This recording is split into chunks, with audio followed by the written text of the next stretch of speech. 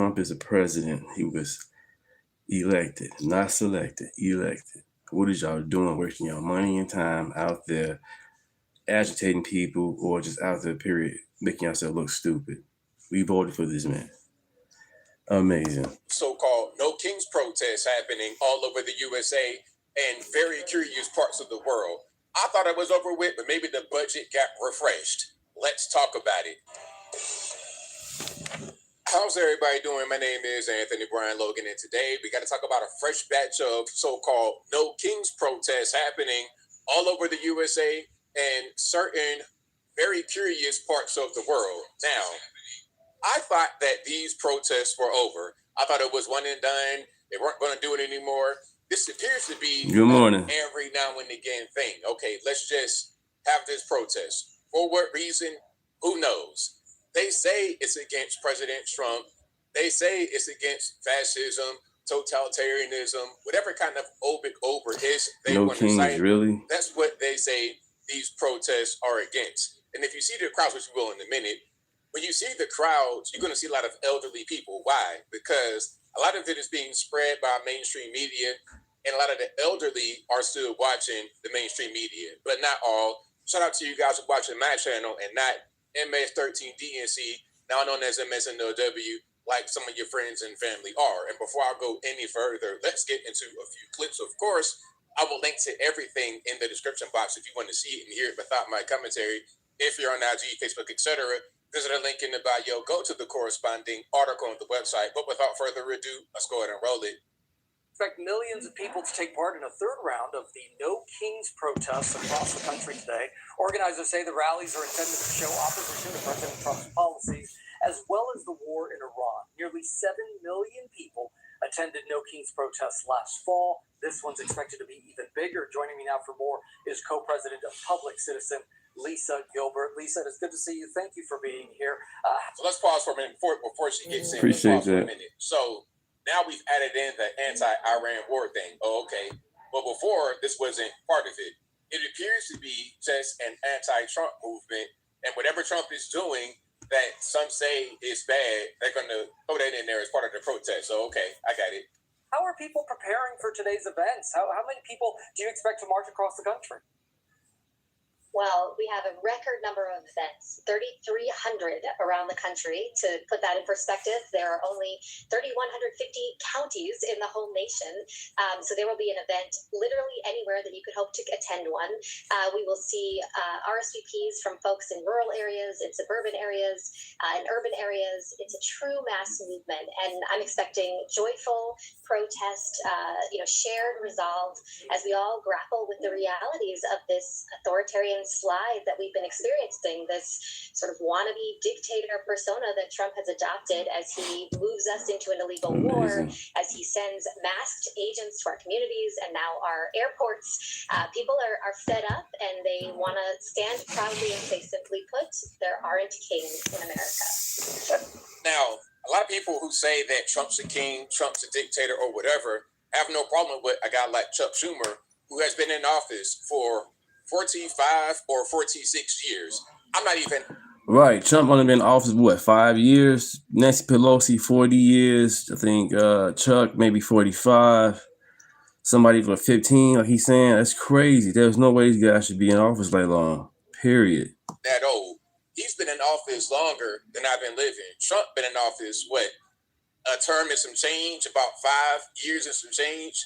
45 years, Chuck Schumer, Nancy Pelosi, Maxine Waters, the list goes on. Those guys, no problem, but Trump, orange man bad. Minnesota, that is the flagship event today. St. Paul is expecting up to 100,000 people to turn out today. Bruce Springsteen is set to perform there. What are the lessons of Minneapolis from the last few months? The lesson I learned is don't try to hit ICE agents with your car and maybe you'll survive. Don't try to fight Border Patrol and ICE with a gun on you and maybe you'll survive.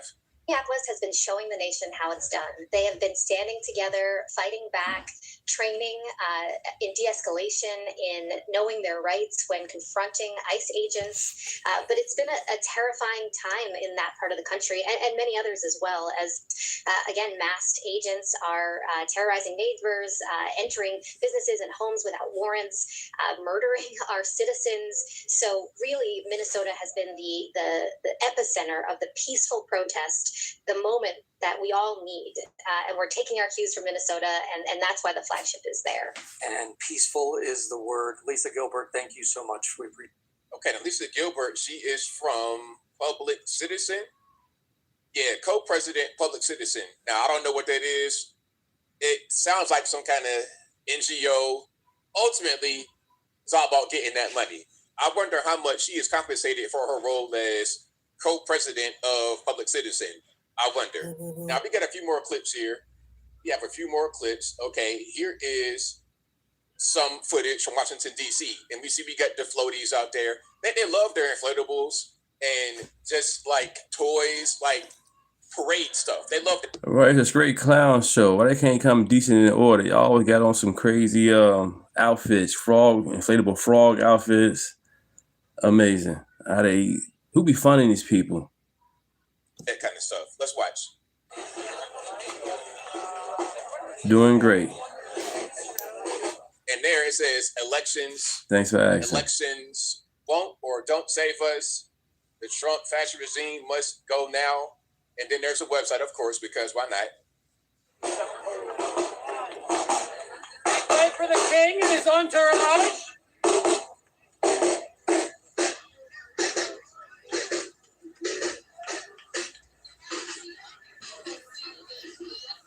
Nice.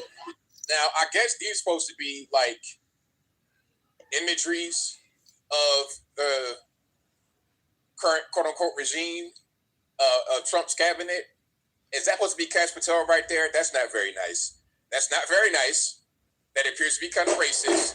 But I guess YouTube is tweaking today. To be racist, so okay. I should have just waited until tomorrow. I just wanted to see what was going on. Everybody's analytics messed up. Pete Hegseth right there, maybe JD Vance, Crazy. Stephen Miller. They're very dedicated. I tell them that. Nice. You know, if there was real fascism in this country, this wouldn't even happen. They would be sprayed like roaches. It wouldn't even be going on. If we had true fascism, true totalitarianism in this country, this would not even be a thing. Okay? They're worshiping their inflatable. And you got something coming out of the hind parts right there. Or use. Okay. Lice rather than ice. They love playing dress up. Okay, we got some more. Again from DC. And this is not a very nice chant. They have now turned their negative attention to No, it's not ICE. just my channel. Everybody's channel kind of No tweaking King's this. I protest. think it don't started believe since ICE was yesterday. the target, but now that it is, I thought it'd be fixed they're by going to say now. this.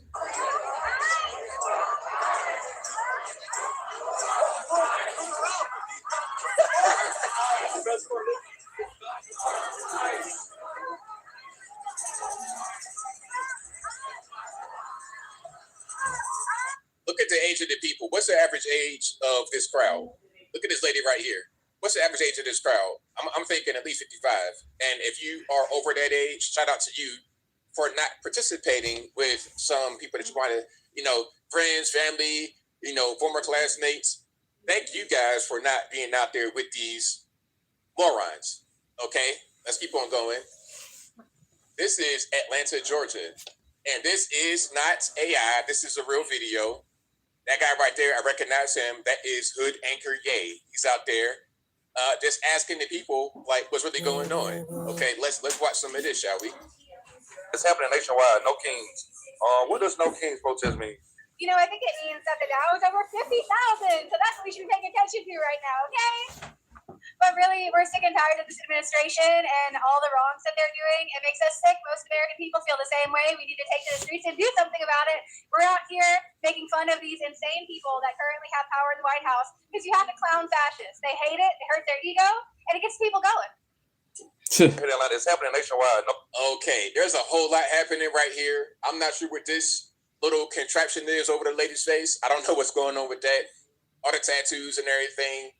She has something that says Epstein Files. We got the Skull and Bones type flag, but it has Trump's face on it. If you can check that out, there's a lot happening right there. Again, that's Atlanta, Georgia. Okay, so first we saw DC, then Atlanta, and now the most curious place of all, this is London. Now, I'm not the smartest guy in the world, but isn't London located in the United Kingdom? You're having a No Kings protest in the United Kingdom, where there's literally a king right now. Not even the queen, because she dead, R.I.P. After she died, they brought in the king. Unions, charities, politicians, celebrity backers, and one of the people that's going to be performing on the stage, I'm joined by now, is singer Billy Bragg. Billy, this was formed in response at the end of last year to the United Kingdom marches, wasn't it? Can you explain sort of the thinking? Well, the thinking is that unite the kingdom. Okay, so there we go. The United Kingdom, there's a No Kings rally. Well, they might not call it a No Kings rally, but it is, because it's like happening at the same time. Here we have Joy Reid, formerly, I believe, of MS-13 DNC, now MS-NOW, with Jane Fonda. I know it, Jane. Don't just come to No Kings. Bring 5 friends. Bring people who haven't gone to protests before. No Kings is like a first step. You know, it's like reaching out a hand and saying, come on, there's something room for everybody here. You'll have fun. You'll meet new people. Yes. And you can protest and look cute while doing it. Listen, get out there and No Kings it. Arrive with 5. Yeah, something going on with YouTube. Like I said, Streets. Arrive with 5. I'll probably get off and come back. Guess what? This is tweaking. We are the United States of America, and we don't do kings.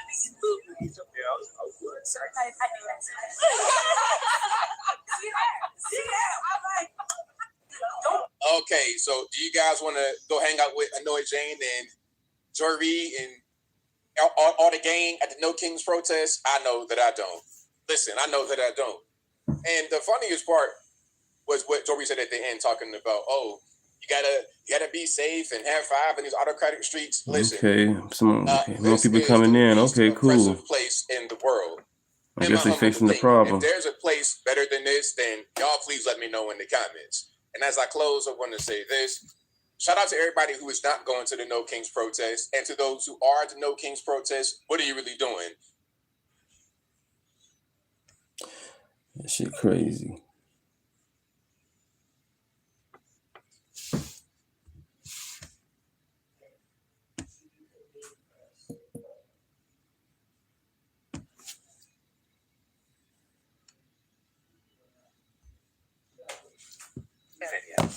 Unfortunately, the facts don't care about your opinion, Katie. Let's take Good morning, everybody. Good morning. Happy Monday. Trump is the president, not a king. We voted for him. He's not selected like Kamala Harris was. There's been a lot of talk about how the Democratic Like and Party subscribe. is now shifting to the left. You're having this No Kings protest. Good morning, Mark. Good morning, Matt. It's to be the biggest protest in the history of the country. Is there anybody who's not welcome at these protests? Oh, I think it's really, really important that this is welcome to anybody in the country who opposes monarchical rule and authoritarianism. And this is absolutely not a rally for Kamala Harris voters or for Democrats. This is a rally for Republicans and independents and Democrats and people who don't care about the political system, don't think it works for them. We actually don't have to agree on what the future policy agenda in 2029 ought to be, to say in one clear voice, in the 250th anniversary of the founding of this country, a country founded on rejecting authoritarian I'm glad that we agree that the founding of this country was a good thing. Because it used to be that the left thought we were a colonial power and that we hate America. But I'm just curious, does including everybody mean that you're welcoming groups like Communist USA, who's been at these rallies? You have the Democratic Socialists of America, who talked about violence against groups that they say it's necessary at some point.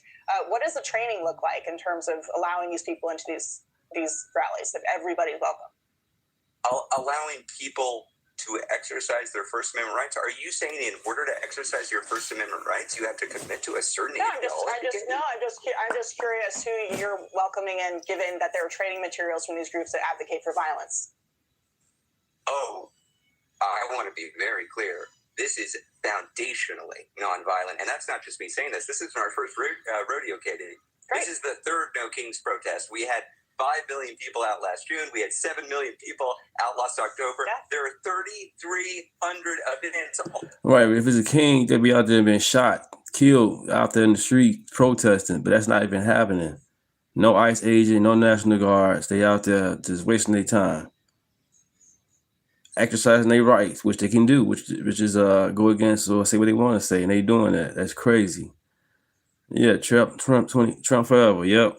All over the country. So far, there have been no incidents of violence. I will tell you, I hope it I'm continues. glad that you're worried about. Yeah, they're making a fool of themselves. There was a lot of political violence supported by the folks. All that talent. Look at this. Look at these signs. All that talent wasted. Prosecuted and held in prison. So Ezra Belvin, thank you very much for joining us and making your case. Because at what point are they getting across? They're doing all this protesting and Trump's still the president. What point are they getting across? Nothing. Because the justice system like and subscribe overcharged most of the people for simple trespassing. Ezra Levin, great to see you. Good luck tomorrow. Hope the weather's okay. I will give him credit.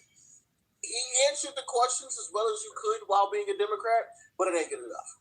It ain't good enough. Anybody with half of a brain cell left to rub together saw how terrible that interview genuinely was. And the fact that he didn't want to answer the question. Right, Matt. Good one, Matt. On the real. Question about the Biden administration overstepping. He didn't want to answer a number of questions that contradicted. Yeah, June 6th is a setup. The fact, and also the fact that they're able to protest proves that there's no king. It proves it. There is no king. You know, and here's also the funny part. They're doing all of this protesting, and guess who's still their president? The guy you saw at the very beginning of this video, Donald J. Trump, is still the president. Like, can anybody... This is an honest question. Maybe it's a stupid question. I don't know. Can anybody explain to me what is the point of these protests? What's the point of protesting, period? Can anybody explain to me, like, what is the point? Like, I understand maybe back in the day, you know, the 40s, the 50s, you know, and further back, cool. But like today, in today's time, what is the point of protesting? Can anybody explain to me any type of benefit? Because I mean, if you want to garner attention, you can do that online. Very, very easily. You can do that online. All right, guys, welcome back to my channel. We're out here in Florida. I'll put the location here on screen. And we are going to be crashing the first of 3 No Kings protests today. That's right. We have a ton of delusional liberals out here today that say that Trump is a king. But do kings get arrested? Do kings get impeached? Do kings get democratically elected? No, none of that happens for a king. Could these people even be protesting if Trump was the king? No, they'd be political prisoners. So we're going to have a good time today. I'm here with Faith from Freedom and Whiskey. So we got a little backup. Good morning, everybody. Fix the lighting. Here we go. Oh, yeah. USA. We're going to have a great time today. Oh, yeah. And we got our brand new hats from TrumpStore.com. These are the official Trump merch hats. And there's 50 stars. And it's got 50 actual stars stitched to the hat. Beautiful. So we're going to have a good time today. Make sure you go follow her to see the full experience. Follow me. Let's have a great time. Let's go. Let's go. And guys, if you want to start our channel, you know what to do. Give us a go to com/Adam Francisco. I am the only immunocompromised man still fighting for the country, the Constitution, and Donald J. Trump. Let's have a great time today. And as always, God bless Trump. Shalom, my brother. Shalom, shalom, shalom. Let me tell you a quick story. I'm a Mexican Jew. They call me a jalapeno. And I stand with Israel. Amen. And I love that you're wearing that hat. And you got to get rid of those Iranian mullahs, right? We have to get rid of those mullahs because they killed 50,000, executed 50,000 of their own people. But you know what? I wish you Shabbat Shalom. Happy Shabbat Shalom. Today, synagogue right down here. You can go dressed the way you're dressed if you'd like to come in. And with that hat, they'll all give you, everybody's going to come over and give you a big hug and kiss. Let's see what we got out here. How you doing, gentlemen? No kings, no war criminals, no Nazis, no pedos, no kings. Please go away. We're just here to peacefully create some content. Yeah, it's our first time. Duh, you're out in public. That's why you guys have it on the sidewalk so we can all be here. Yep. Doing our First Amendment. I stand with Minnesotans. This country is out of order. That's kind of creative. Mad magazine. Yeah, okay, all right. That's the cover from 1971. I remember that. I remember that magazine. You can't fix stupid, but you can vote it out. No war, no ice, no demented king. No war, no ice, no demented king. Okay. November, vote out Trump's lackeys. Let me ask you a question, though. Do kings get democratically elected by the people? The answer is no, man. Trump's not a king.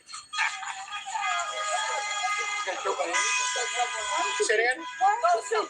Oh, we are walking through. We're walking through. We're walking through. I'm just filming your signs, man. I'm amplifying. You're going to call the cops? Go ahead, call them. They'll educate you. They'll educate you. No. Now I'm going to stay here for a minute. I like pedophiles. Well, obviously. You're wearing a 47 shirt. You know what's funny, sir? You actually look like a pedophile. Damn. That's the funny part. Yeah. That's the funny part. Well, watch your step. That's right. Call the names on when you get there. Yeah, right. I'm just saying. I didn't say you were a pedophile. Oh no, I'm saying you. I didn't say you were either. I said you look like one. I didn't say you are. Yeah, because you're a mean person. You said I support a pedophile.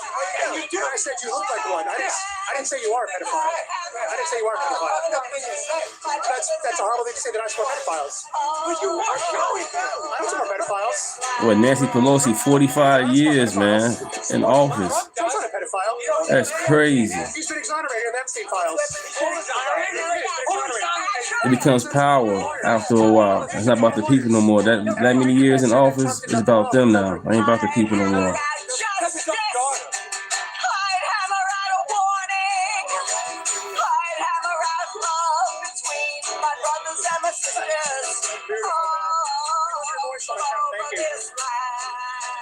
You seem like a nice lady. We'll leave you alone. God bless you. We don't do kings. Yeah, I agree with you. We don't do kings. Never had one, never will. Never have, never will. And then the thing about it is 75 million people voted for him. Won in a landslide. All that. And he out here doing that. Makes no sense. Makes no sense at all. So you trying to say our votes makes no sense? Stop it. MAGA, baby. No, we're at the right protest. Huh? We're at the right protest. You went to your protest? No, we're at the right protest. Oh, okay, good. Yeah, they're embarrassing. No, we don't protest, Trump. They getting paid for this bullshit. That's a lot of words, man. But you see, I have to pay so much money for gas. I couldn't afford a really big sign. It was worse under Biden, man. It was $5.11 under Biden. It's only $3.75 under Trump. What gas station are you going to? So I'm saying when Biden was president, it was over $5. They have people. It never was. They're trying It never was. I'm talking about the national average. I'm talking about the national average. We'll fact check that on the I camera. had so many things to write. Just get us right. Wow.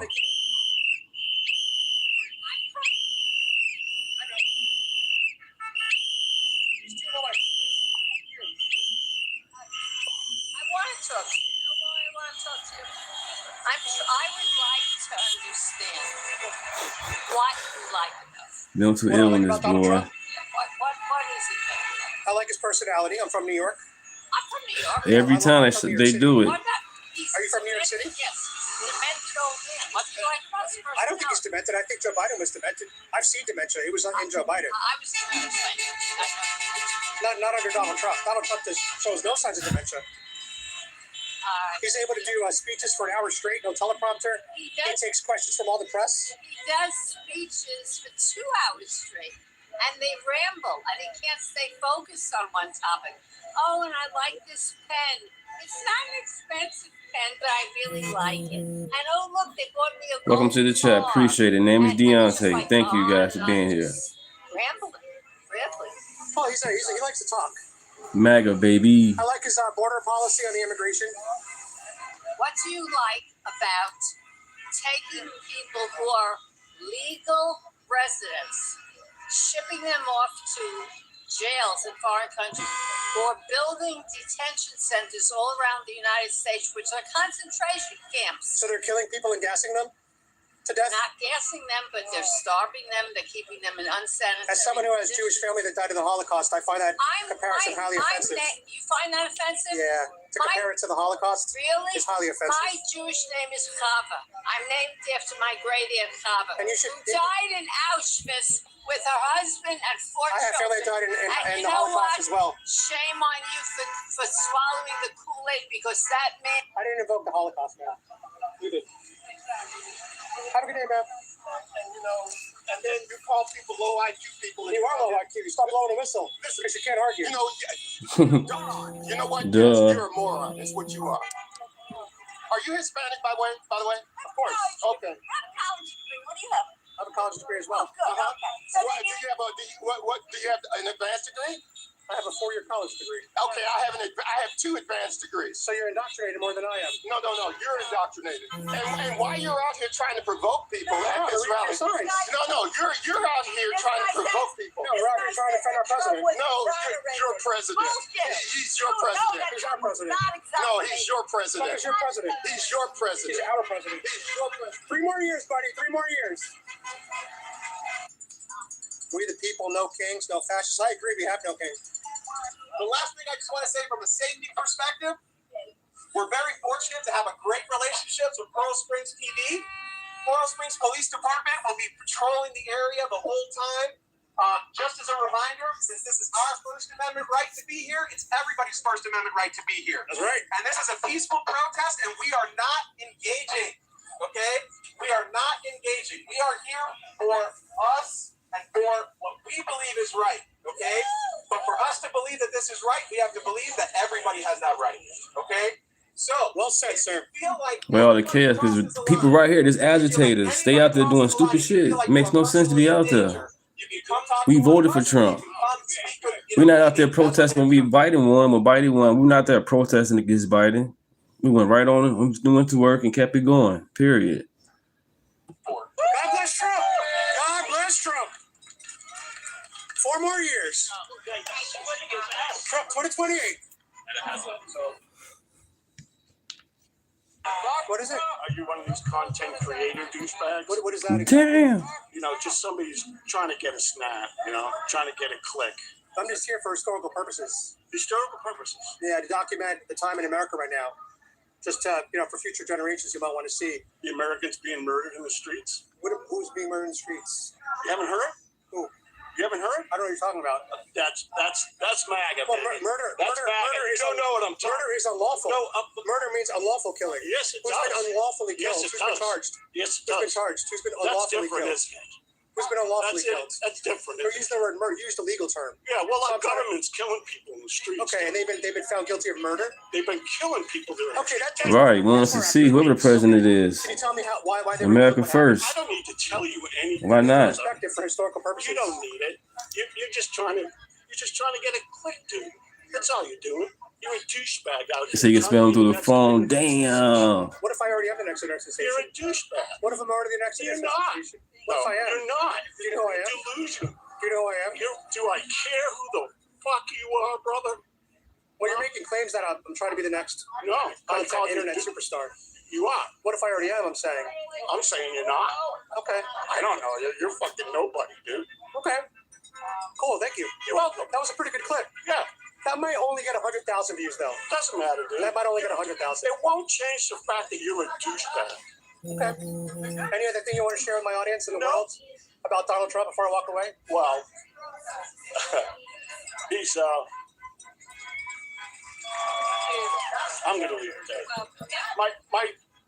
My presence here explains my position on Donald Trump. I understand. I just want to hear if you could use your What up, words Brian? Good morning. give it a little more detail to the people. My presence here, brother, my actions. Thank you for calling me brother. Yeah. God bless you. You are.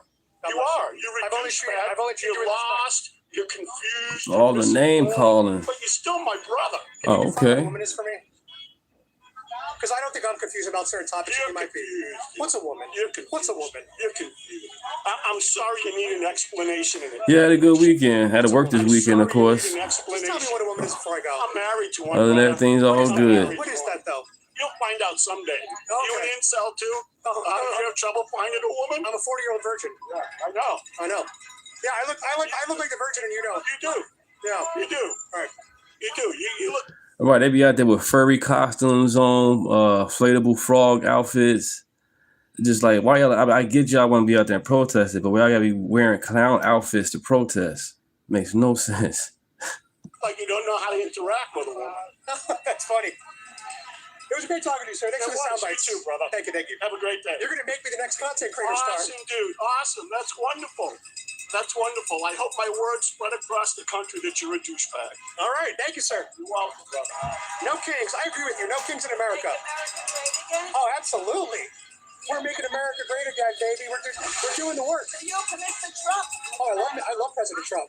You don't take a picture of me. Oh, we're taking a video. I saw your hat. I thought it was a MAGA hat at first. I think you can do it. A red hat to a no kings is a bold choice, ma'am. Talk to me. That is a bold choice. Do not talk to me. That's a bold Damn. choice. Do not talk to me. You're in the wrong area, buddy. I think we're in the right area. We're just here peacefully, patriotically expressing our. Hi, everybody. My name is Adam Francisco. If you want to support my channel, you go to givesignal.com/Adam Francisco. I'm the only immunocompromised man still fighting for the country, the Constitution, and Donald J. Trump. How could you? Your mother must be so ashamed of you. Why would you say that, ma'am? Why would you put him in? Oh, look at Karen. She knows everything. Ice comes for you. We have ice, what? Comes for you. Why would ice come for me? I'm a citizen. It doesn't matter. Why would ice come for me, ma'am? Trusted president for over a year. ICE has never stopped me once. Oh, good. Look how racist you are to assume that ICE would stop because of my skin color. Right. Another racist white liberal, ladies and gentlemen. Another racist white liberal. This protest is probably full of them. I'm not living in this world. I can't. I'm not living in this world. I actually am living. Why? Because my mom chose life. Yo, they As a woman, how can you back? Morning. As a woman, how do you back? I am actually very proud of my president. Nice and sunny. Hold on. Out of women. Nice and sunny. I don't want women to go to. Are you married? Have you changed your name? No. Did you change your name? Right. I did it. Well, then you swear because the rest of us because I have a passport. You do too. There's a lot of those people that can't afford a passport. You know, I think about it's abortion? Don't What touch me. about abortion? What about abortion? I see. What about my right? Wait, do you want to talk about voting rights or do you want to talk about abortion? Voting rights or abortion? Which one? Both. He sucks on both of them. He sucks on both. Yeah. Okay. He does. Well, I think that's a little bit promiscuous, but okay. Yeah. From him, from the pedophile, that's promiscuous. Oh, he's a pedophile now He too. is definitely. Have you not seen the Epstein files? I have. Know anything about it? Yeah. Trayvon Martin case. Do more research on that one. Oh, It's you haven't guaranteed. read them. Anybody that would said I can grab a woman by the pussy and it's okay. And you know is what? wrong. He said that on a bus. He said women like to be grabbed by pussy, which is Do you I actually love. Do you like? You want to touch me by your pussy husband right now? Yeah. By your husband, but how about some fat, ugly orange man? Would you want to be I grabbed think that a way? lot of people here know about what. I'm going to be quiet. That's pretty rude. I'm going to be. Have a lovely day. Oh, you I have a hope lot he of comes to We are help both soon. Americans. Damn. How do you really feel? How do you really feel? I already told you.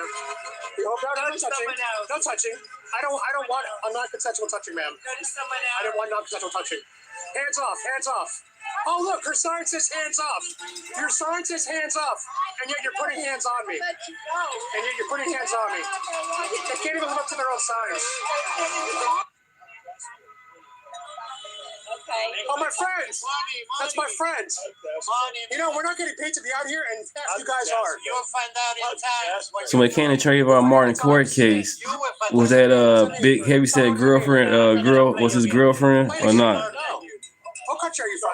The heavyset chick that took the stand and testified saying she was Trayvon Martin's girlfriend, kind of found out she was not. You have an accent, though. So the whole trial was filed. So what? He's got an accent. No, I was just pointing. It was just observation. Why did you bring the accent? Yeah. It's an observation. I thought maybe you were an immigrant too. I was trying to find common ground with you, sir. What the fuck? Do you have an accent? No, because I was born in common ground. Right, they say he was a white man that first came out, kind of found right. He's a Latino man. What's common ground? It's all BS. implies that they're an immigrant. More likely. Obama was bogus. Tomorrow Trayvon look like me. No, do more research, Obama. I was trying to have a nice conversation. Divider in chief, Obama. That's who started all this BS. November. Oh, you're talking about the midterms. What? Did you hear about it? Yeah, I've heard about the midterms. Oh, okay. I'm glad because I don't know what you guys believe. Well, I'm happy that you're looking forward to it. I hope that everything goes your way, sir. I really do. Oh, don't play nice. Have a good day, Why sir. did you call the video? The video's still recording. Am I intimidating to No, you? we're live. We're live on both cameras right now. Okay. I can't cut anything right now. Why are you running away then? Because I've had enough of a conversation with you, and there's hundreds of people here. And you don't want to volunteer any information. I was trying to have a conversation about where you're from, who you are, and you didn't want to Why volunteer. does it matter where I am? It was just having a conversation for humanity purposes. That's none of your fucking business. That's all right then, sir. This conversation doesn't need to continue. You don't live like an American either. Did I ask you where I'm from? I am an immigrant, but I'm also an American. You could be an immigrant and an American as well, So sir. what is your animosity with immigrants? There's nothing. I have no animosity. No, yes, you do. All of you. All of you. Everybody think they experts when it comes to Trayvon Martin case. It's like over like maybe 8 different videos you guys gotta watch, documentaries about them. 45 minutes, probably an hour long. Innocent people. What kind of immigrants? Well, we're gonna get there. Let's find the word together. All What innocent people. kind of immigrants are they People that targeting? want to come and work in this country. Okay, what kind of immigrants are they targeting? Innocent people. I'm gonna give you multiple Are you choice. stupid or what? Legal Innocent or people. illegal? I'm gonna give you multiple choice. A or B? Legal? Both. Or B? Oh, they're going Both. after legal immigrants too. Both. Okay. Some of them are contributing to society. But are they fine. illegal? That's the question. Man, they ain't doing no research, man. They just saw ABC News and went from there. Sir, God bless you, sir. Gentlemen, I love your hats. Did you buy them at the same time? Do me a favor. Move on. But did you buy them at the same time? Where can I buy that hat, sir? Move on. I will when I'm I ready. can aggravate you the same way you're going to aggravate me. I bet none of you guys watched George Zimmerman's side video of his side of the story. I'm here very peacefully, sir. Talk to this guy. Hi, how are you, sir? Good, how are you? You're an unpaid I like your shirt, actually. You're unpaid, peaceful, and a protester? Absolutely. That's good for you, sir. I respect and defend your right to be out here peacefully. Thank you. And if you're unpaid, I like you even more. All right, thank you, sir. That woman was like, I never want to see those people again. Which woman said that? I think Who never wants to see me again, ma'am? Who never wants to see us again? How are you? How are you? We're really nice people. We are. Good for you. I don't think so. You don't think we're nice people? You have to be a racist to be a Trumper. Damn. Comes with the baggage. Wait, you want to say something? So, hold on. Who am I racist against when I'm almost the darkest person here? Well, I'm just saying. Who am I racist against, ma'am? We just take a look around this country and who's suffering the most as a result. I think who's suffering the most are the unborn babies. Thank you. I think it's the unborn babies that are suffering the most, ma'am. $1 billion a year. Not the dead Americans? $1 billion a year. Not the dead Americans? We're talking about $1 million. We're talking about $1 million. We're talking about $1 million. Not the dead Americans that are slaughtered in the Who's being streets? slaughtered in the streets? Who's being slaughtered? Names? Who? You don't know them? Who? You don't know them? You should learn their names. What names are you talking about? Who? I don't know who you're referring to. Americans that were slaughtered in the streets. Which Americans? Learn their names. They said they was slaughtered. How they was slaughtered? They went to the protest and they shouldn't have been there. Are you talking about Jocelyn Hungary? Yeah, I know. Are you talking about Lincoln Riley, Takara Thompson? Because they were slaughtered in the streets by illegals. Right, deport their ass up out of here. Slaughtered in the streets by illegals. Is that what you're referring to? We have to stop authoritarianism from taking over our planet. Hey, chat. Last week I asked you guys brought about the 34 felons. What are the 34 felons that Trump had? What are the 34 felons that Trump supposed to have got against him? Oh, well, against him. Anybody know? Because I looked it up. It's not even saying anything what the 34 counts are. But people keep on saying he's a felon. To take over the planet, and I'm not going to have that. He's taking over the planet. Yeah, with China, Russia, Iran, and North Korea. Great.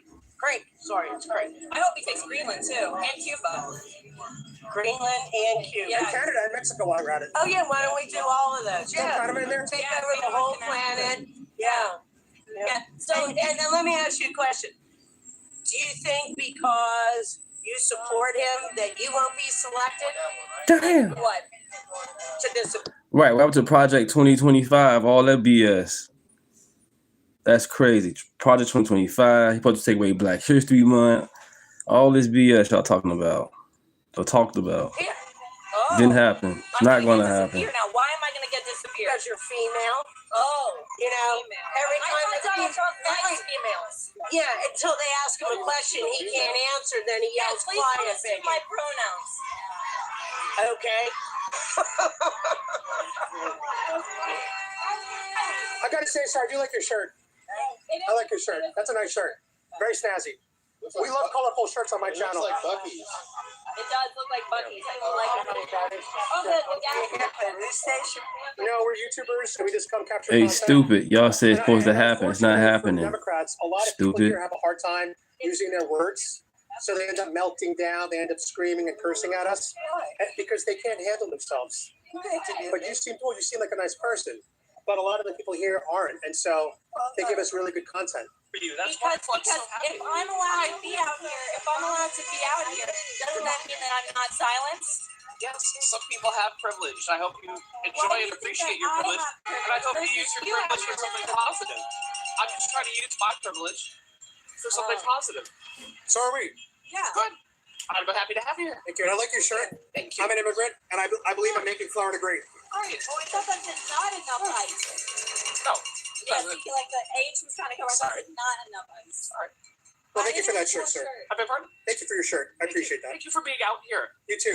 As long as we're all peaceful, I support you guys. I agree. Thank you. I agree. Common ground. I agree. Thank you. God bless you, sir. Conversations. Yeah. Elect a rapist, expect to be effed. Which rapist did America elect, ma'am? Donald Trump. When He's was he a convicted rapist.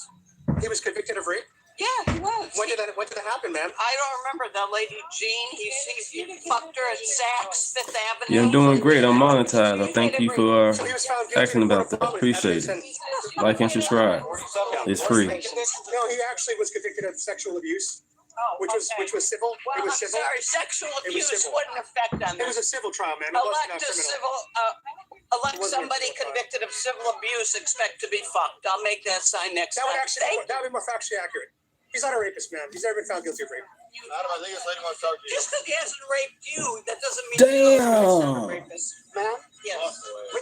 I'm gonna share this with you now worldwide.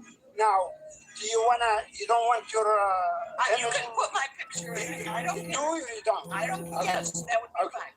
Yes. Move back a little bit. Can you please move back a little bit? No, just move back. I'm far enough, sir.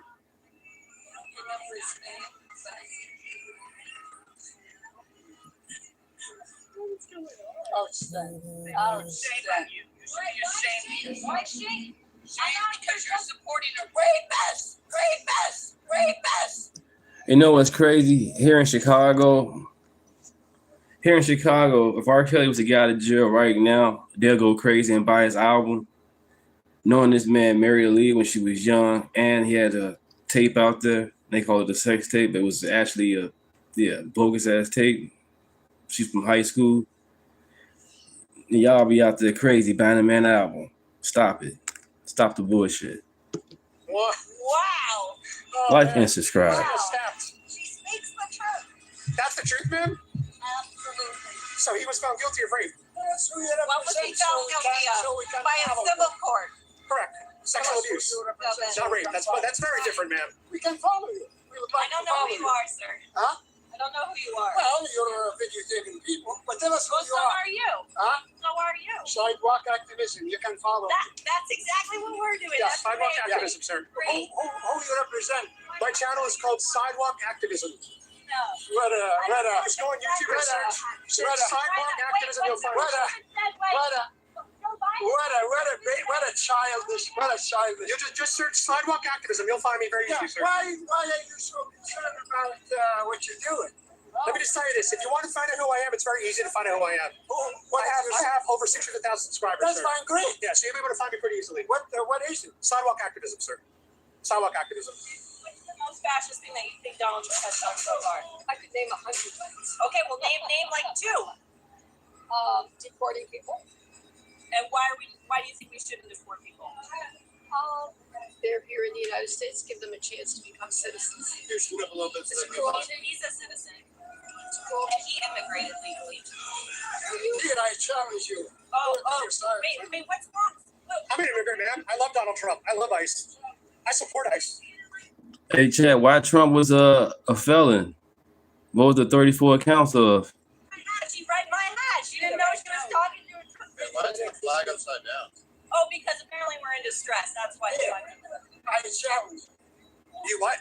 I said I challenge you. When you take a post. Yeah, we Bitter old people. Yeah. Post it with you. Yeah, pray you're for live him. right now. You're live on YouTube. It's already been seen by the world. Excellent. What? Tell us what your side so we can follow you. Sidewalkactivism.gov. That's my channel. That's my channel. Sidewalkactivism.gov. Asshole. Why, ma'am? I'm an immigrant, ma'am. I'm a brown immigrant, ma'am. Please be peaceful and respectful. Everybody's got one. What's going on? How you doing? I'm all right. How are you? Good. We're just here to exercise our First Amendment. I can see your hats. Yes, I see that you are. You're a little bit outnumbered. Oh yeah, of course we are. Yeah, that's today. In the country, we outnumber you guys.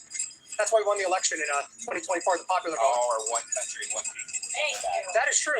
That is true. Well said, sir. Love that. I love that. A unifying Democrat. I love that. Jim Lewis, ladies and gentlemen, a unifying man. War crimes won't hide sex crimes.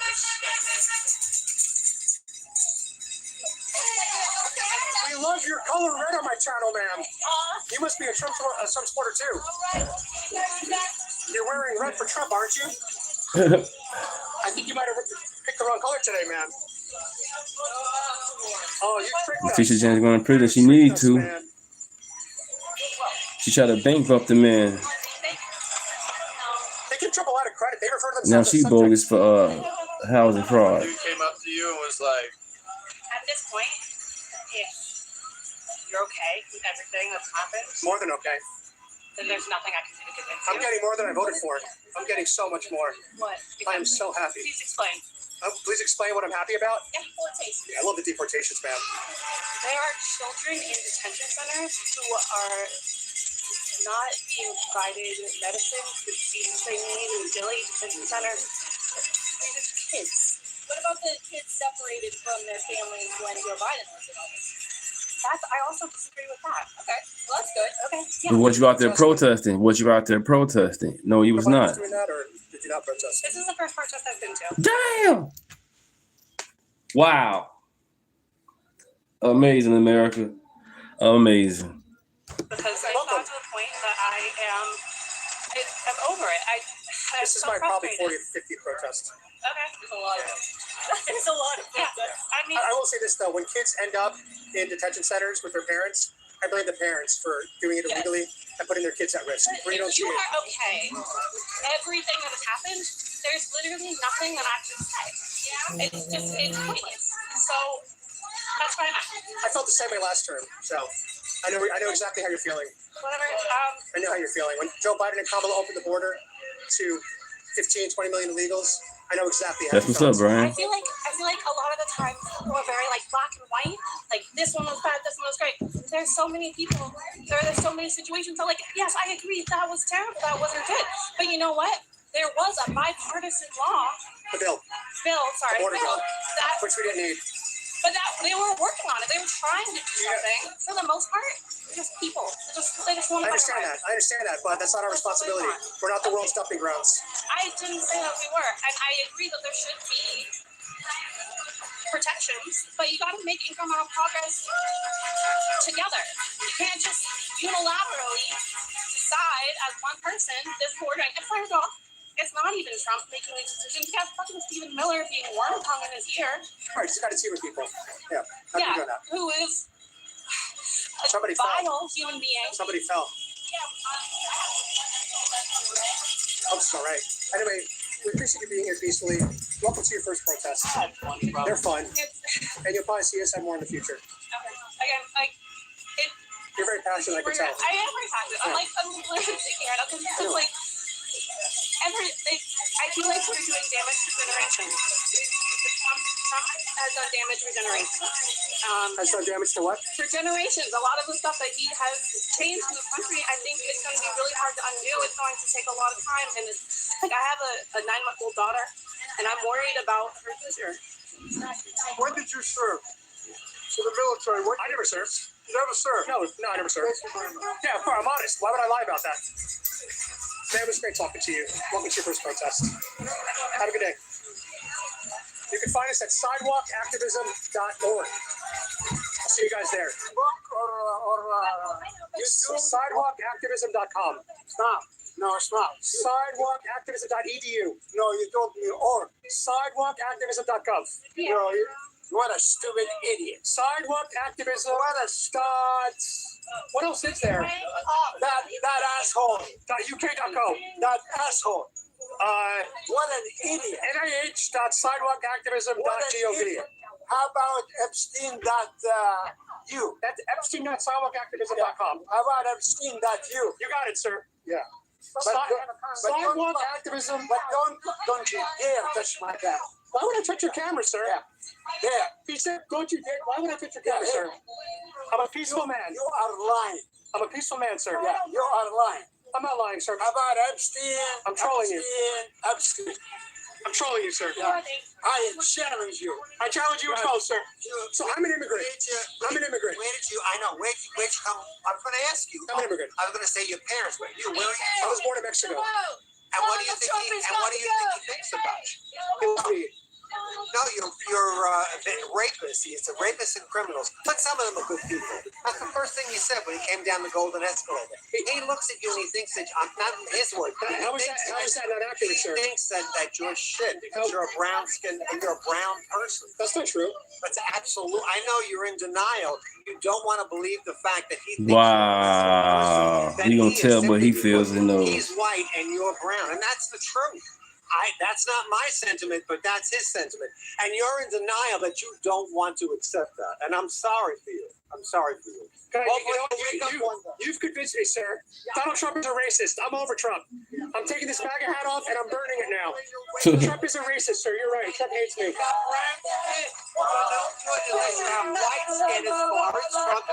Donald Trump hates me, sir. You're so right. No, look, you have to accept it from me. Hopefully, sooner or later, you'll wake up to reality. You have brown skin. I do. That's an accurate observation, sir. Right. No good. Trump. Not me. At least he's deporting the Cubans who voted for him. I like that. Well, if they're illegal, they should be deported. No, they're not illegal. You said he's illegal. So he's deporting. He's illegal. He should be U.S. citizens that himself. voted for him. You should be deporting yourself. Why Damn. Because you're brown skin. I'm a U.S. citizen, man. Here. We don't want brown skin. Get the hell out. Oh, there you go. Did you see this slide? You hear this guy? There you go. That is one of the most racist things a white liberal has ever said to me. That's right. Because Donald Trump is saying that. That's what you said, ma'am. I'm just repeating him. I'm repeating what he said. Did you graduate 6th grade? Did I graduate 6th grade? Did you ever have any history class or anything like that? I'm pretty sure I did. Civics? Oh, you don't know. I'm pretty sure I did. Yeah. Where are you going with the question, sir? I'm going with, what the hell are you doing here? You should be back in Mexico. Why should I go back to Mexico? Because that's your country. Why is that my country? This is not your country. But I thought it was a stolen land. I thought America stole the land. So what's going on here? What is going on with these people? You're not white. He wants white people. He wants a Christian nationalism, white supremacy. I think you're a good guy and you mean well. You know anything about me? I think the vibe I get. And Trump bad. They tell this man go back to Mexico and all that. And Trump will be bad and racist. Racism right in front of us right here. That's crazy. And they voters. We gotta outvote these people, y'all. You're very confused. This brown skin, they don't want you. Not me, they. Okay. MAGA doesn't want you. Whether you're a citizen or not. Vote red, don't be misled. What is that? Probably before the end of the year. It's happening. Before the end of the year, I'll be deported. And what happens if I'm still here January 1st? When they come for you, there will be no one left. When they come for me, there's going to be no one left. You'll probably be going to the warehouses with the Christie Note. I'll be in a warehouse with Christie Note. You guys are so out of just. They want to make America white again. Gray again and white again. You are not white, baby. You are brown. Be proud of it. I know. I don't hate nobody. I love my enemies. I love everybody. 2019, sir. We welcome But it's more to Trayvon Martin case that you guys haven't watched. I'm pretty sure. I can bet $100 you haven't. You don't welcome diversity of thought. We're trying to wake you up to reality. Yes, that's just a fact. That's a fact. You guys are crazy. We'll still be here. Bring up. Here we go. All right, so once again, chat, for Trayvon Martin, the black young lady that was heavy set, was that his girlfriend? And you're going to make Democrats look really good. They would arrest me. They're going to arrest me if they saw me on the street. You are nuts, man. If y'all know the case so well, was that his girlfriend or not? You got to go to some anti-racism training. You need to be trained in anti-racism. You didn't serve yet? I didn't serve. No. Why not? I didn't serve. Why not? I just didn't serve. I didn't make that decision. I went to college instead. Yes, it does matter to the case. So why don't Because the real girlfriend came out and broke down that Trayvon Martin was abusive. He was all type of weird shit with him. And I don't want. I'm too old and I'm disabled. He wasn't all this innocent. I'm not saying that should have happened, but he wasn't all this innocent. Everybody trying to make it to be. But it's not happening until May. Or June. I think it's June. If you weren't a coward, you would enlist. You know, I'll tell you why I'm not eligible. I received a kidney transplant 6 months ago. That makes me completely ineligible. Right, the girl don't understand. She couldn't even read. That wasn't even her handwriting. That was none of that. All that was bogus. Once again, the real girlfriend came out and spoke about the situation. it's going to disappear? Oh, okay. When is it going to disappear? Well, you guys keep telling me things are going to happen. None of it's happening. No. And It's happening now. the best You're just indicator, too stupid to see. the best Damn. indicator of future performance is past performance. And nothing you've said has happened. That's not true. That's the biggest lie there is. Okay. Past performance has nothing to do with future This performance. guy wants war, but he wants you to die. I didn't say I want war. Not him. I never said I You're wanted war. for what Trump is for. I never said I wanted war. Oh, yes, you did. He's for war. I got news for you. Go check it out. Goodbye. His war. Have a good day. I hope your kidney holds okay. I hope so too. You're a coward.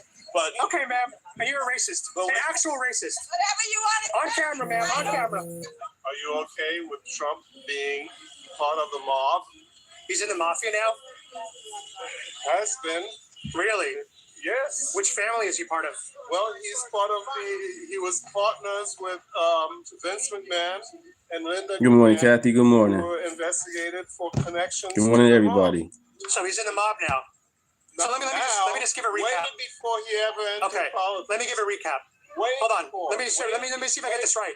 Way Trump's a king, way a dictator, before- a Nazi, way a fascist, before- a pedophile, way a rapist, and now a mobster.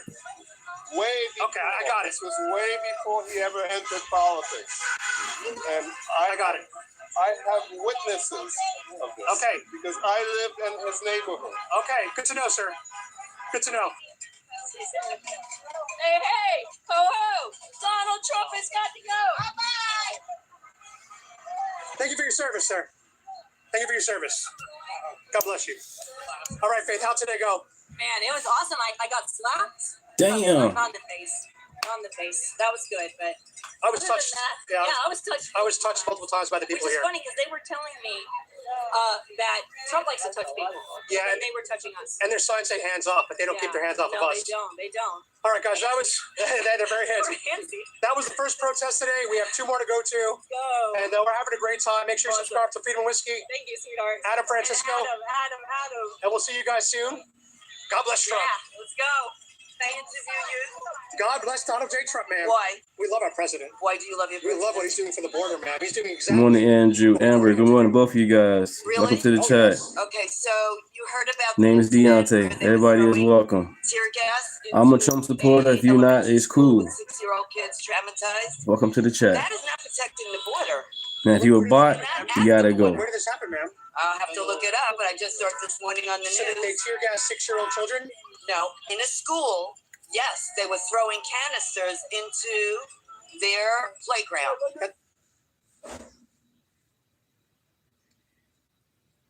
That sounds horrible. It is horrible. So why? I came 30 years ago away from Argentina. Good morning, good morning. God bless everybody. Yeah, God, that's right. good morning, God And then it bless. became like what we're going to be soon. Okay, tyranny. You have no rights. Everything is decided by one person. So I left 30 years ago to come to freedom, and I'm here now, and it's going to happen here? No. You got to stop that, man. You got to stop that, man. We got rights. We got to vote. What rights are being violated of yours, sir? What right? For example, you want to change the rules for the voting in November? We're just trying to sign up elections. You go to a war without authorization from the actual Congress. You do whatever you want, okay? And then you don't know how to get out of the war. Is that good? To you? Let me ask you a question. Yes. When Obama bombed 7 countries It without says, good morning, God bless. Thank you, Rico. protesting? Of course I was protesting. Against Obama? I protest against anybody that is not defending the human rights of this country. So you is not a Democrat or a Republican. So you went to the No Kings Kings for Obama. You went to the No Kings. We didn't have a No Kings in Obama. What did you have then? Why didn't you organize that? How do you know he didn't write a letter? Well, I voted for Obama. How do you know that I didn't vote for Obama and write a letter? I voted for Obama. Everybody makes mistakes. This is not a mistake. This is cruelty. Wait, it's not a comparison between that's We're right. just looking for consistency. That's all, man. It's not a We just want consistency. That's all. It's not a comparison between one or the other. Every president makes mistakes. Exactly. But this man isn't even consulted. They should have asked Obama and Joe Biden about the files. He thinks it's a How do you know that? Do you watch the news? Maybe doesn't read the briefings, doesn't consult anybody. Do you watch? Because he can't read. I know Donald Trump. Amen, Amber, on that. Amen on that, This Amber. is not new for him. This is bullshit. Did you like Donald Trump in the 2000s? No. I didn't like him in the 60s. How about that? Okay? So it's wrong. It doesn't mean I'm a Democrat or a Republican. How do you vote normally? It's none of your business. Okay, well, you brought it up. That's why I was It asking. doesn't matter. I'm just telling you, just from a moral standpoint, You know what? all the bullshit. What is not troubling? Exonerated. By who? The victims, the lawyers that were in the case. Really? Yeah. Where is that? Where is that? Every victim, like Virginia Guffrey, who died. Virginia Guffrey, remember her? Because why? They signed the DNA, and they're afraid they're going to get their asses. They signed the DNA? They signed a non-disclosure. Sorry. NDA. Oh, God, okay. An NDA, sorry. Yes, of course they did. So what? Thousands of people? So you have no evidence Twice that they DOJ. did Twice. something. Yeah, okay, you're right. Thank you for talking, guys. Have a good day. So, A smile. oh, she's wonderful. A rare smile on a Democrat protest. You look wonderful, ma'am. Thank you for giving us your smile today. Sidewalkactivism.gov.edu. Find us there. Fuck you. Say that again. What'd you say? Go fuck yourself, you stupid jackass. Go fuck myself. It sounds funnier with your accent, sir. It sounds funny with your accent.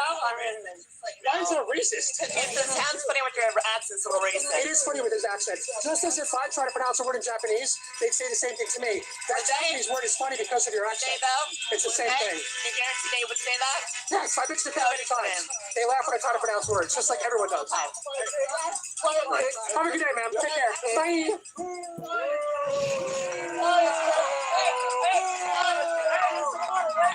Good morning, Patrick. Let's go, Trump. God bless Trump. The only minority destroying America are the billionaires. Excellent, because there's so much to say. All right, tell me something. I thought it was going to be. And you know what's funny when it comes to about these billionaires and all that? Who you guys think funded Kamala Harris' campaign fund? Billionaires, millionaires. Yeah, unpaid protester. I thought it was going to be over when he made. They keep on saying tax the millionaires and the billionaires, but at the same time, they the same people that's funding these politicians. Make it make sense. Fun of disabilities. That's been debunked. Yeah, no, He does that for non-disabled people too. yeah, It's the same thing. exactly. Right. He wasn't talking to the journalist. Yeah, Yeah, he was. He wasn't singling him out. Really? Yes. Okay. I know what I know what you saw, but you don't understand the full context. Oh, I don't. The same body language we're talking about Hillary, we're talking about other non-disabled Right. people. He's despicable for everybody. And I don't understand, though, why most people, obviously yourself, didn't end it right there. And then she had $1 billion campaign, and then she went into $20 million in debt. That's crazy. Oh, too, you think I cared? It was funny. He's a funny man. He's really not. He really He's is. despicable. So, I mean, you're welcome to your What happened to the money? I'm welcome to mine. And so, really, like, at the end of the day... Before I go, I have to ask you a question. Sure. Is your hair cultural appropriation or appreciation? I believe it's appreciation. I'm with you. I agree. Yeah. I agree. So, okay, good. Glad to hear it. Thank And it you. looks pretty good. Oh, thanks. All right. We're trying to leave it a positive. Oh yeah, they're getting paid now because of Trump. The damn Democrats keep on having these lockdowns. Doing the Lord's work. I could bench 315. And he gives our troops steak and lobster. And he gives our troops steak and lobster. God bless PXF. Right. The Democrats are a disgrace to this country. The Democratic Party.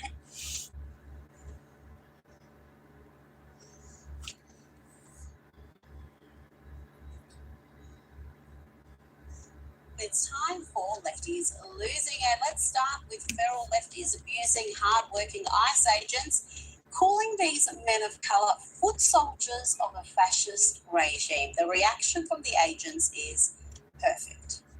No thoughts. You guys are the foot soldiers of a fascist regime, right? Is that not what it is? Is that funny? Is that funny? Yeah, it is pretty funny because you're ridiculous. And have you noticed that ICE agents tend to be far more diverse than the lefty losers abusing them, who are almost always white? Interesting, isn't it? Now let's check in on some of the celebrities taking part in possibly the dumbest protest to ever take place, the No King rallies. Guys, if you actually lived in the fascist dictatorship that you think you live in, well, you wouldn't be able to have rallies. You'd be gunned down in the streets like protesters in Iran. Something lost on the likes of actress Jane Fonda and former MSNBC host Joy Reid. Bring 5 friends. Bring people who haven't gone to protest before. No Kings is like a first step. You know, it's like reaching out a hand and saying, come on, there's a for everybody here. You'll have fun. You'll meet new people. Yeah. And you can protest and look cute while doing it. Listen, get out there and No Kings and arrive with 5. Don't go anywhere alone in these autocratic streets. Yep, the lefties did bring their friends, and they were waving Hezbollah flags and Hamas flags and even the hammering. Pretty thing. I see you in the chat. I'm right here. Of New York, you know, that's the symbol of genuine oppression that has been responsible for tens of millions of deaths around the world.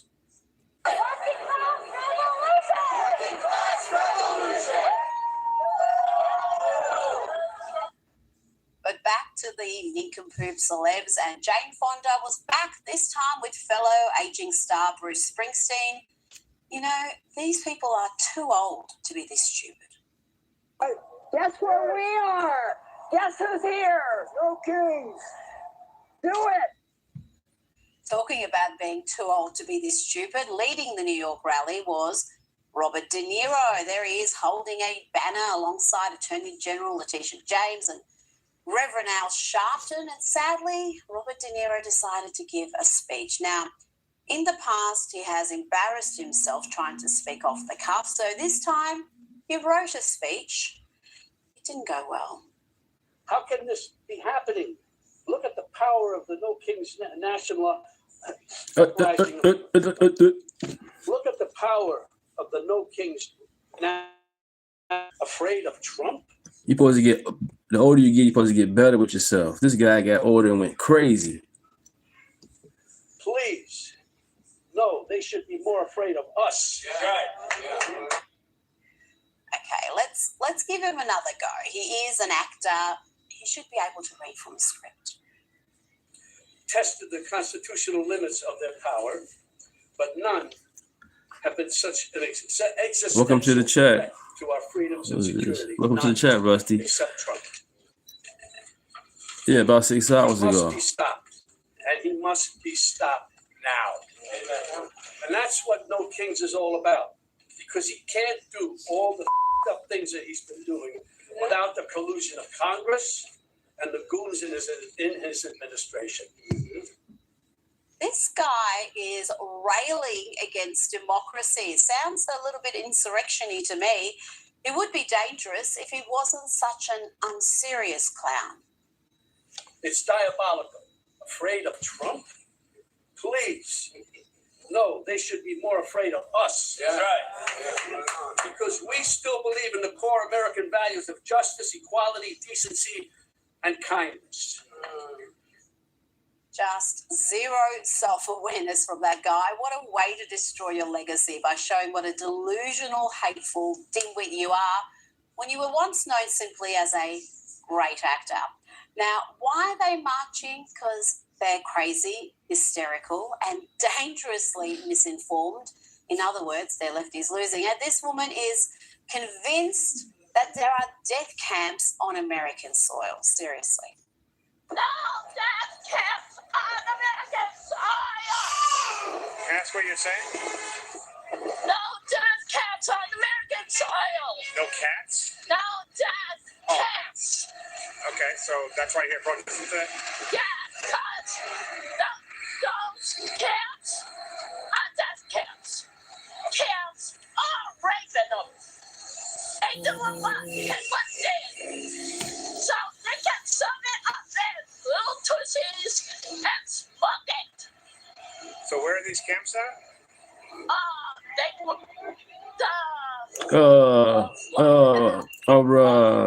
Right, BS. The Florida Keys. I was just in the Florida Keys, didn't see any death camps, plenty of cocktails, tourists, roosters walking around. But back to our celebs, and it's not just your A-listers joining these pathetic gatherings. The D-listers are there too. They're all part of this No Kings movement, and that includes soap actress and failed Real Housewives of Beverly Hills cast member Eileen Davidson, who has been scared for the past 10 years. Well, except for the few years where Biden was in charge. I have been feeling really scared. Actually, for like the last 10 years, if you get my drift, on and off. But especially right now. There's a lot of weird things going on. This war in Iran that nobody voted for, and yet here we are at war. I mean, hell, the stuff with the TSA, God bless them. Minneapolis, the killings there. Epstein files, the list is endless, and that's why it's so scary, right? It just seems like you can't see the light of day. And the D-list celebs aren't just taking part in No Kings rallies. They're bragging about being annoying Karens, harassing ICE agents. Here is Busy Phillips explaining ICE was in her neighborhood on her street. She was so scared. ICE was in my neighborhood, an apartment building on my street. And I just stood there and was annoying. I was just an annoying white woman. Yes, and then they white women to the front. I was just like, what are you doing? Why are you just standing there waiting at the door? I have a daughter. I'm a single mother. Yeah. I can't. And I just was like annoying them. Yes. And the guy, they weren't talking to me. They were like covered faces. Yeah. They're like, man. And I was like, you guys don't seem like police. I don't know what's going on. This is scary. I feel scared. The reverse Karen is such a gift to our society right now. Yeah. Let's go back to the No Kings mass tantrum across the US. And one of our favorite aging rockers, the always lefty losing and miscreant Bruce Springsteen, had this to say in Minneapolis. This past winter, federal troops brought death and terror to the streets of Minneapolis. Well, they picked the wrong city. And this reactionary nightmare and these invasions of American cities will not stand. Invasions, really? Yeah, invasion of illegal immigrants. Get them out of here. You gave us hope. You gave us courage. And for those who gave their lives, Renee Good, mother of 3, brutally murdered. Brutally murdered. She left home, drove hours away, parked her car for about 4 minutes, blocking traffic, and then hit an ICE agent with the car. That's not brutally murdered. Just woke up doing stupid shit.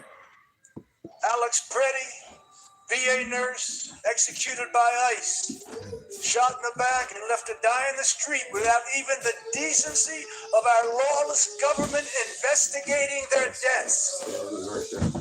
You know, all they're left to do is lie. Those two agitators were not gunned down in cold blood like protesters in Iran are. They were captured on video attacking ICE agent. One was armed with a loaded gun and the other rammed an officer with her car. Did Bruce forget to mention that?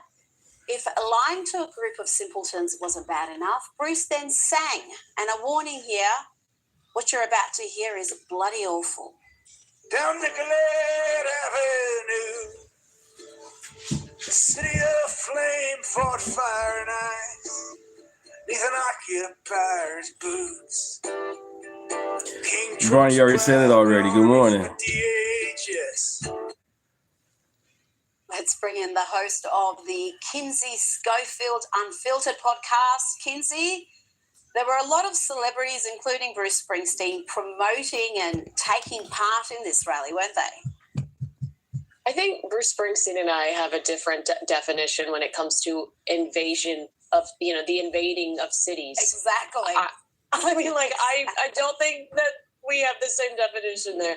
But it was the usual suspects nationwide: Annette Bening, Kathy Decapitation Photo Griffin, Robert De Niro, Jane Fonda. I know entertainers rarely prioritize education, but we fought a war. Good morning, everybody. Good morning. To reject monarchy. We're a constitutional republic, meaning the head of state and head of government is an elected president, currently Donald Trump, and leaders serve fixed terms and can be replaced through elections. We don't have a king. I mean, we don't. This looks silly, it looks ridiculous, and it looks like a hissy fit. And I just want to think we're smarter than this, but clearly we're not. Mass hissy fit, but I think the great majority of Americans are smarter. Calvin Rittenhouse was attacked. He had a gun and he got attacked by two people. It was self-defense. And he didn't go across state lines with the gun either. The usual suspects. It was the same people marching for BLM, same people taking part in climate change protests.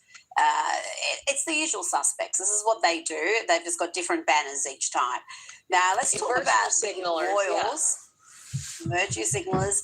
Now, we've got reports indicating Prince Harry is hopeful that he and his family can be reunited in Norfolk this summer. He's expecting the king to spend some family time with him and Meghan and the kids. Kinsey, it's been more than 4 years since Harry and Meghan's children have seen their grandfather. Is it likely that he's going to be brought back into the fold? Is the king going to welcome 2040, back she hit the ICE agent with the car. Well, nice. And he asked her to get out the car, and she drove off. And her girlfriend or her partner told her, baby, drive, baby, drive. No, don't drive. It's called comply. Get out the car. Number one, she was there for 4 minutes, honking her horn, blowing a whistle. And she dropped her son off at the daycare to go agitate the to agitate the ICE agents. That was stupid. Don't block them. Let them do their job. These are federal agents. Needs to jump on any trend that they think will make them look good. Let's talk about Harry and Meghan. I mean, I think what's a little sinister about this new piece is a Ravik security associate accusing Prince Harry she was the of ringleader. using a meeting with his children basically as extortion to try to secure automatic armed police protection in the UK going forward. The source said everyone must be horrified by any suggestion of using the king's grandchildren as a form of bargaining tool in that process. That's why I don't believe Harry really wants to spend the summer in Sandringham. I think he's just trying to manipulate his way when it comes to that security. Ultimately, Rita, do you really believe Prince Harry wants to spend time so close to Uncle Andrew right now in Sandringham? I'm sorry, I'm just not buying it. No, probably not. Like and subscribe, everybody. Thank you for that. Thank you. Appreciate you guys. So to be seen with the royals, to be seen with the king and the future king, I don't know. I think it lifts his standing from just being a bit of a pest in California right now. Now, it's a big news over the weekend. Golf superstar Tiger Woods was arrested for driving under the influence after he rolled his car in Florida. It was deja vu all over. Stay off the drugs, Tiger. Reporting that his girlfriend, Vanessa Trump, has given him a fierce ultimatum after Thank you, Paul. Appreciate it. An insider close to the couple told the Daily Mail she's not happy at all. She's both disappointed and a little bit pissed, if I'm being honest. It's a definite red flag, and she told him that he's going to get this sorted out and that she's going to require that. Kinsey, I thought Tiger had turned over a new leaf. Yeah, I mean, we don't believe it was alcohol. He refused the urine test at the police station, so some suspect it could potentially have been prescription pill related. Tiger has numerous injuries to his body and often finds himself in pain, but he's also a notorious menace when it comes to driving. And it's not just Vanessa who's fed up with Tiger's driving. Close friends are speaking out, basically saying he's 50 years old and he needs to grow up. Some have been telling People magazine he's enabled by people making money off of his talent and reputation, but with his injuries and age, he is frustrated and depressed about his state of health. He wants to play in major tournaments like the Masters, but he needs to get real. Once he does that, he should be better off because people do like Tiger. He's a good person. Oh, he's beloved. I mean, he's a sporting legend, once-in-a-generation player. Now, singing legend Lionel Richie has issued a reality check to Chappell Roan and other celebrities after Chappell's latest controversy, making Jude Law's 11-year-old daughter cry. Now, listen to this sage advice from Lionel. The thing that happens a lot of times is I tell people when they get into the business, there's one thing you didn't calculate. I hope you like people. Yeah. Because if you don't like people, here's how it's going to sound. You spend the first half of your career going, look at me, look at me, look at me, look at me, look at me. And then you finally get famous. Don't look at me, don't look at me, don't look at me. It is funny. And I'm going, okay, now, the universe gave you what you were asking for. Now, what is it about people you don't like? Or you want to be famous and rich without the people? It doesn't work like that. It doesn't work like that. Kinsey, finally a celebrity with some common sense and also some much-needed perspective. I mean, he absolutely spells it out there. How do you hope to be famous doing what you love without having attention on you, constant attention? Yeah, to quote the Pussycat Dolls, be careful what you wish for because you just might get it. If Chappell Roan wants us to ignore her, I'd be happy to, but she's going to watch her opportunities dry up along with our interest. Has she apologized? I know she was defending what happened, saying it wasn't her that sent a security guard over to tell off the parents and the child, and it was all a misunderstanding. Has she accepted responsibility? Because it's a bit of a track record with her of treating fans poorly.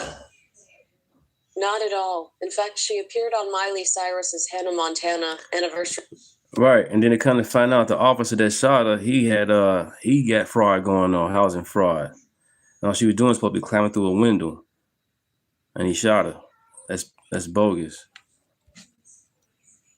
It's a big difference. Special to say that Miley walked so she could run. No one's a bigger Roan fan than Roan herself. I mean, I think that she has yet to acknowledge the fact that this might be the nail in her coffin, because you are seeing the montage of videos of her bad behavior so much more now than you were 2 weeks ago. And people are just, I mean, those Lionel Richie comments, people are tearing into her in those comments as well. So I don't think she realizes the damage she did when she made that little girl cry. Absolutely. It's like the Blake Lively effect, where we're seeing these compilations of poor behaviour. And unlike Blake, who seemed to actually be kind of a fun girl before we realised she was a mean girl,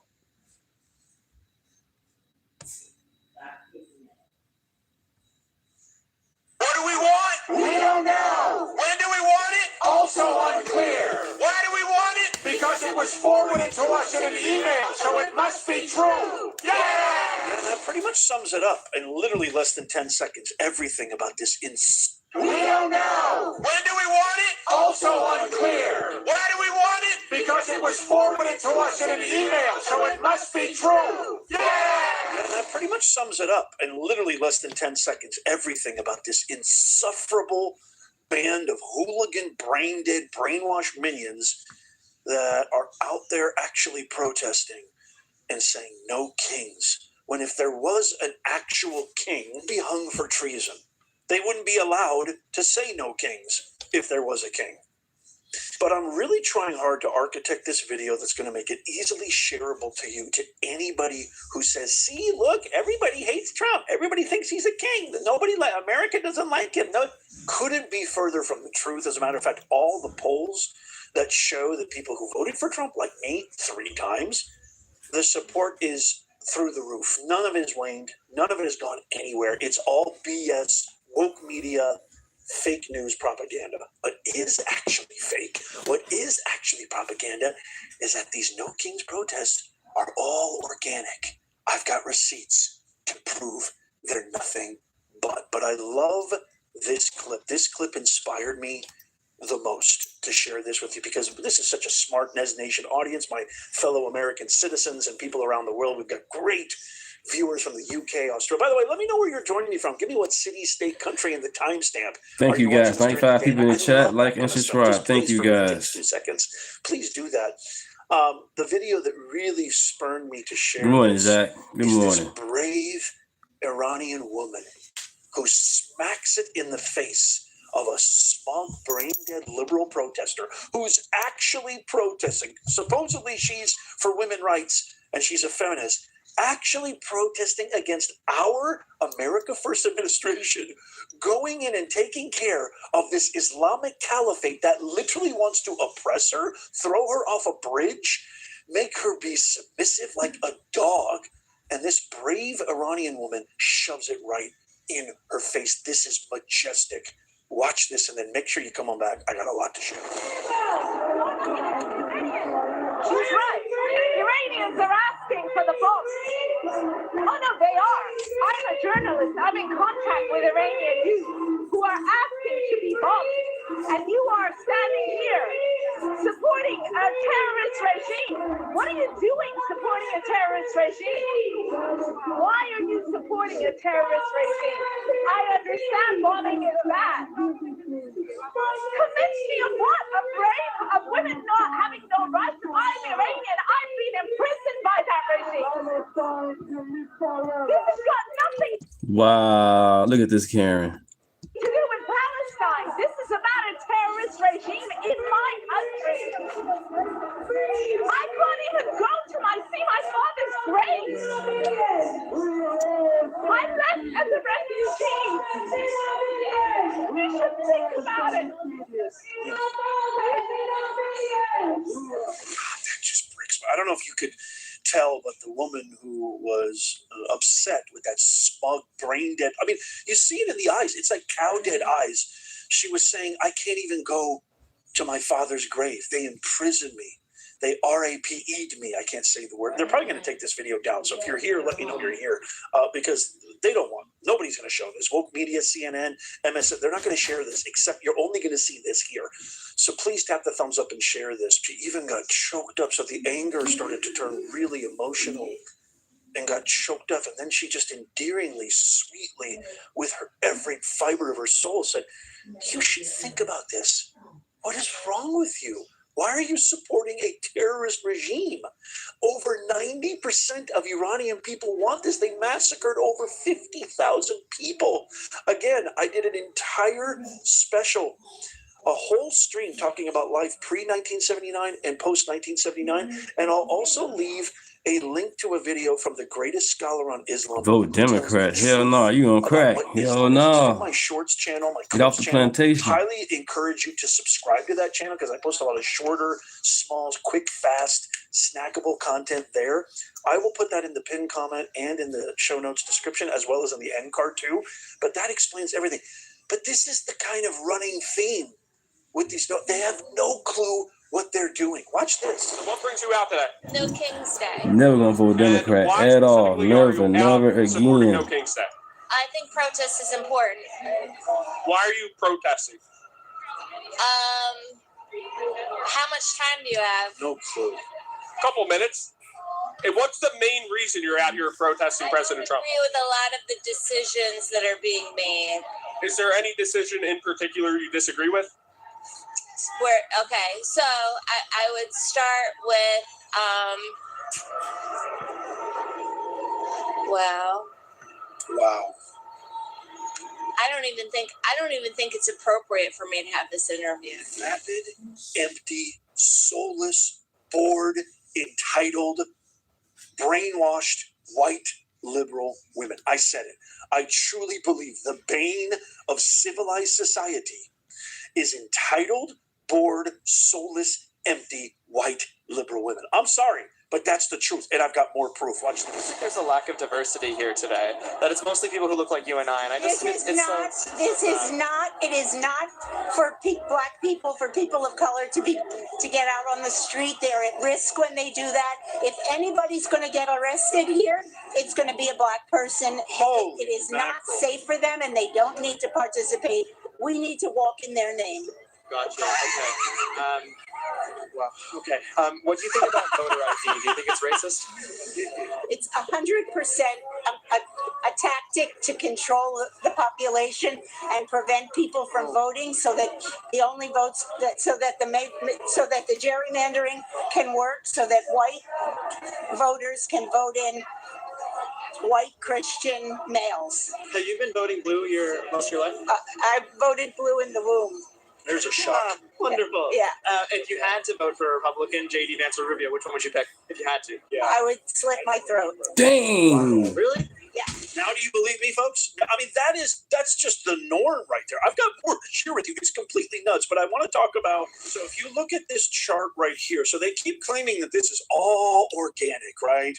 You've got Bruce Springsteen writing a song called Streets of Minneapolis for crazed, deranged lunatics who attack law enforcement officers who are simply doing their job, simply carrying out a task. These are people who have families, who are hardworking, law-abiding, tax-paying citizens. Thank you, guys. Thank you for subscribing. Thank you. Victims of these criminal, illegal aliens that Biden and Kamala let in, specifically Sheridan Gorman, who just literally got hit in the back with a bullet by a Tren de Aragua. He doesn't write a song for that. There's no protest for that. Him and Jane Fonda. So everybody says this is organic. See, look at the No Kings. We hate America. See, we hate Trump.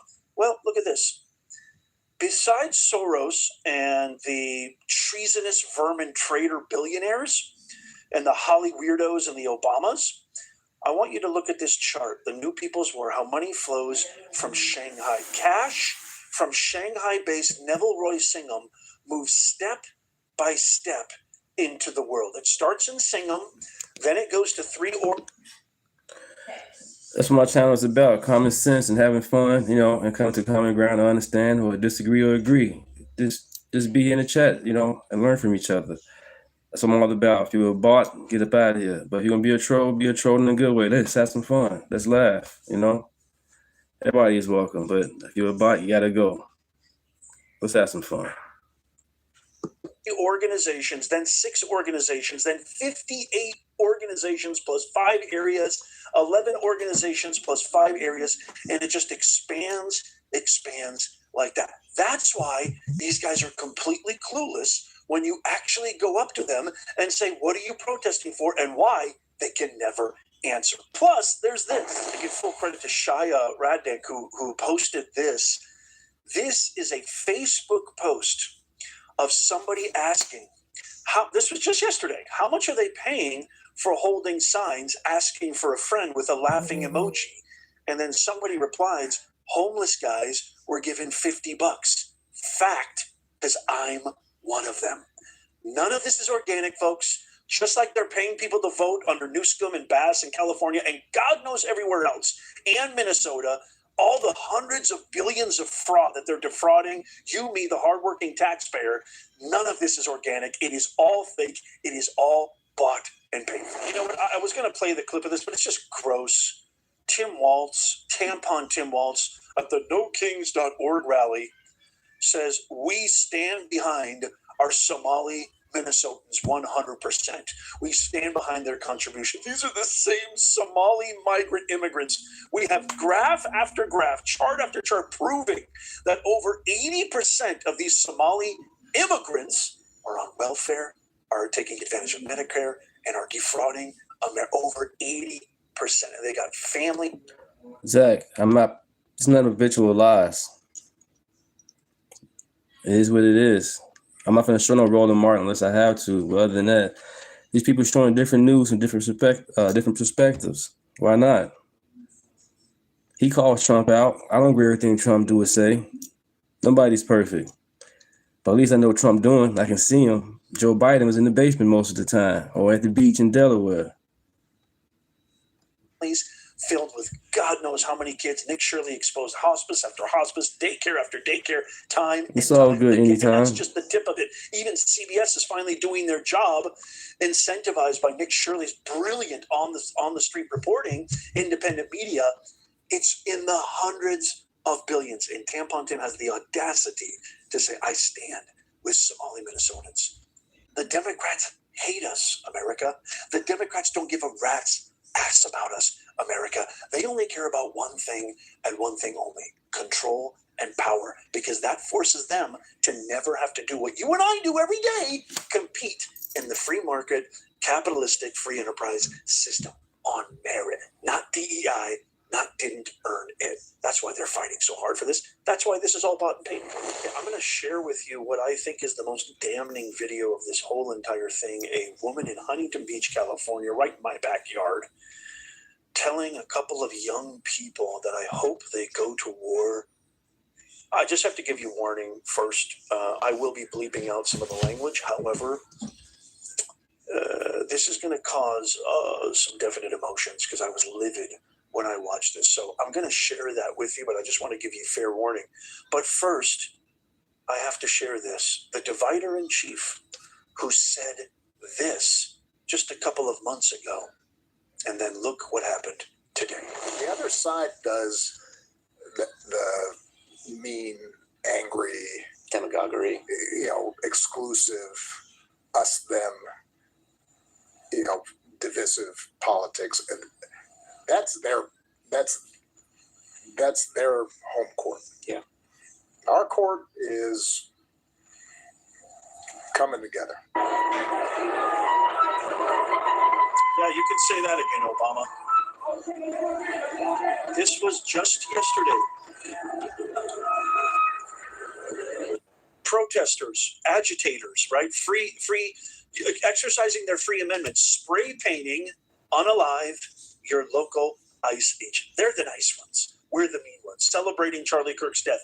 They're the nice ones. They're the divisive ones. We're the mean ones. Right. Some of the guys they be showing CNN, MS Now, or BS Now, ABC. It just their perspective is more right wing. It is what it is, but they do show different news channels. I'm showing them with you guys. Every single day you see videos. I shared a video yesterday of 2 school teachers celebrating, hoping that Iran unalives our president. They're the nice ones, and we're the mean ones. Hey, Obama, I hope you're watching this. Look me in the eye, pal. Go F yourself. And I mean that with every fiber of my being. It is the worst thing that ever happened to our country. If you agree with me, give me a yeah in the comments. I can't think of a better clip that exemplifies the whole shebang of this insufferable band of wretches and the hypocrisy of Obama just said. This is the video I was alluding to earlier. Get ready. Trigger warning. I'm just going to give you fair warning. It's a little bit graphic, but I'm giving you warning now. I'm going to share it with you. Here we go. Watch this. I hope you go to war and die. I'm just curious, why would you tell kids you hope they go to war and die? Why would you tell them that? If you haven't subscribe. Happy Monday, everybody. Nice and sunny out here in Rockford. Nice and sunny. She has a sign that says no war, and she told some kids she hopes they go to war.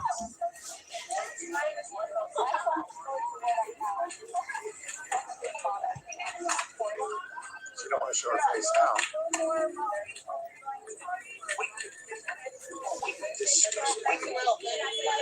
Repulsive. I go live in the mornings, Monday through Thursday, unless something comes up. And she's not even American. Maybe. not even an American citizen. Out citizenship if we pay for citizenship. We'll get the white Karen to block the way, the white guilt, and we'll make sure we protect the woman who says she hopes the kids go to war and die. You can't make this up. No clue what they're doing. They have no clue why they're protesting. They're empty, hollow, bored, entitled, a life of surplus, a life of entitlement, a life of privilege, and they're literally... Better watch out for the Latin kings in Chicago. They didn't want no kings. What the Latin kings? Y'all funny with these protests. Committing treason without a shred of an idea what they're There's doing. literally a game This called is the why Latin Kings. I say the bane of civilized society is Where's the protest for that? entitled white liberal women. I mean, they're men too. It doesn't really have anything to do with gender, but it seems most demonstratively through multiple clips and just the actual facts. Most of them are these crazy white liberal women. I can't wait to get your thoughts on everything. MAGA is never Let done. me know in the comments down below what you think. Please tap that thumbs up if you love. MAGA is never done. So when Trump goes about the business of at least appearing to, the Smithsonian Museum and stuff like that, and basically trying to block access in some people's eyes to Black history and stuff like that, you don't have any issues with things of that nature. You don't find yourself questioning anything about Trump that makes you say, now that's not necessary. You don't need to do that. Or, anything that'll make you say, I don't think he's looking out for the Black community nearly as much as he should. Nothing at all. I think not that he's done more BB for the King. Black community than any president before him, especially in my lifetime. It's a regular question. It's an ongoing question. Before I even start to address Trump and how he permanently funded HBCUs, while he's working on birthright citizenship, that's literally for that was for slaves. That shouldn't even exist at this point. How he created opportunity zones in his first election, his first term in office, in order for us to invest in our own communities. We can go down the line on different things. Hannibal, those people you just named is not MAGA. That didn't make it for all of MAGA. 75 million people voted. Those are only a few people. So what, they got a little mainstream thing going, but they're not 75 million people that voted for Trump. That he's done specifically for Black people. They don't speak for us. They don't speak for me. The question is, when you compare and contrast, Candace Owens don't speak for me. Definitely not Nick Fuentes. When you ask yourself the question, what specifically is he best friends with Destiny? Black people, you come up with nothing. Amazing. Zero. Zilch. Nada. So how can we hold Trump to a standard that we don't even hold? But first Black president in the United States of America. 24 million additional people on have healthcare insurance. You can put some people will point to that. Some people will point to that. The healthcare system as it stands today. The Department of Education as it stands today. It is all horrible. It is bad. And again, we diverting away from the question: what specifically did he do for Black people? Because we hold Trump to a standard that we don't even hold Obama to. That's good. Nobody can point to one thing. I can tell you what he did for the LGBTQ community, though.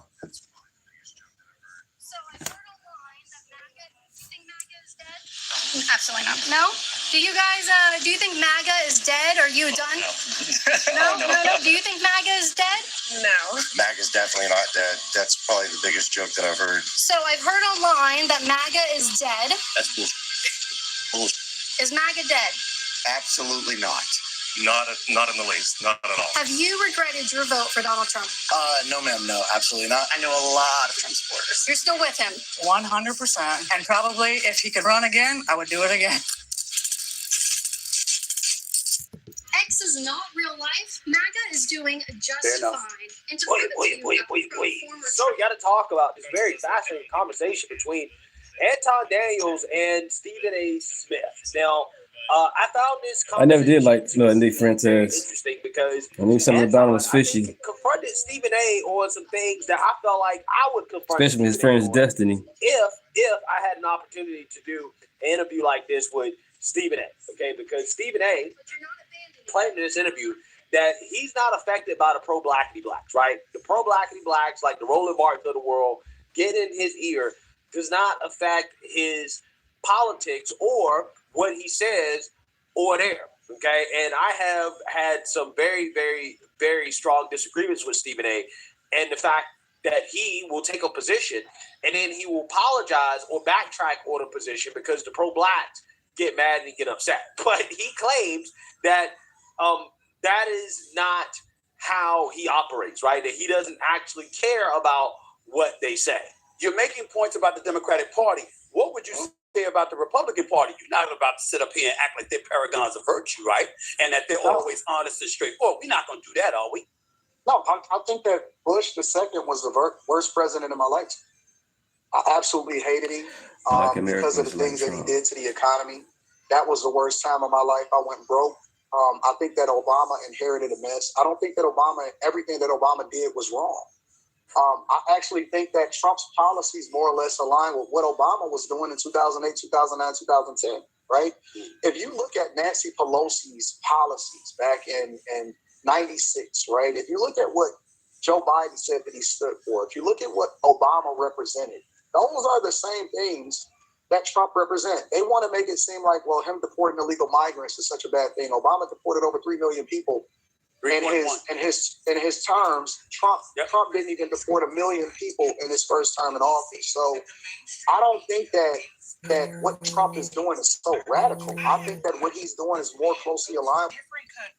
She hit this one on the head. I am convinced of something at this point. I'm convinced that President Trump is right and was right when he said that the mainstream media hates America and hates our country. I have watched this man go to different countries and they have received him with open arms, red carpet, respect. I've heard people in China say they respect him. Even the cartel. Here's my point. Everybody else knows that this guy is a good president. They know he's a great leader. They know that he's turning things around for the better. And they know he is America first. But when he comes home to his own country, they treat him like a dog, a pure dog. And it's a shame. And I'm watching the mainstream media. They lie on him. I mean, they treat this man like a dog. Even government heads, rhinos. I'm watching the Democrats know that mostly every decision this man is making is good for the country. But they want to keep the division going to make our country jacked up. Everybody else loves and respects the man. But when he's here in America, he's treated like pure trash. It's a shame. Listen, I stand with you, President Trump. Keep going. I'd vote for you 1,000 times. Don't worry about what moderate Democrats was doing back in the 90s. So with that being said, is it fair to say that you wouldn't be against the Democratic Party if it represented what those Democrats represented back in the day, that your real problem is with the progressive movement that appears to have taken over the Democratic Party, and that's what you completely disassociating yourself from? No, absolutely not. I believe in less government. I believe that people that are here, they should be here legally. I don't believe in men and women's bathrooms. I believe in smaller, much smaller government. I don't believe in higher taxes. I don't believe that you are independent. I think that you are conservative. I think you're a Republican. And not just with your dollar. I think that you are a Republican, but I don't think that you are willing to admit it openly. Lives Matter. Black people keep black. RFK, this African immigrant destroyed Black Lives Matter. Black people keep black people. They don't come out and do this crap. The only time they do this crap is when a white person touches them. The other races, it's wrong for a white cop to kill a black person. That's for sure. But if it matters, it should matter at all times. So what are you fighting for? What are you fighting for? You're not here to fight injustice. You're here to have dialogue. Will be stop violence. It's not about blacks. Okay. Since you're so, you guys are so blacks are oppressed. I am black. I'm not oppressed. I am free. That's for you. That's an individual person. What about a systemic issue? When you have the skills, this is the country where you have the skills. You want to do what you want, you do it. Stop forcing on people to accept that they're oppressed. They are not. I am not oppressed. I am black. Stop making people accept that they're oppressed. You're forcing a rhetoric into your mind, which is not true. Violence is wrong, period. It's not about blacks. The blacks kill blacks in black neighborhoods every single day. I've never seen a Black Lives Matter in those neighborhoods. Why don't you start? I'm not carrying anything saying Black Lives Matter. I know I matter. This African immigrant, because of the backlash that comes along with the black community and not supporting people that aligns with the Democratic Party. Okay. Now, I'm glad you brought that up, because allow me to retort to that. I don't give a shit what people say. If I feel what I feel, I'm going to stand on it. My challenge is knowing what I'm talking about. You study politics. A lot of liberals are going to be upset that she's telling the truth. Why are we giving you money and you don't even, you getting rid of it? Like, you don't even want the responsibility, okay? And we are rewarding women for terminating their pregnancy and then calling a man a deadbeat. So if the father doesn't want the baby, by law, he's forced to be responsible for the baby for 18 years. They make him pay child support. They'll put him in jail. They'll take his license, everything, if he doesn't want the baby. But if the mother doesn't want the baby, she gets to terminate the baby and get a pat on the back. And they call the father the deadbeat. But you the deadbeat, mama, not the daddy. You deaded the beat. You stopped the heartbeat. You're the deadbeat, not the man, not the dad. So, I mean, at the same time, they want equal rights. Well, if a woman should be able to abort a baby when she doesn't want it, then the man should be able to walk away when he doesn't want it. A man should be able to abandon the baby when he doesn't want it. And then we can be able to see how ridiculous all of this really actually sounds. A lot of takes more than I do, along with various others. And so because of that, there are times that I'm simply uncertain about a position. And because I'm uncertain about a position, I lean on the same old same. Immigration, the only reason I totally supported Trump closing the borders because Biden opened them. If Biden had never opened why not vote for him? Why not vote for him? Because first of all, I've said this on many occasions. I would have voted for Nikki Haley. I would have voted definitely for Nikki Haley. Possibly DeSantis. I didn't like his remarks about good points about slavery, so I probably turned against him because of that. Thank you, guys. Thank you. But I would tell you, for the most part, him, and I would vote for Marco Rubio.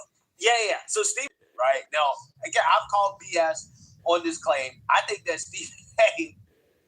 is a Democrat, right? He's a liberal who likes to pretend like he's one of these moderates that can actually be swayed when it comes to voting for a Republican. However, he'll find whatever silly excuse they can in order to justify not voting for a Republican, right? Like, for example, he said, well, I probably would have voted for Ron DeSantis. I didn't like the slavery stuff. And it's like, really, Stephen A? Right? Really? Is that your excuse, okay, to potentially not support Ron DeSantis, to support somebody like Kamala Harris, right? Over Trump, right? Over DeSantis, over superior candidates. Yeah, Stephen A. is the type of guy, he talks a big game, but he'll find ways to make excuses to vote Democrats regardless of what he says, right, publicly. So with that being said, again, I think that Anton here did a good job of bringing up the fact that Stephen A. always walks back his comments. He's always apologizing when confronted by the pro-blackity blacks on his commentary, some of his opinions, despite the fact that Stephen A. claims he doesn't care about what they say. I think he certainly cares, for sure. And I think this conversation here, specifically about Jasmine Crockett, is a good example of Stephen A. Certainly caring about what the pro-blacks think. And this is why he can't get off the Democrat plantation, right? He can't get off of it. Despite, again, pretending like he's independent, or I'm moderate, or I can swing both ways, I go both ways. I don't think so. Right? He's one of these guys that'll find ways to vote Democrat regardless. So without further ado, let's go ahead and get into this. Okay. Anton Daniels right here, straight shooter with yours truly, Stephen A. I want to get to the black community in this regard, because one of the things that, listen, like I said, I don't consider myself a black conservative. I consider myself a black man who is an independent that leans left on some things and leans right. That's me. That's how I think about myself. You can't be that way, Stephen A. You cannot be that way. I believe I can. No. We could answer. I will gladly come on your show. We can argue about that all day. Everything. I'm happy to. Come on. Oh, please, man. You got Whoopi Goldberg in the fouls too. Because you say the word, I will come on your show. It's not a problem. It's not a problem at all. You can do that in sports. You can't do that in popular culture and politics. Because people in the middle get ran over. You got to pick one side or the other. 45% of the U.S. population is independent right now. I would beg to differ on that. It's climbing. They're not. They're not. Listen, the independent vote, I think, is going to swing the election one way or the other. Baby. What do you say to that? Well, here's the thing. Again, I don't have an issue with people being independent or moderate, right? But let's be real. I don't understand how anybody that calls himself a moderate, like Stephen A., right? Like, how can you justify voting Democrat, right? There's nothing moderate about the Democrat Party. And that's why I don't think that Stephen A is a real independent, right? I think he talks a big game. I think that he can articulate how moderates feel, okay, and think, but I don't think that push come to shove, he would ever vote for a Republican. I just don't think so, right? I just don't think so. I think that he says it, but I don't think he actually would, right? Because, again, they will find ways to smear any Republican as a racist. For example, if Rubio is the guy in 2028, they're going to say he's racist, right? They're saying he's a racist Cuban. He hates blacks, right? That's going to be the narrative. And it will get some of these people who are more race conscious, like Stephen A. They'll be their excuse. Well, see, this is why I can't support him because, you know, hey, Republicans are racist, right? So, yes, I think that I agree with Stephen A. in principle in the sense that, yeah, I mean, you know, hey, people who are independent-minded, moderate-minded, you know, whatever, you know, hey, you know, they can go either way. And it's okay to be that way, right? But I don't think Stephen A. is actually that guy in regards to how he votes, to be honest with you. I don't believe you don't think that's what happened? I don't believe that 45% of the population is independent. I think that they say that as a cop-out, but not wanting to actually say out loud exactly what they represent and who it is that they support, especially within the black community. It's not popular to say that you're a Republican. It's not popular to say that you're conservative. And so what people lean on is to say, well, I'm independent in order to give themselves an out for what it is that they choose and not to be accountable for who they support. That's what really is happening. See, I don't believe in what people say. I believe in what people do, right? And I think that a lot of times people are peer pressured, especially today in the black community, to vote against their own best interest because it's not popular to do and you can't be a part of the cool kids club.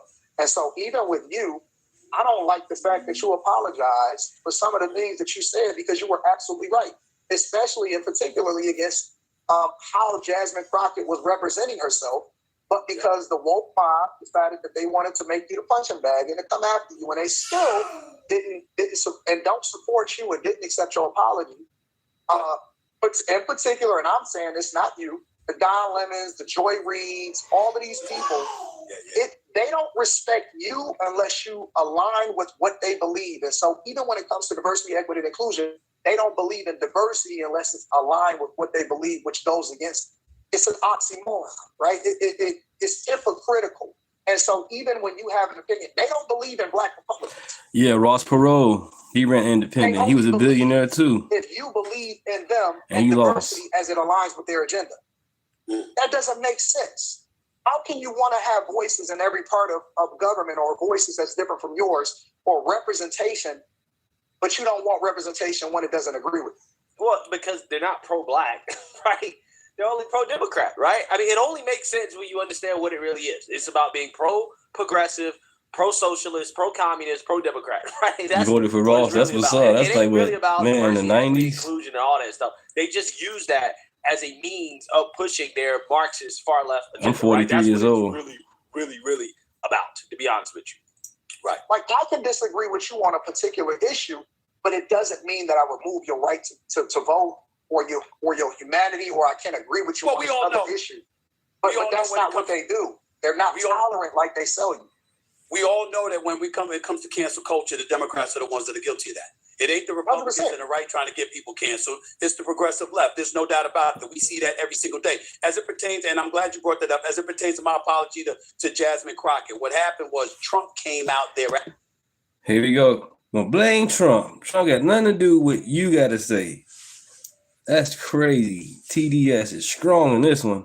After, because I backed it up and I stayed on my position, not just the first time, but the second time. But then Trump came and used that as an excuse to start questioning our IQ and the intelligence of black women. Get out of here. Part of that. No. Stop That's it. bullshit. You're using Trump as an excuse for why you decided to walk back your comments against Jasmine Crockett, in which Stephen A. was right. I mean, we know he was right because Jasmine Crockett ended up losing her election, right? Her primary election. Why? Because of exactly what Stephen A. was criticizing her over, okay? And he used Trump attacking Jasmine Crockett as an excuse to apologize, right? To walk back the comments. Like, this is BS. And this is what I don't like about straight shooter Stephen A. When it comes to the pro-blacks, he ain't a straight shooter, right? He's not. He's not. Just be real. You let them punk you. They punked you. And that's why I would tell Stephen A. If I had an opportunity to do a conversation like this, I think they punked you. I think that Roland Martin gets in your ear. I think all the pro-blacks get in your ear and they say, look, Stephen A., you have a responsibility as a black man who has a platform to represent black people the way that we want black people to be represented, a.k.a. the way that Democrats want, right? Whatever the Democrat Party wants, okay?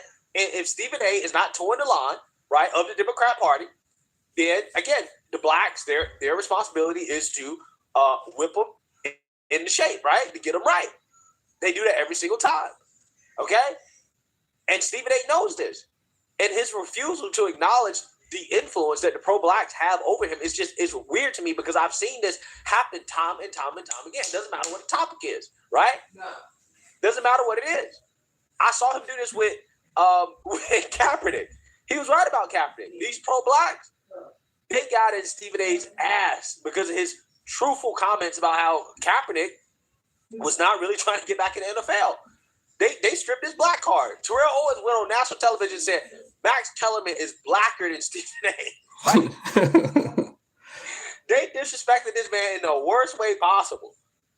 So I know that he values his invitation to the cookout, right? He values that black card. So that's why he'll only go so far, right? He can always say, well, I voted for the system. I voted for Kamala Harris, right? He'll talk a big game, but when it comes to his actual vote, if this man had actually said, look, I voted for Trump, right? I don't know if he have a job at first take. I don't think so. I really don't. So again, he knows there's only so far he can go. He knows that leash, right, only goes so far, and he's only Bud Russell, good morning. Go so far with the stuff he says. He talks a big game, but this is why he always voted Democrat. This is why he voted for Kamala Harris, and he'll make excuses, like crazy excuses, about why he can't vote Republican, because he knows he's not allowed to go that far. And I tell him straight up, I'm like, this is what I believe, and I'm sure that I'm right. Why I apologize for it. You can agree or disagree with it. You can't apologize for something that you didn't do wrong, Steve. Well, again, but if I felt like I contributed to something that happened wrong to her, that was my only issue. Trump was not wrong. You were not wrong. You're just using Trump as your excuse to apologize. That's what you're doing. But it didn't take away from what I was saying. Yo, acting like that ain't gonna cut it. Yo, that's not gonna win the election for you. That's not gonna win the Senate seat. That's not gonna make you have more power, more influence in the House of Representatives. That's not who you are. That's not who you are when you talk about sports. When you talk about sports, you say what you say, and it is what it is. Yeah, but the point is I have the facts to back it up, not just my opinions. Bro, what are you talking about? I mean, what you said about Jasmine Crockett was right. It was correct. And it was proven to be correct. You say his hairline says it all? Damn. But she lost her election. So, again, what Anton Daniels is bringing up here, what he's saying. Thank you guys. Like and subscribe. Thank you guys. 1,700 subscribers. Appreciate you guys. You know that the pro-blacks aren't going to cancel you, okay, if I have the wrong opinion on sports. But when you have the wrong opinion in politics, there's a different level of consequences, right? And that's what Anton is pointing out here, that, hey, you don't do all this hesitating and, all of this, disclaiming and all the stuff that he does in politics when it comes to sports. And it's not because you don't know what you're talking about in politics. If you don't know what you're talking about, then why are you talking about politics, right? Hey, I don't understand. I don't get it. It's not because of that. It's because he knows there are different consequences, right? The level of consequence for getting a sports take wrong is not as great as having the wrong opinion in politics. When the Detroit Pistons lose to the New York Knicks, yes, when they lose to the New York Knicks, right? Okay, I can speak definitively as to why, because the outcome is the outcome.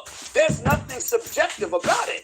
So a lot of, and I get what you're saying, and I appreciate your comment about that, because a lot of people have looked at me, and even when they've supported me, they've been critical of me from the standpoint, yo, he's talking, but it ain't the same Stephen A. with sports. And I'm like, yo, I got facts to back me up. In politics, this is my perspective, and somebody comes up with something else, I'm listening to you right now. I'm going like this. I didn't feel this way, but damn, he did make a damn good point here. He did make a damn good point there. I got to listen. I got to think about that, because that's how it is. If they would have listened to you, if they would have listened, she would have won. She would have won. She the one. We align with that, right? But instead, we're more focused on how we feel instead of the results, which leads back to your original question about having a conversation with your sisters. My goal is to get the best results. And ultimately, sometimes I can't even be the nice person to you because I have to be the best person for you, right? Okay. I kind of look at it, especially when it comes to women, because there are women that I still protect in my family and stuff like that, right? Mm-hmm. Sometimes I can't be, like I have a daughter, and I know that you have a couple daughters. I can't be her friend. I have to be her father. You see what I'm saying? So sometimes she doesn't know what's best for her, which I can lead her through that with a conversation, but more importantly, I need to educate her at the same time. But I still want the best results. And if people really cared about Jasmine Crockett, then they would have stood 10 toes down and told her the truth instead of just going along with the get along game to make her feel good about it. And now she's not even a part of she got eliminated in the primary. Well, here's the thing, right? About that. Liberal black women don't like the truth, right? Liberals don't like being told the truth. They hate the truth. So when you hate the truth, of course, that's not what they're going to want to hear. The point being that I think Stephen A. is BSing here, right? Ultimately, at the end of the day, he is more hesitant about politics because he knows that there are different levels of consequence, right? Nobody cares about getting a sports take wrong. But when you have the wrong opinion in politics, you're going to get a whole lot of backlash. Again, specifically from the pro-blacks.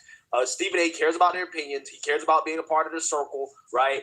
And, that's just the truth, right? That's the truth that he's refusing to admit, which is why ultimately he will always fall in line, right? This is why he continues to vote for Kamala Harris, right? Vote Democrat. He find excuses not to vote Republican.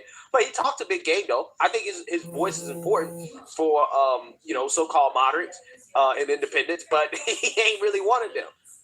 Let me know what you guys think. Make sure you like, comment, and subscribe. Most importantly, share a Black conservative perspective. Peace.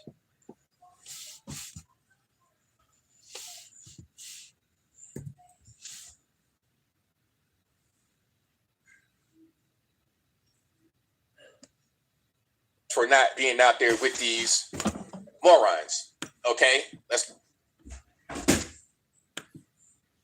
so-called No Kings protests happening all over the USA and very curious parts of the world.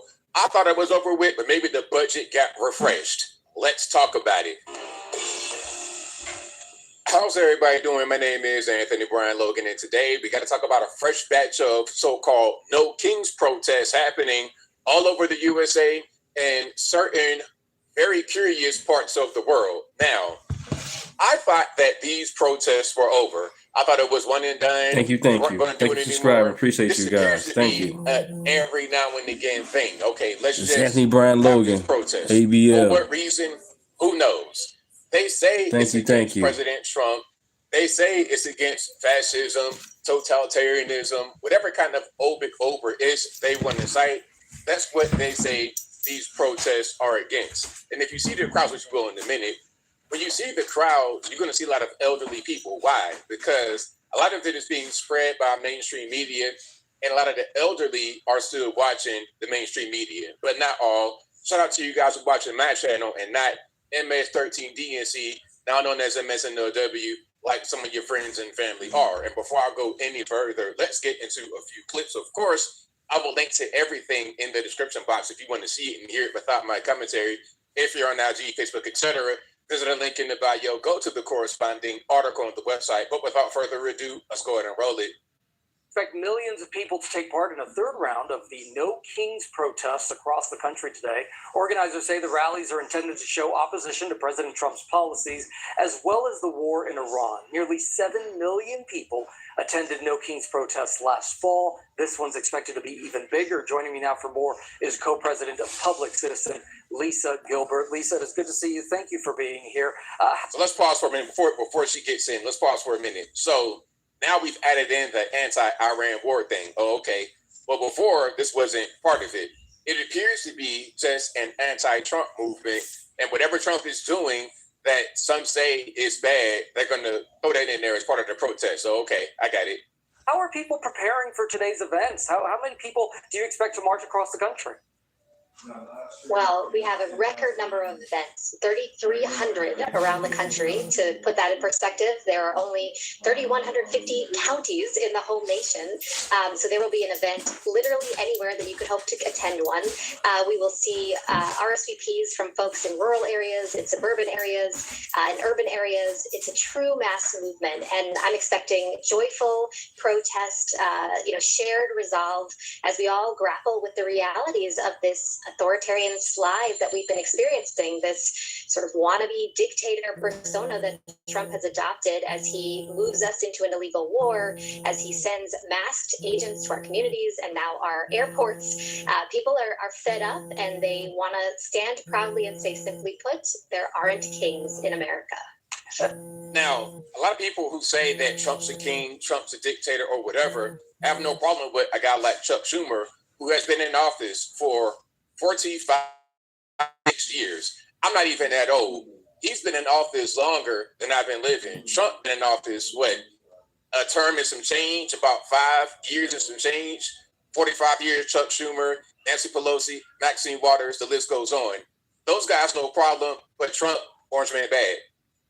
Minnesota, that is the flagship event today. St. Paul is expecting up to 100,000 people to turn out today. Bruce Springsteen is set to perform there. What are the lessons of Minneapolis from the last few months? The lesson I learned is don't try to hit ICE agents with your car and maybe you'll survive. Don't try to fight Border Patrol and ICE with a gun on you and maybe you'll survive.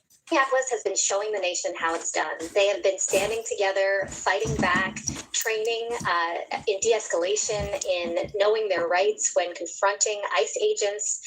But it's been a terrifying time in that part of the country, and many others as well, as, again, masked agents are terrorizing neighbors, entering businesses and homes without warrants, murdering our citizens. So really, Minnesota has been the epicenter of the peaceful protest, the moment that we all need.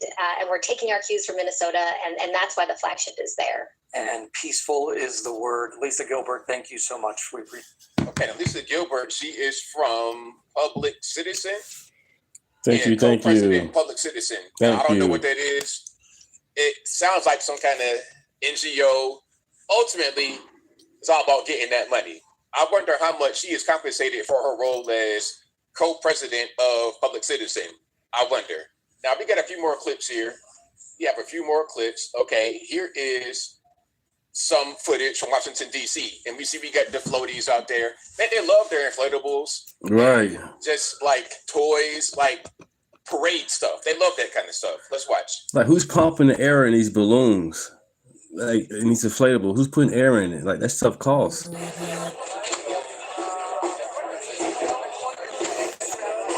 And there it says, elections won't or don't save us.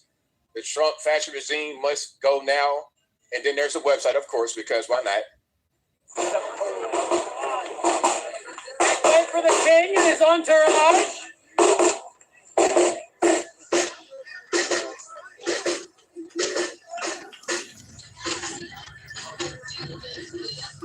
Nice.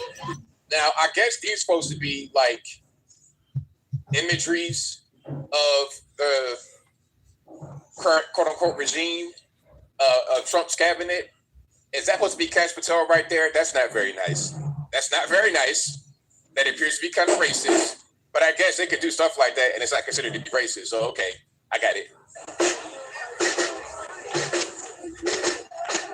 I guess that's Pete Hegseth right there, maybe. J.D. Vance, maybe Stephen Miller. They're very dedicated. I tell them that. Nice. You know, if there was real fascism in this country, this wouldn't even happen. They would be sprayed like roaches. It wouldn't even be going on. If we had true fascism, true totalitarianism in this country, this would not even be a thing. Okay? They're worshiping their inflatable. And you got something coming out of the hind parts right there. Or use.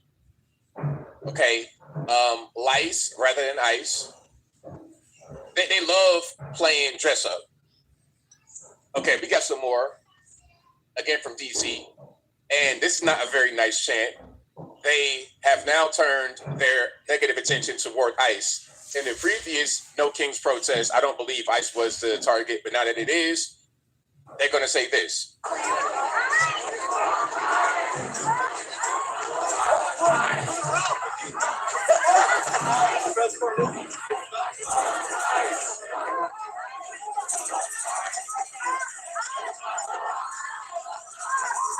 Look at the age of the people. What's the average age of this crowd?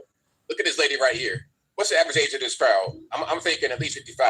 And if you are over that age, shout out to you for not participating with some people that you want to, friends, family, former classmates.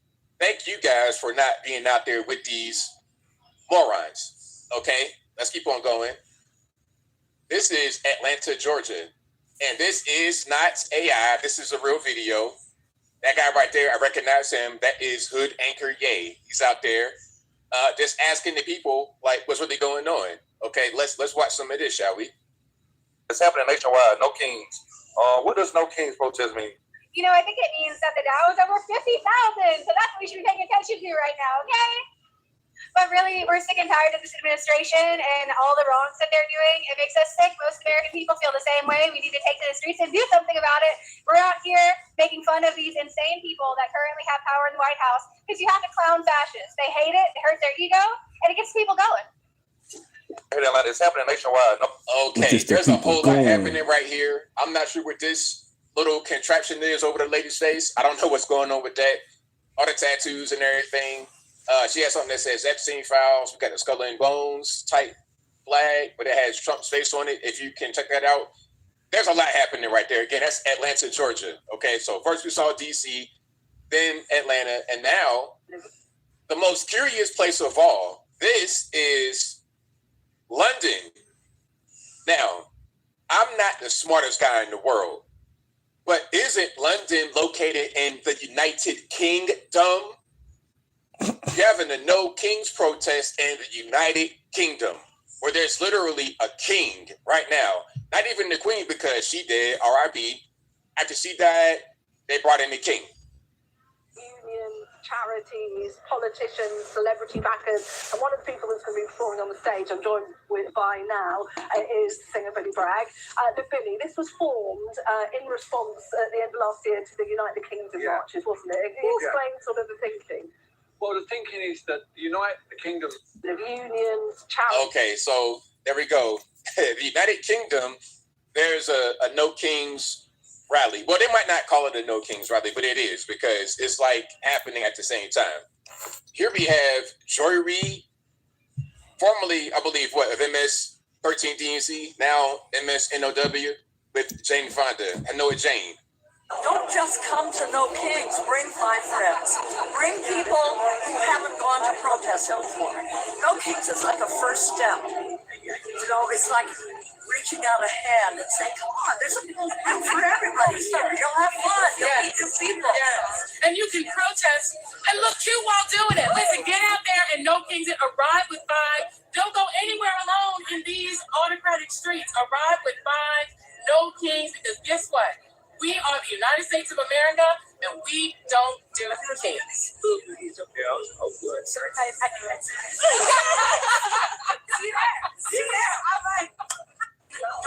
Okay, so do you guys want to go hang out with Anoy Jane and Joy Reid and all the gang at the No Kings protest? I know that I don't. Listen, I know that I don't. And the funniest part was what Joy Reid said at the end, talking about, you gotta be safe and have 5 in these autocratic streets. Listen, this is the least oppressive place in the world, in my humble opinion. If there's a place better than this, then y'all please let me know in the comments. And as I close, I want to say this. Shout out to everybody who is not going to the No Kings protest, and to those who are at the No Kings protest. What are you really doing? You just want something to do on a Saturday? Is it like going to a carnival? Rather than 2 minutes and 1 second for CBS. Your destructive policies cost my baby their life. No one is holding these people feet to the fire. The reporters aren't doing their job, because when J.B. Pritzker fixed his mouth to gaslight America and tell America it is Trump's fault, because Trump and his mandate, he didn't meet his mandate of getting the worst of the worst out. And it's like, do you think that we don't remember that you said no ICE, you said no National Guard. You were suing the Trump administration because you did not want them in your states. 1 minute and 19 seconds for ABC. 2 minutes and 1 second. This is Pop and Politics. These are the main two ladies. For CBS. NBC, 23 seconds. Is that what her life is worth? Her life is worth so much more than a grand total of 4 minutes, and we know that. And her parents know that. Thank you, guys. Thank you. We are growing. We are growing together. Thank you. On the statements that J.B. Pritzker and Mayor Johnson released after this horrific event, because their statements also matter. They're city and state leadership, and they immediately pivoted by blaming Republicans and President Trump for her murder. And I find that shocking. No matter what side of the aisle you sit on, you know that's not true. You know, and I cannot imagine the pain that these parents are going through. We look at her, we see her picture, and we see her as a young college student. Her parents, her mom and dad, in their mind's eye, they see a baby, they see a top. I want to thank you guys. This video got 9,000 views. Thank you guys so much. Like and subscribe. Thank you. 9,000 views. Amazing. Who said the cutest things in the world, and they see a little girl, a young woman whose promises will never be realized. Folks, the media, the mainstream media, are enemies of the state. We've said that multiple times on here. What are your thoughts? Check it out if you haven't. Check it out. Barely any coverage. Let me know. We did get coverage of Savannah Guthrie. I mean, I'm sorry. I definitely am sorry that what happened to her mother. But my goodness, it was on every news station. We get hardly any information or news on these illegals committing crime. Again, it's the what is mainstream media. It's an agenda.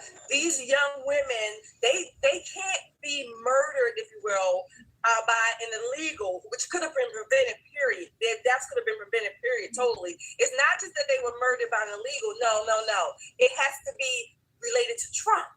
Okay, and that's the minute or whatever 23 seconds that they get. They want to pump out this again Trump derangement syndrome. Trump, because they don't want to take responsibility and accountability for the policies that they have supported. I will say it again, my alliteration: progressive policies pulverize the people they purport to protect. When you pulverize something, you literally squash the life out of it. And unfortunately, we've had a number of young women in particular, but Americans in general, who have been pulverized by illegal aliens who should not have been here at all.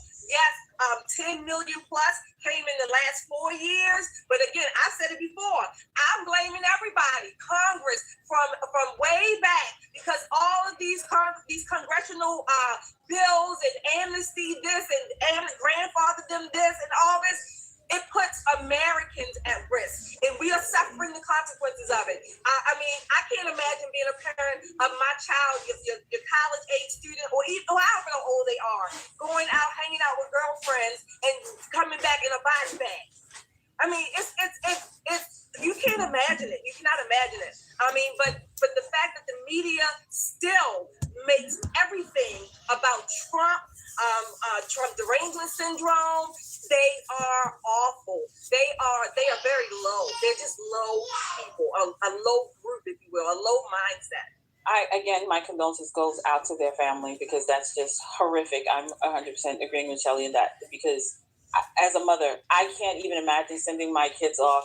They're about to start life. They are excited and all of that. And your broken policies, your destructive policies cost my baby their life. That is horrible. But the worst part, and this is why we were talking about this earlier, and I said, yeah, we need to figure out how to fix this whole Smith-Mundt Act, and because that this started under Obama and them repealing that, so they could push out propaganda, they could keep lying to the people. No one is holding these people's feet to the fire. The reporters aren't doing their job, because when J.B. Pritzker fixed his mouth to gaslight America and tell America it is Trump's fault, because Trump and his mandate, he didn't meet his mandate of getting the worst of the worst out. And it's like, do you think that we don't remember that you said no ICE, you said no National Guard, You were suing the Trump administration because you did Yes, not we are, want Betty. them Yes, we in are. your state. If they would have come in and done their job, poor Sheridan might have still been here. So it is your fault. And then to double down with Brandon Johnson pulling out a truck that says abolish ICE, and then to continue perpetuating the whole idea of we don't want ICE here, we don't need ICE here, after this young lady has lost their life, it is sickening. It is absolutely sickening. And I agree, I blame all of them because this is absolutely ridiculous. And to keep turning that whole orange man bad, they'll sound ridiculous. You sound truly like low information voters when you sit down here and you actually agree with the foolishness and not stand up and say, you know what? No, this is not Trump, because I've been hearing all of the time that he said to get the worst of the worst out. This is your fault, but y'all don't even want to do that. And that's sickening to me. It is. They got blood on their hands. Yeah. These people have blood on their hands. Super chats go a long way in keeping us online. As you guys know, we don't have sponsors. We don't have commercials here. It's just you, and we thank you. This is why we do this, because we all, I can speak for me. I was a Democrat many, many years ago, and I was falling for the mainstream media lies. All right, and then I woke up to it, and then I said I wanted to do something about it. So we decided to start this channel. We wanted to get the information out to the people, and you all keep us online. This is why we turned off CNN and ABC and all these other things. And thank God there are more and more independent media is starting to sprout up. But it's the people that's keeping us going, you guys. So thank you all so much. 3-year-old Air Force veteran who was shoved onto the subway train tracks in New York City has died from his injuries. His killer? An illegal alien from Honduras who's already been deported 4 times. And I bet this is the first time you're hearing about it. Richard Williams died from his injuries on March 17th after he was pushed onto the tracks while waiting for a train at the Lexington Avenue 63rd station just before noon on March 8th. The man who shoved him was a 34-year-old illegal alien named Byron Hernandez, who was arrested 2 days later at a homeless shelter. He's been charged with second-degree murder and placed under an ICE detainer. And now an 83-year-old Air Force veteran who just 6 months ago had finally been declared cancer-free after a 5-year battle with prostate cancer is dead. This week, another illegal alien was arrested in Culpeper, Virginia, for offering money in exchange for sexually explicit pictures of little girls under the age of 10. While connecting with children through the popular online game Roblox. In Texas, Alberto Cabrera, a 27-year-old illegal alien from Colombia, was arrested for fatally slitting the throat of his 81-year-old common-law husband, Donald Wayneth. And yes, I said what I said. In New York, a transgender illegal alien from Colombia wanted on robbery, prostitution, and weapons charges was sentenced to just 6 months in jail this week after he stalked a 14-year-old boy into the bathroom of a Manhattan bodega last year and molested him. He'll be set loose in April for time served. In Salt Lake City, an illegal alien named Ramirez Padilla was arrested this week for strangling a woman and slitting her throat while high on meth, then leaving her to die in an alleyway. She managed to crawl out from under the wheelbarrow he dumped her under and survived, but barely. And in Long Island, a 27-year-old Guatemalan man has been arrested by ICE this week after police say he sexually assaulted a 5-year-old girl who had been left in his care. The attack was so brutal, she needed emergency surgery for her internal injuries. Guys, this is just the past 10 days, and it's not even all the stories. These are the things the media keep telling you don't. People, the left, aren't dangerous, but the facts are telling otherwise. We have eyes, we can see, and the bodies keep piling up. Children are being brutalized, and this country is starting to look more and more like the third world garbage dump that we're importing. Wow. Shelley, did you know about all those illegals that committed crime in the last 10 days? Did you know about that? I knew about the 83-year-old vet, and I think one other one. But no, not all of those. Absolutely not, and certainly not in the last 10 days. I heard this journalist, and I think his name is something Ventura. I want to say Jorge Ventura. He's a journalist, credible journalist. He made a statement. I got to go back and look at my history to see what I was watching. But he made a statement because he's been investigating, or his topic has been on illegal immigration for a long time, particularly from South America. But he made a comment, and it just, I kind of like, what? How did he say that? Something to the effect of Haitian immigrants. They came in through California. Now I'm thinking, If you got, your geography, Haiti is over here. How the hell did they come up to California to cross the border illegally? Which means they had to either swim across the ocean to get to South America and then go up the West Coast, if you will, to get to California. And his whole point was basically this.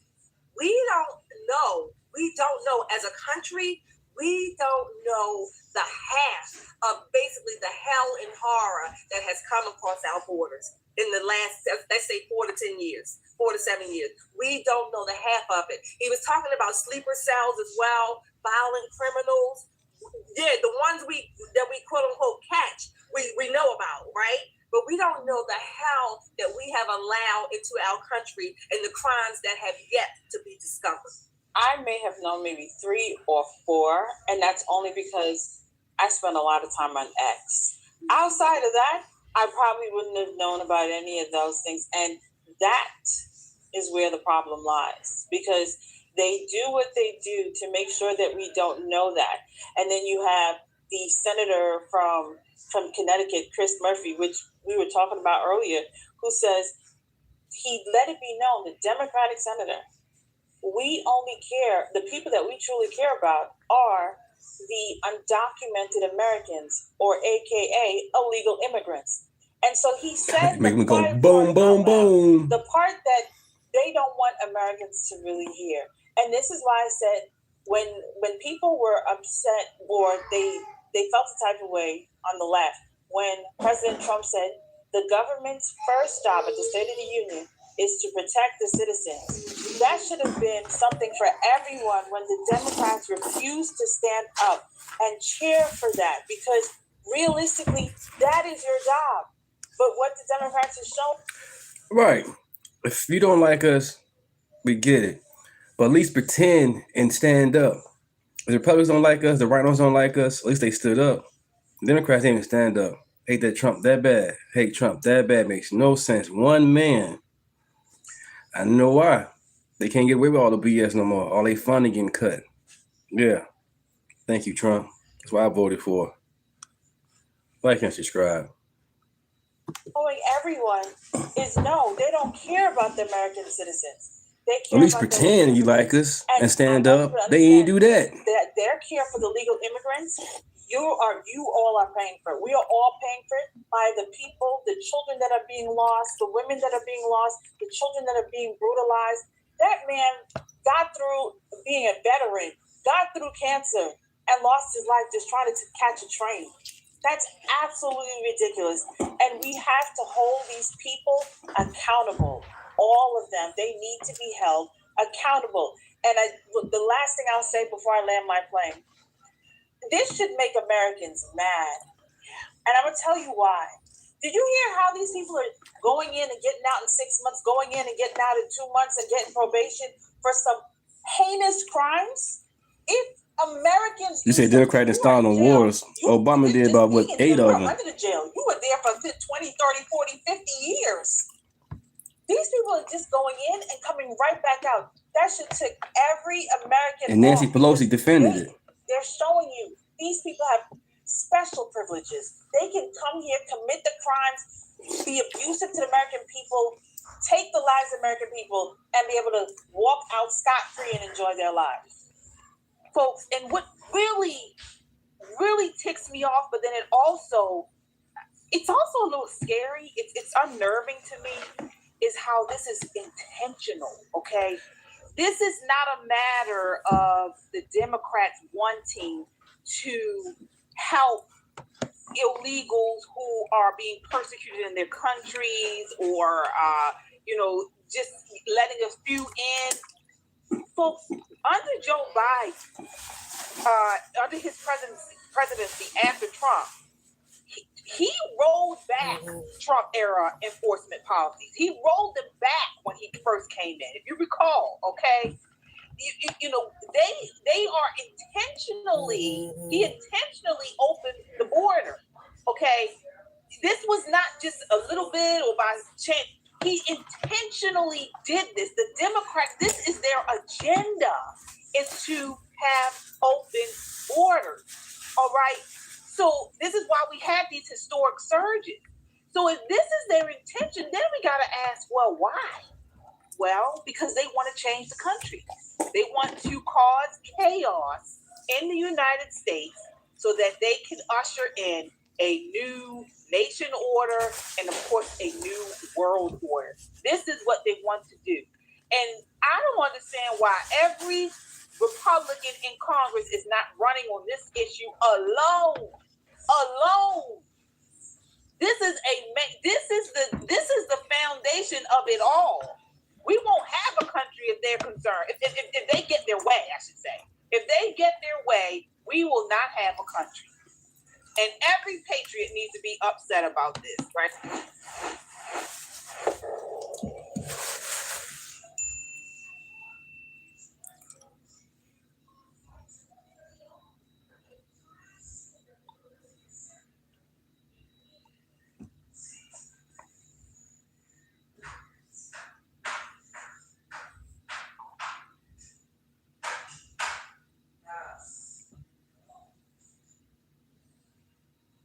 I believe that you should take You curb your enthusiasm. As I understand it, your position, Professor Franks, is that I think you used the word myth. It is a myth that the Biden administration used government to compel speech, private speech, but that the Trump administration is doing that. Is that a fair characterization?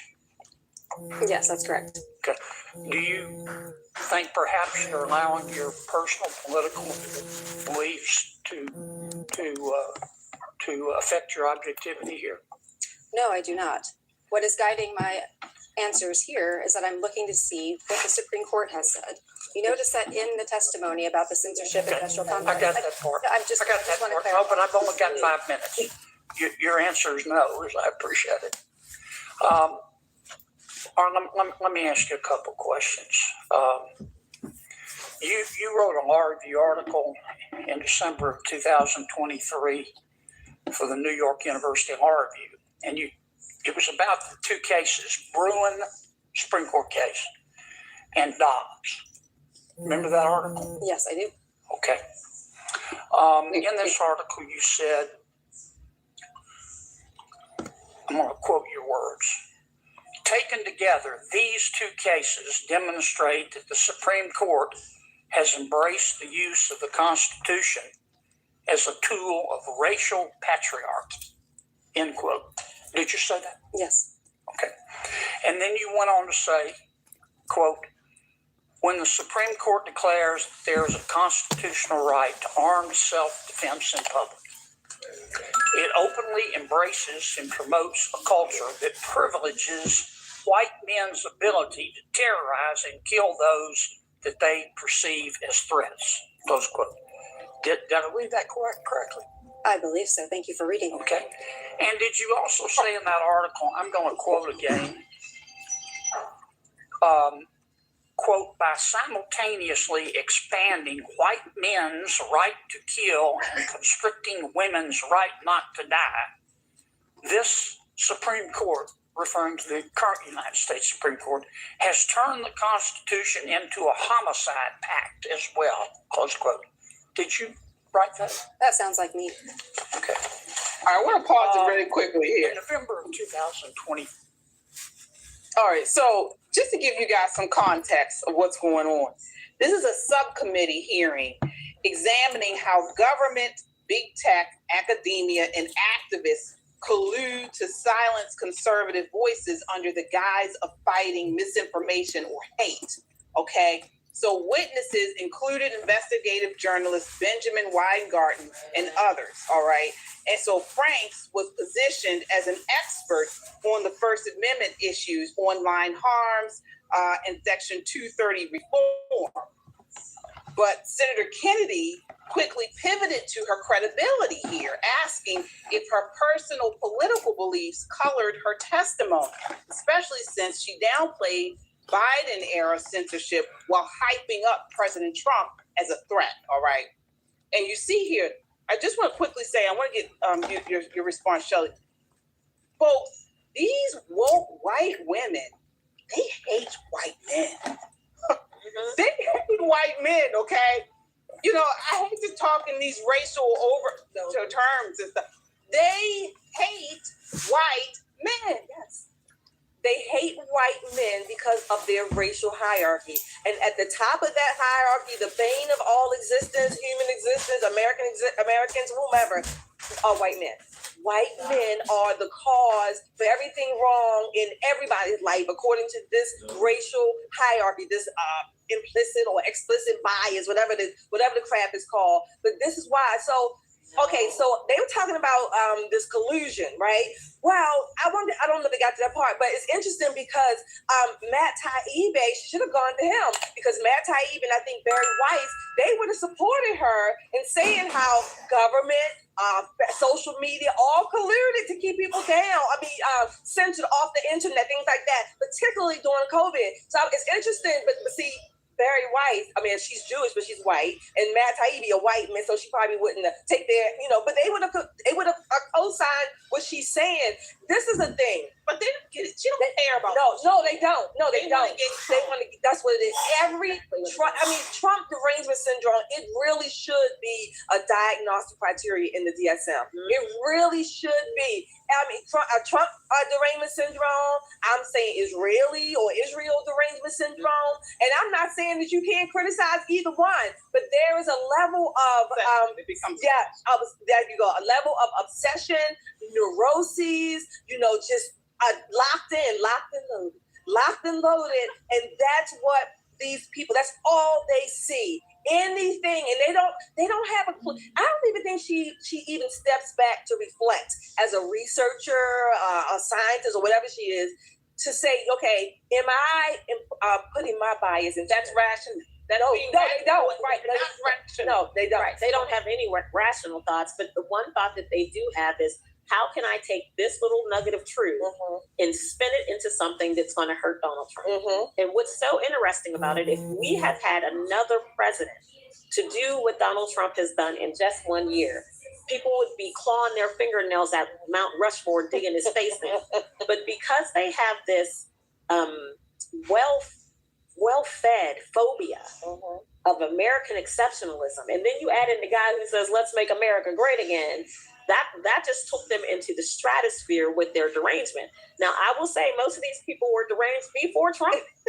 This is not new, but they were already on the edge, and he just kind of pushed them right over the top. But what we're seeing now is that some of America is starting to stand up. Some of America is like, I done had enough of y'all. But it's not enough. There are not enough people calling them out on their bad behavior. John Kennedy is one of them people. He's really good at calling them out on their bad behavior. He does it funny because he's the one who said that AOC is the reason why they have instructions on shampoo. Well, he's triggered this woman, folks. It goes on here. Take a look. You tweet, don't you? I'm not sure what the current terminology is for it, but yes, I am sometimes on the social platform that was formerly known as Twitter. Yeah, you're on a lot, aren't you?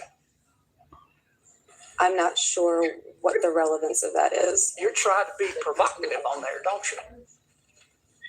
Again, I'm not sure what the relevance. Well, let me show you the relevance. On November 7th, 2024, from your tweet, here's one of your tweets at 2:41 p.m. Quote: "The majority of Americans hate women.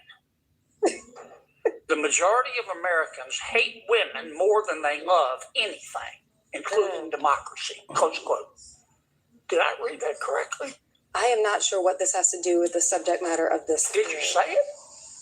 I do not have those words in front of me. I probably said something along those lines, but what is the relevance of that? Biggest Dallas right there. Yes.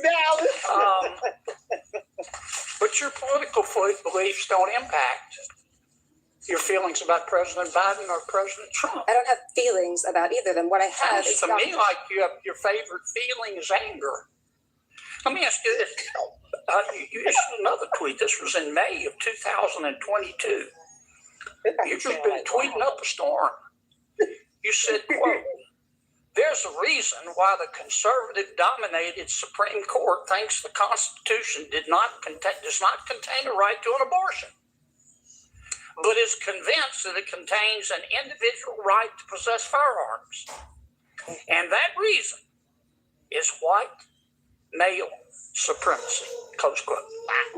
Did I read that correctly? Is there a question in this? Did I read that correctly? That was a question that is relevant to this hearing. Did I read that correctly? Do you really think that the United States Supreme Court, you're an officer of the court, is guided by white male supremacy? I believe that the First Amendment prohibits the president and other state officials for punishing people for. Did you honestly say that, Professor? And you expect us, that the First as a Democratic witness, to take you seriously?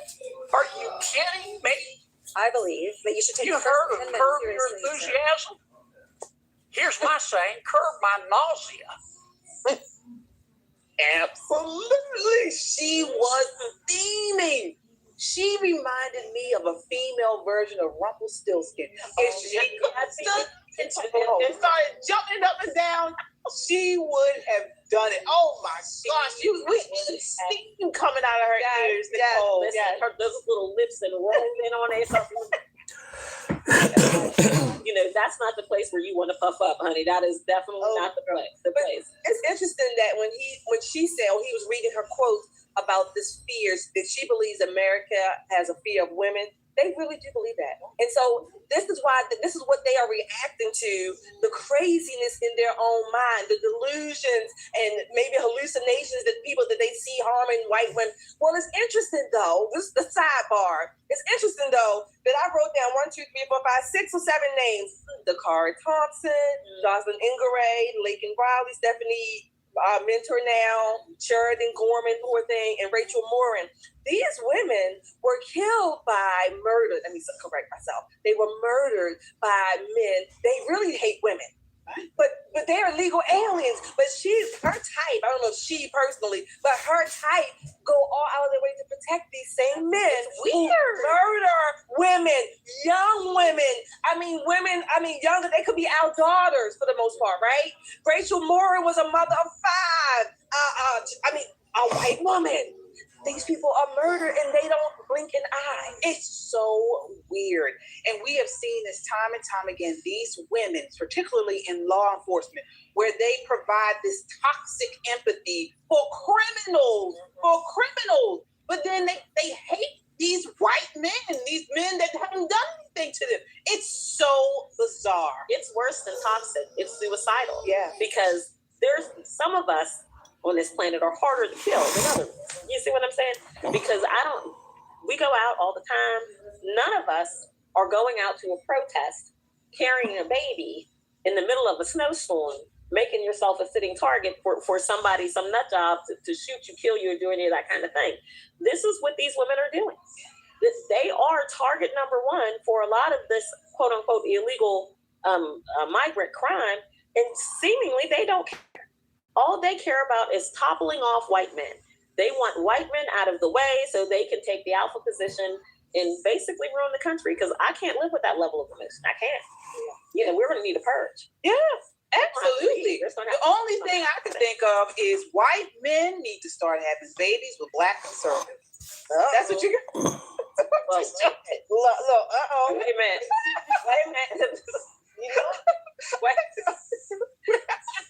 I'm not with you for that. I'm joking. We just talking about. She's just a mess. White woke women. First laws was off. Now we making babies. The U.S. deploying thousands more U.S. Marines to the Middle East, increasing speculation tonight of a possible ground operation inside Iran and what that might look like. So, thank you guys. Thank you. To the Middle East, the entire world is wondering what exactly America is planning, because a massive invasion force is being assembled, mirroring the U.S. operation that took down Maduro in Venezuela. And as A-10 Warthogs and Apache helicopters mop up what's left of Iran's defenses, it sure looks like something big is about to take place. Thousands more U.S. Marines are headed to the Middle East as the Trump administration weighs options on how to reopen the critical Strait of Hormuz. The United States has deployed the famous A-10 Warthogs, Apache attack helicopters, and 5,000-pound bunker busters to take out Iranian drones, boats, and mines. I may have a plan or I may not, but how would I ever say that to a reporter? If I said that your reporter Marco would say, please, sir, let's bring you over to the helicopter immediately, right? No, I can't tell you that. The USS Boxer amphibious ship with 2,200 Marines from the 11th Marine Expeditionary Unit on board have already embarked from San Diego, California, joining the USS Tripoli with another 2,200 Marines steaming to the Middle East from the South Pacific. But we have a lot of troops. We have unlimited ammunition. We have the greatest equipment in the world, and we are decimating Iran.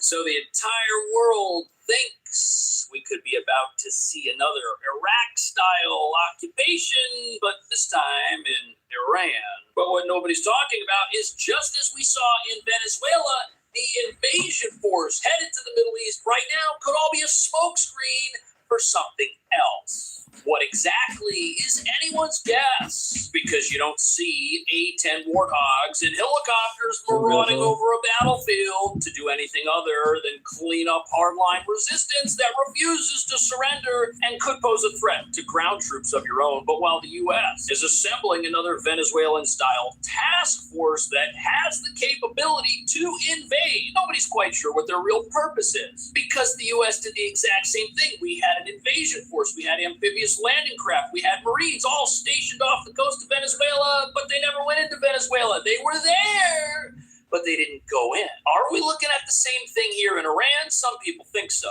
as there's already an invasion force inside Iran ready to take it back, and that would be the great people of this country that have not given up the battle to regain their sovereignty, which has been stolen from them for decades, and in many cases are asking the U.S. to continue the campaign against their despotic leaders. But there's a problem. The people of Iran cannot match what's left of their standing military. And that brings us to the real reason. It looks like a U.S. invasion of some kind could still happen in the near future, but if it does, it's not going to be for the reasons most people think it is. Because while some experts believe we're looking at another Iraq or Afghanistan, others think this force is a major diversionary tactic by President Trump, who wants it to look like he's going to invade, but may or may not actually decide to do so. A plan which has the entire world spinning in circles. And as you're about to see, it looks like that's on purpose. You know, I may have a plan or I may not, but how would I ever say that to a reporter? If I said that to a reporter, Marco would say, please, sir, let's bring you over to the helicopter immediately, right? No, I can't tell you that. So Trump has said many times he's got no plans to put troops on the ground, but he's got boats and troops headed to where the ground is, and he says he has a plan, and if he doesn't have a plan, or if he does, it's going to be a total mystery, and these reporters, they want to know so bad what he's up to, but he says, hey, I can't tell you, and then he says, if I tell you, Marco Rubio's going to swing me over here, and so he's trolling them. He's making a big game and a big show out of this, and it's deliberately confusing, and that's how you wage a conflict. You keep your enemy guessing, you keep the rest of the world guessing, you do things that look like what you've done in the past, and then you do something differently, or you don't. Nobody knows. And some people are so confused, they're busy saying that President Trump doesn't have a plan, and that the U.S. is going to lose this thing. An Iranian underground missile city buried deep inside a mountain. A show of force aimed at Iran's enemies. A contingency plan to protect its precious arsenal from being eradicated by massive bombardment. Dozens of these subterranean fortresses are spread across the country. It's proof that Tehran has been preparing for a war just like this one for years and possibly decades. Yeah, depending on who you listen to, this thing is either just about over or just about to start. I don't want to do a ceasefire. You know, you don't do a ceasefire when you're literally obliterating the other side. And what's odd is the website that CNN used to show these missiles, the place where they got this video, well, that site has been taken offline. It's no longer... Let me close what I've long said. America is a nation that can be defined in a single word. Let me close what I've long said. America is a nation that can be defined in a single word. Functioning. So you can't go and remake this report.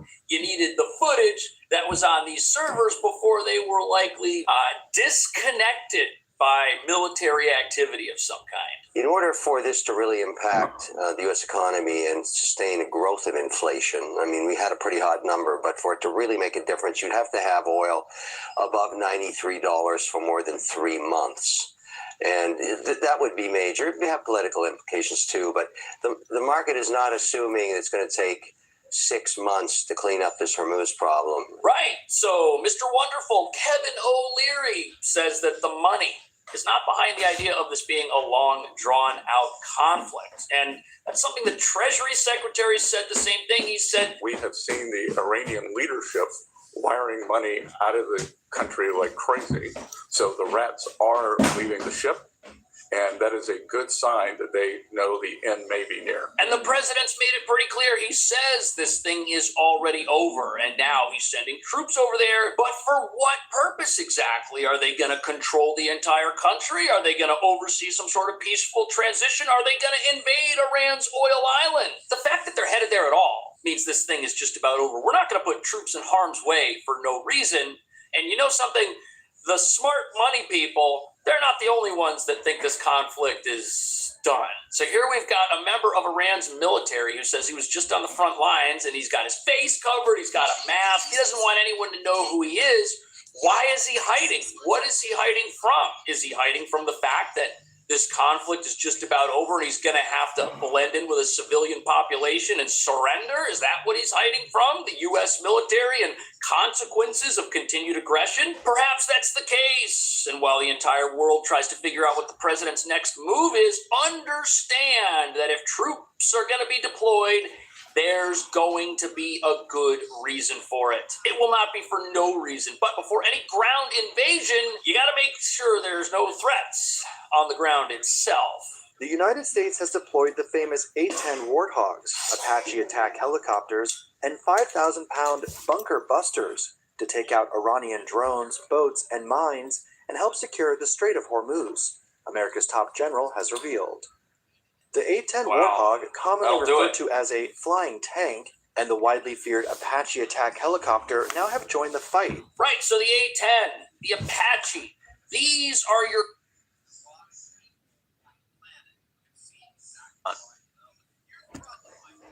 Flood of triumphant legacy media headlines declaring that tens Dr. of Steve. millions of outraged Americans have taken to the streets and finally brought down the Trump administration in a glorious, nonviolent uprising of democracy. I mean, that's been the breathless promise all week, hasn't it? Thousands upon thousands of No Kings events erupting throughout the entire nation, the biggest protest in modern American history. But then the actual footage starts coming in, and instead of a glorious revolution, instead of a massive wave of fired-up Americans demanding justice, you see geriatric white liberals waving Thank you. signs, Antifa masks, and literal communist flags with the hammer and sickle, and even someone spray painting "Kill your local ICE agent" on a federal building. And you suddenly realize this isn't a movement. This is a meltdown. Welcome to the spectacular, chaotic, self-defeating disaster that was No Kings 3.0. Hey gang, it's me, Dr. Steve, your patron professor, here to help you make sense of the madness with breaking news and analysis you're not going to get anywhere else. So you know what to do. Make sure to smack that bell and subscribe button. Also, I want to invite you into something deeper than just this channel. Every Monday night, I go live with our members to tackle the headlines through the lens of faith, family, and freedom. This is your exclusive space to ask your questions, get direct answers from me, and find a community that stands right alongside with you. Scan the QR code and join the Turley Troublemakers. And I'll see you tonight live online at 7 p.m. I can't wait. This weekend, the world watched in abject horror the far left desperately trying for the third time to stage a massive, unified, Totally organic, of course, non-astroturfed, non-King's Day throughout the nation. Now, what organizers promised would be a tectonic shift in American politics, a mobilization of millions across 3,300 events in all 50 states, it turned into what can only be described as the political equivalent of a far-left frat party that ended up with police being called. In LA, No King's leftists began smashing up cement blocks and putting them in their pockets before moving towards DHS federal agents. Protesters were assaulting federal law enforcement officers with literal concrete blocks. In fact, you even had some nut spray paint kill your local ICE agent on a federal building. And as a result, there were dozens of arrests. These were scenes from Portland, if you can believe it. Law enforcement had a zero-tolerance policy for violence. They cracked down hard on these protesters, which was a pattern repeated in cities all across the country. Law enforcement wasn't going to tolerate nonsense. Like I said earlier, this isn't a movement, it's a meltdown. It's a collective meltdown by some of the most neurotic people on the planet. We're going to see exactly why in a moment. Here's probably my favorite photo of the day. Here's a liberal white woman who probably lives alone with her cats. Look at her sign. My dog, well, sorry, I stand correct, she lives alone with a dog. My dog is smarter than Trump. And the then is spelled T-H-E-N. Must be someone who graduated from the Laring Center in Minneapolis. This is the Democrat Party. This is the modern day Democrat Party. And no one pointed that out better than the great Scott Jennings. These No Kings rallies actually look pretty representative to me of the Democratic coalition. I saw people flying the hammer and sickle in New York City. I saw Hezbollah flags. I saw Hamas flags. I saw Palestinian flags. Jennings. I saw trans signs. I see weirdo liberal boomers out there. This is pretty representative of the Democratic coalition, and that's who funds it as well, by the way. And so I think if America looks at this and says, what do the two parties stand for? They got it at the No Kings. No, I think if you Americans were out there, Republicans, you like hammer and sickle? You like hammer and sickle flag? That's not what that No King stood for. They had a bunch of them. that, and that is It comes from somewhere. No Kings from? I did. I went to 6, and I'll tell you, there's so much excitement. 6? There's so much energy. Yeah, a lot of free speech. I'll get you a T-shirt. That's a lot of free speech for a country. That's a lot of free speech. And I'll tell you, there's so much. Bingo. Scott nailed it. Bingo. There's a whole lot of free speech going on in a nation ruled by a dictatorial king, ain't there? One X account put it this way: 9 million attended the No Kings protest against President Trump. No protesters were killed. Millions of Iranians protested the Ayatollah and the Iranian regime. Over 30,000 were killed. They were shot by snipers. They were hanged from cranes. Do you see the difference? You see, and 9 million, I think, is being a bit generous. A number of people who live in blue states have pointed out that the numbers were down significantly from the past two No Kings rallies. But regardless, more and more people are recognizing the absurd performative contradiction inherent in these rallies, right? Most particularly the ones in New York City, flying the flag of a bona fide tyrannical regime responsible for the deaths of hundreds of millions worldwide. I mean, the very fact that these people could protest so freely on the streets completely contradicts what they claim to be protesting, right? They're like trying to push the bus they're trying to ride on. It's like they're saying, we can't express ourselves with words. It's a performative contradiction. They're refuting what they're claiming by the act of claiming it. I love this. Someone flew a banner in the sky above the LA No Kings rally that said, "Not a king, he's your daddy." I love it. But all of this does raise a question, right? I mean, with all the performative good one, Paul. antics, what on earth? Only blue cities got to board up their Besides property. Soros-funded NGOs, what's really driving these affluent white boomers into performing this kind of absurdity? One New York psychologist has a fascinating insight into this, and it's going to absolutely blow you away. But first, did you know they're saying the next pandemic is already here? I kid you not, but this time it's being called an Albert, who wrote an op-ed critically diagnosing the last No Kings rally several months back, he reappeared this weekend and gave a pretty fascinating assessment of the whole ordeal. He does indeed confirm that many of these participants in these rallies are indeed suffering from neurosis. The people who came out, many of them elderly, many of them retired, they admitted on camera that they couldn't enjoy a vacation. They couldn't enjoy time with their family or their loved ones, all because of their psychotic fixation with Donald Trump. And so the psychologists argued that these people are not protesting, they're medicating. Isn't that interesting? They're not protesting, they're medicating. They're using a political rally the way an addict uses a substance for temporary relief, for the dopamine hit of collective grievance, for the illusion of doing something meaningful while their movement quietly collapses all around them. And for me, what was most fascinating in this analysis is that the psychologists diagnosed politics as a form of religion for these protesters, right? Politics has become the new religion of the radical left. And in many respects, I have to say, there it is. Right there. There is this whole thing in a nutshell, right?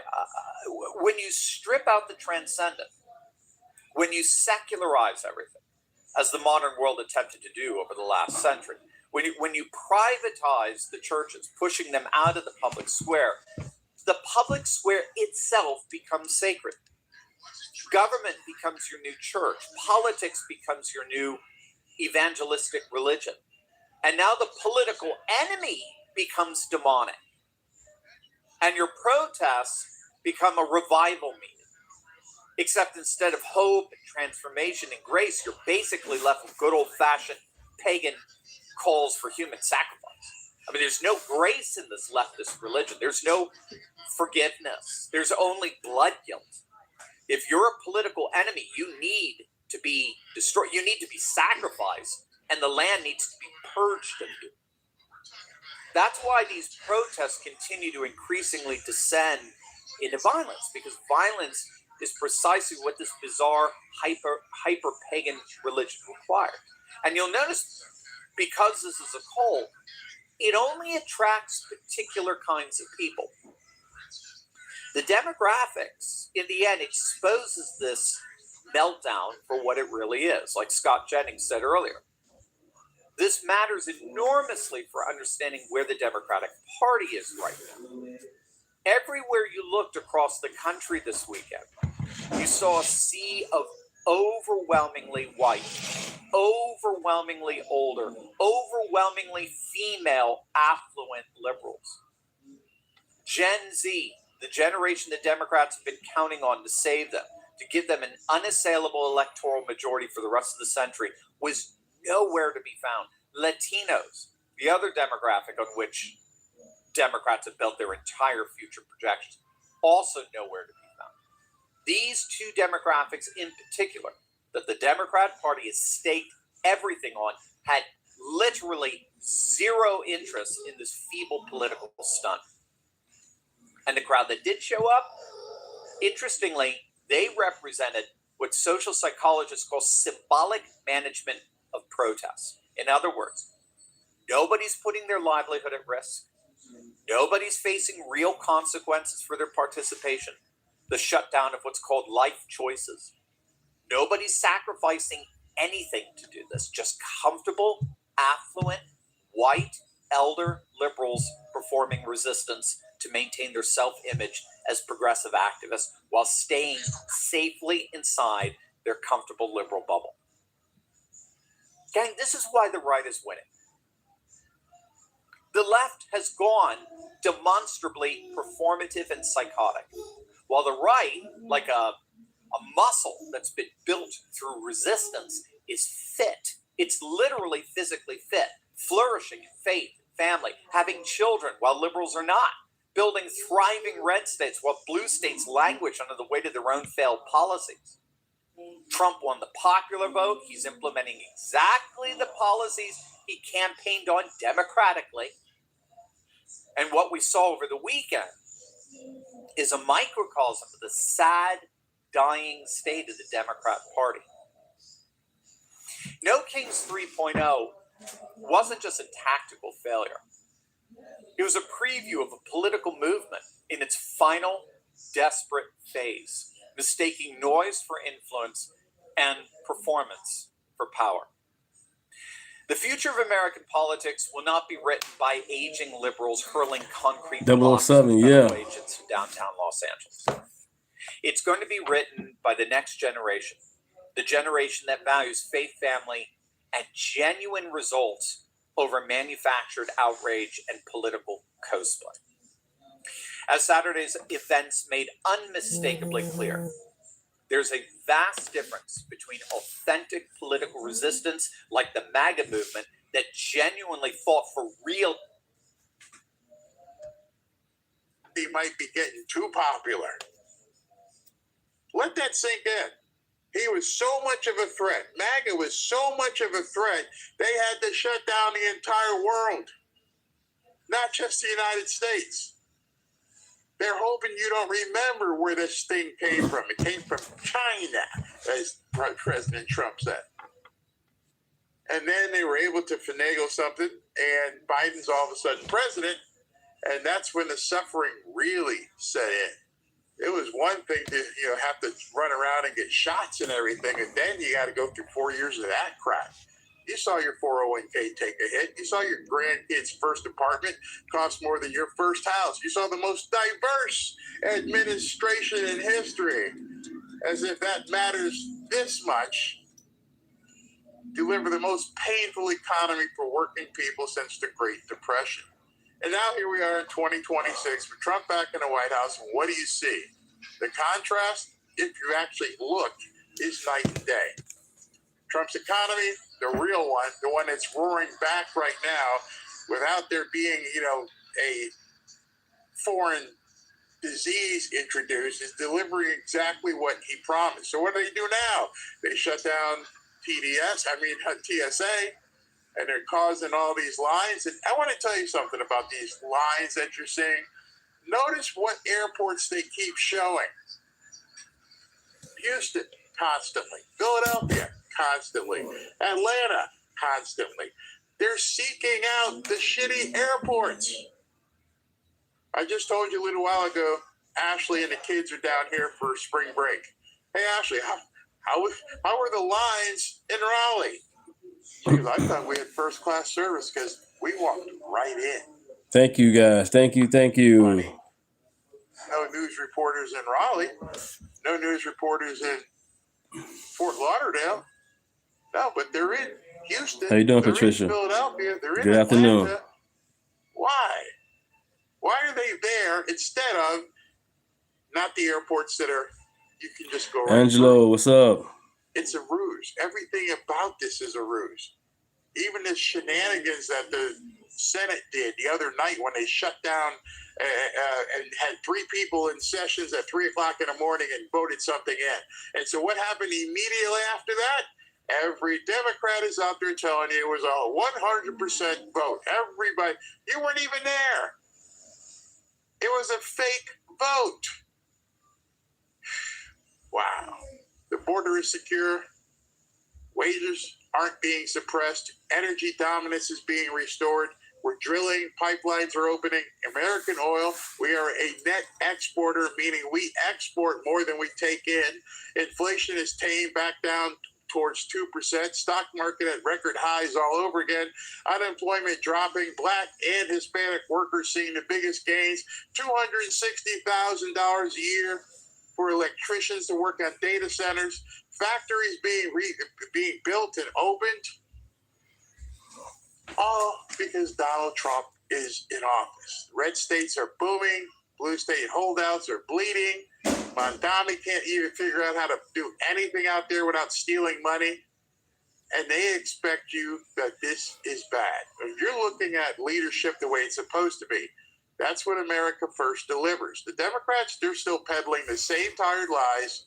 They try to trot out the same. So Hannibal, you on Obamacare then? Get the video evidence staring you right in the face. You can go look up all this information. They hope you'll forget that Biden bragged about Build Back Better, whatever the hell that meant, while your grocery bill built back worse. They hope you'll forget that Kamala Harris was the border czar who never went to the border. Never went. Meanwhile, it was wide open. And fentanyl killed 100,000 plus Americans per year. They hope you forget that every single promise, no one making under $400,000 will pay more in taxes. How'd that work out? Inflation will be transitory. Oh, that was a good one. Because without their propaganda, without the gaslighting, without the corporate media running interference 24/7, the Democrat Party has nothing.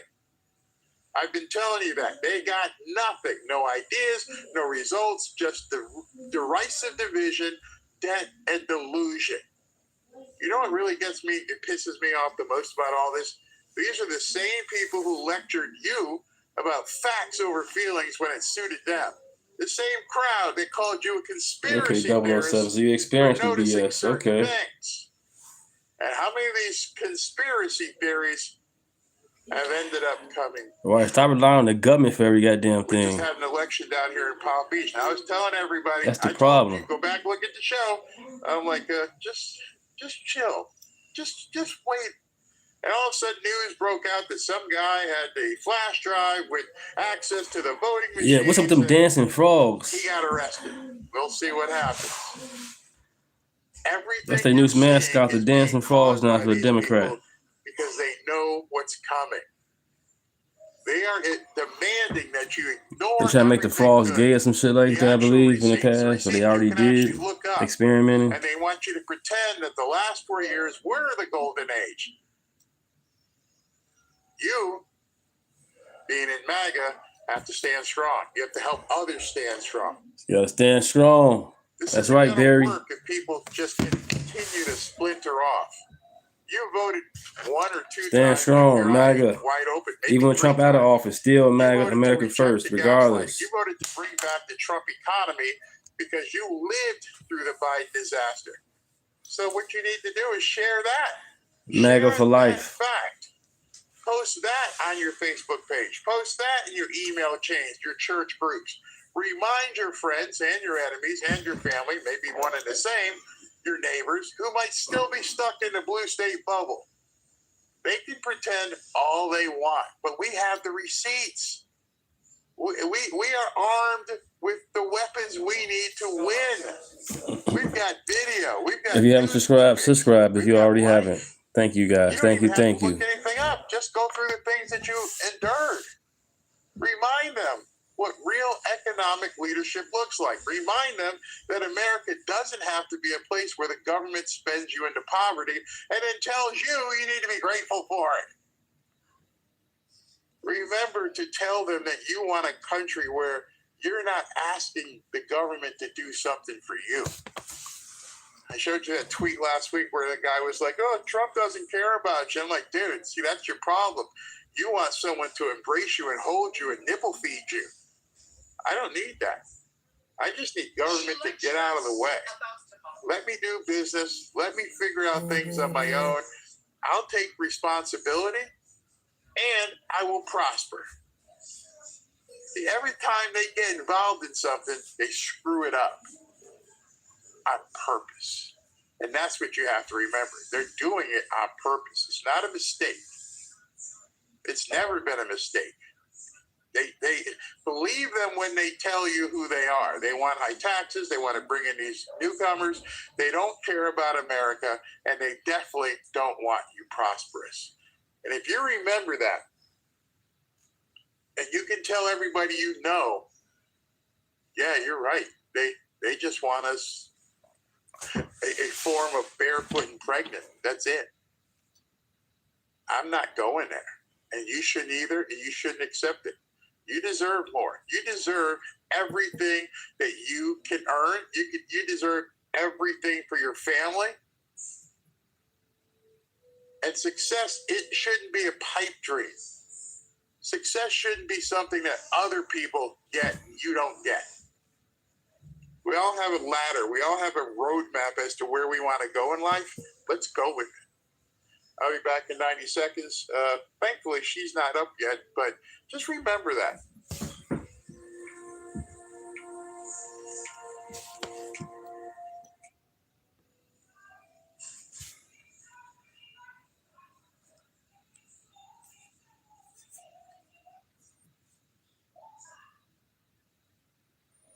Go back to the plantation. I ain't going back to the plantation. Never was on one. Fuck that shit. MAGA.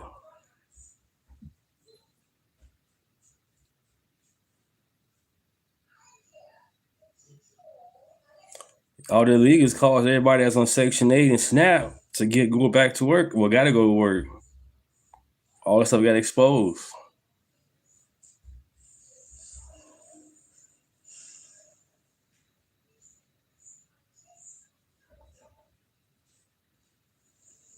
I sold my soul. No, God has my soul. God has my soul. What are you doing? Calm down.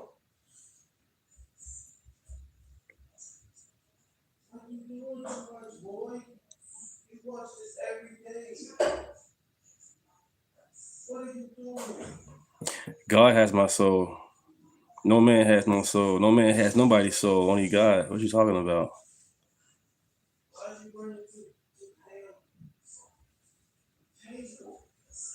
That's the problem now. How other people got y'all crazy.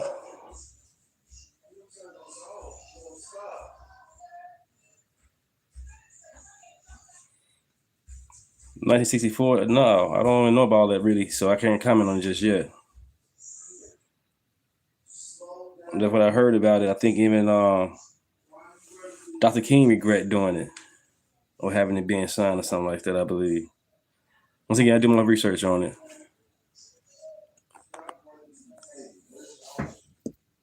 Tiger, like he just rolled out of bed and he just had a couple of joints. Give him the look. MAGA is not done. Stop it, bro. People in this chat is MAGA. MAGA is not done. Best mugshot ever. Ever. Thank you. That's all I'm doing. Just sharing the truth. Common sense. Imagine, how did he plan it? I know the guy's a master marketer, but you've seen the mugshot. There was no fear. Thank you, Donna. There was no embarrassment. He just looked straight on. Go ahead, take the picture. And everybody else's mugshot. I'm arrested. Oh no, you got to stand tall. So that's a little public service announcement. Everybody should file in, someplace where you're never going to need it. But if you ever do get caught and something happens and they arrest you and they are, we're going to take the mugshots. You got to give them the Trump look. You can't look like Tiger or anybody else. You've seen some of these people's mugshots. But give it to him like Trump did. That's you got to. The one thing you got to remember, because that looked like, damn, bro, you look horrible. Oh, SV is here. All right, cool. All right, before I can bring SV on, Caroline has not come out yet. Let me get this sponsor in. You owe back taxes or have unfiled tax returns, or have you filed every year but still keep owing? Did you retire and suddenly get hit with a tax bill you didn't expect? Are you a business owner with messy books and a balance you can't afford? Maybe you pulled money from your 401k or your IRA early, and now the IRS is like, yeah, give me some. They want their share. However your tax issue started, the outcome is the same. Your balance isn't going to go down. Penalties grow. I'm going to say this. When it comes to the Oscars, the black people, the black community didn't need the Oscars to be approved. They had their own, the Black Excellence, BET, Soul Train Award. We had all types of our own award shows. Why would I have to be on the Oscars to prove that we up here with them or equal to them? We had our own shows. We had our own schools. You guys want to go to a white man's school to feel equal. When you got our own schools, our own education. And they go to a white man's education to feel equal. We had our own. That's the problem. So yeah, 1964, we didn't need all of that. Not really. Cause look what it's causing now, division.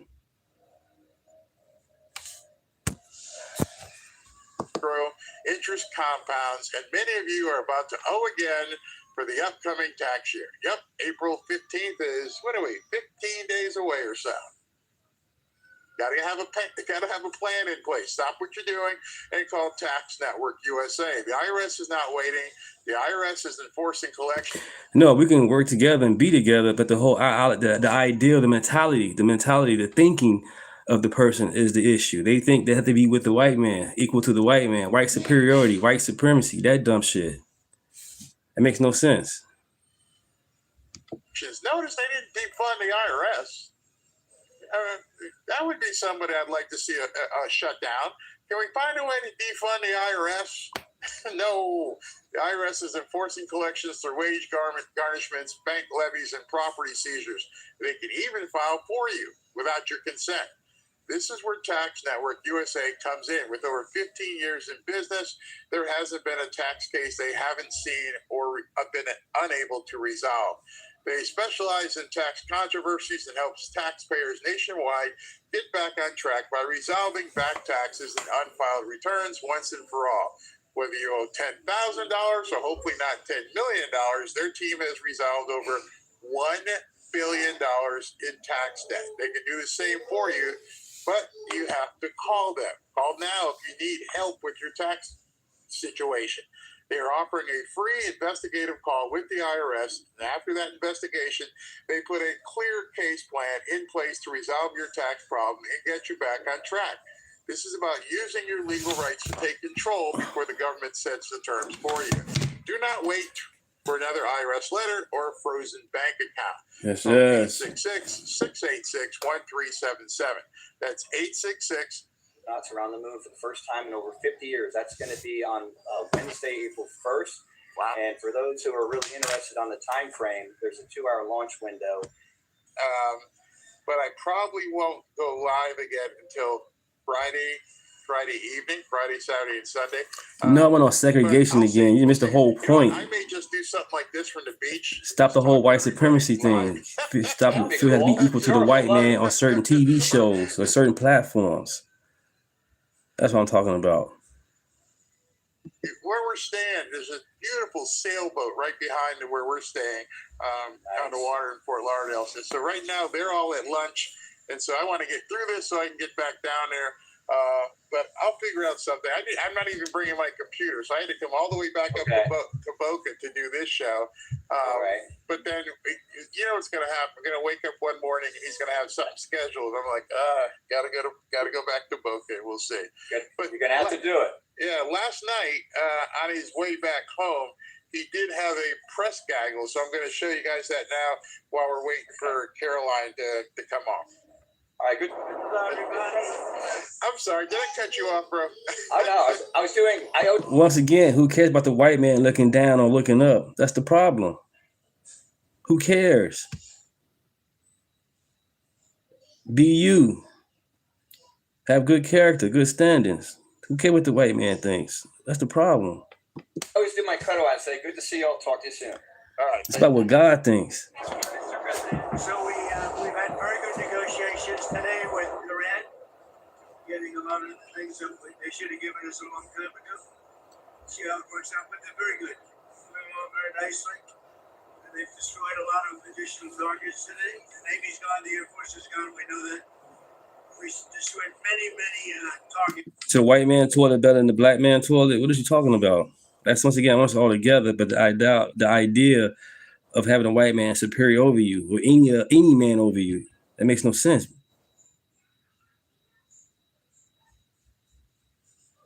Today was a big day. And we were negotiating with them directly and indirectly. We have emissaries, but we also are dealing directly. And as you know, they've agreed to send 8 boats 2 days ago, and then they added another 2, so it was 10 boats. And now today they gave us as a tribute, we can't define it exactly, but they gave us, I think out of a sign of respect, 20 boats of oil, big boats of oil, going through the Hormuz Strait. And that's taking place starting tomorrow morning. The next couple of days, a lot of boats. And I would only say that we're doing extremely well in that negotiation. But you never know with Iran because we negotiate with them and then we always have to the B-2 bombers or just terminating, as an example, the Iran nuclear deal done by Barack Hussein Obama, probably the worst deal we've ever done as a country, one of the dumbest deals we've ever done. But we terminated it, unfortunately, otherwise right now they'd have a nuclear weapon. Then we did the attack with the B-2 bombers and we stopped them from having nuclear. And now we had to blow them up again. And we will probably, I think we'll make a deal with them, pretty sure. Whether it's possible, we won't. But we had regime change, if you look already, because the one regime was decimated, destroyed, they're all dead. The next regime is also dead. And the third regime, we're dealing with different people than anybody's dealt with before. It's a whole different group of people.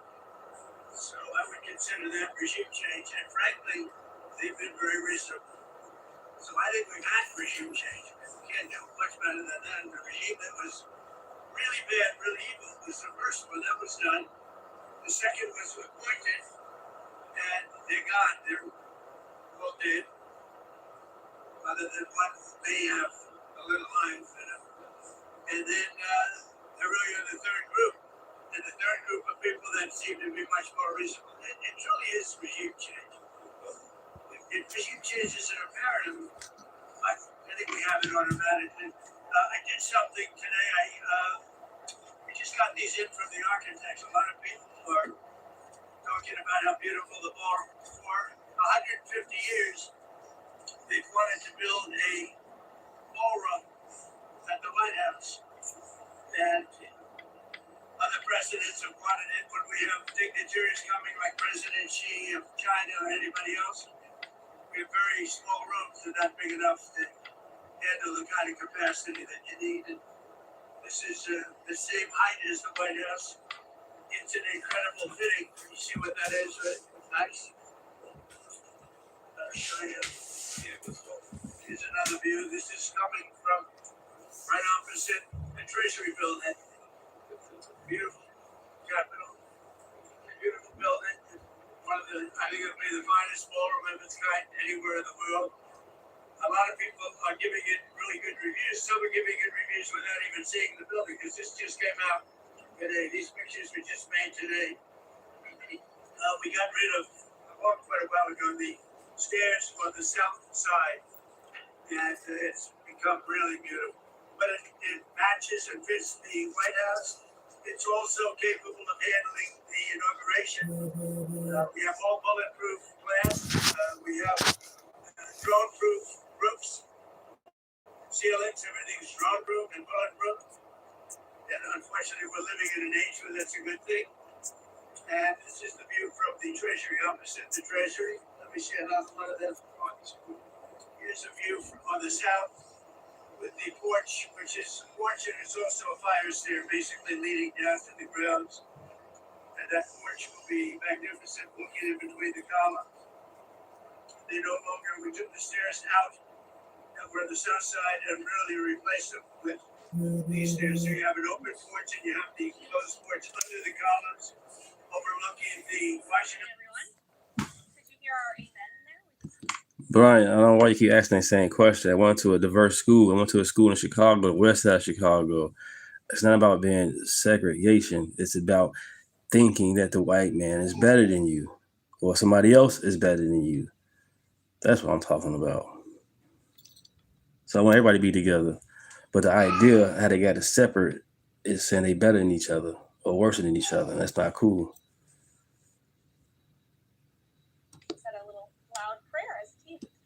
In this Holy Week, President Trump and the First Lady are joining in prayer with Christians celebrating the resurrection of our Lord and Savior, Jesus Christ. On Wednesday, the president will host an Easter lunch in the East Room with faith leaders across the country. I didn't come out like that. You're missing the whole point. But it's all good. In Iran. Operation Epic Fury is moving ahead successfully and according to plan, with celebrating the resurrection of our Lord and Savior, Jesus Christ.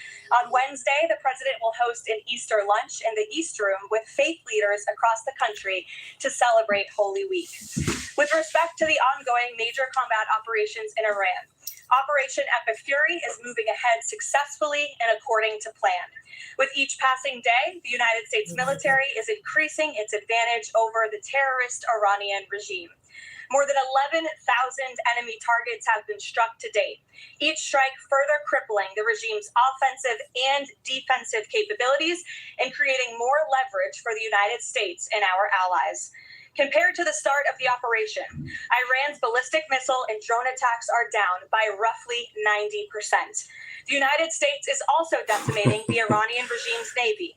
We have destroyed more than 150 of their naval vessels so far, including 92% of their largest vessels. The Iranian Navy has no vessels operating in major regional waterways. Thank you, no 007. I don't understand how they Brian can't get it. Which is why they've been assessed as combat ineffective. Our military continues to obliterate Iran's defense industrial base, with nearly 70% of their missile, drone, and naval production facilities and shipyards damaged or destroyed thus far, significantly reducing their ability to pose future threats in the region.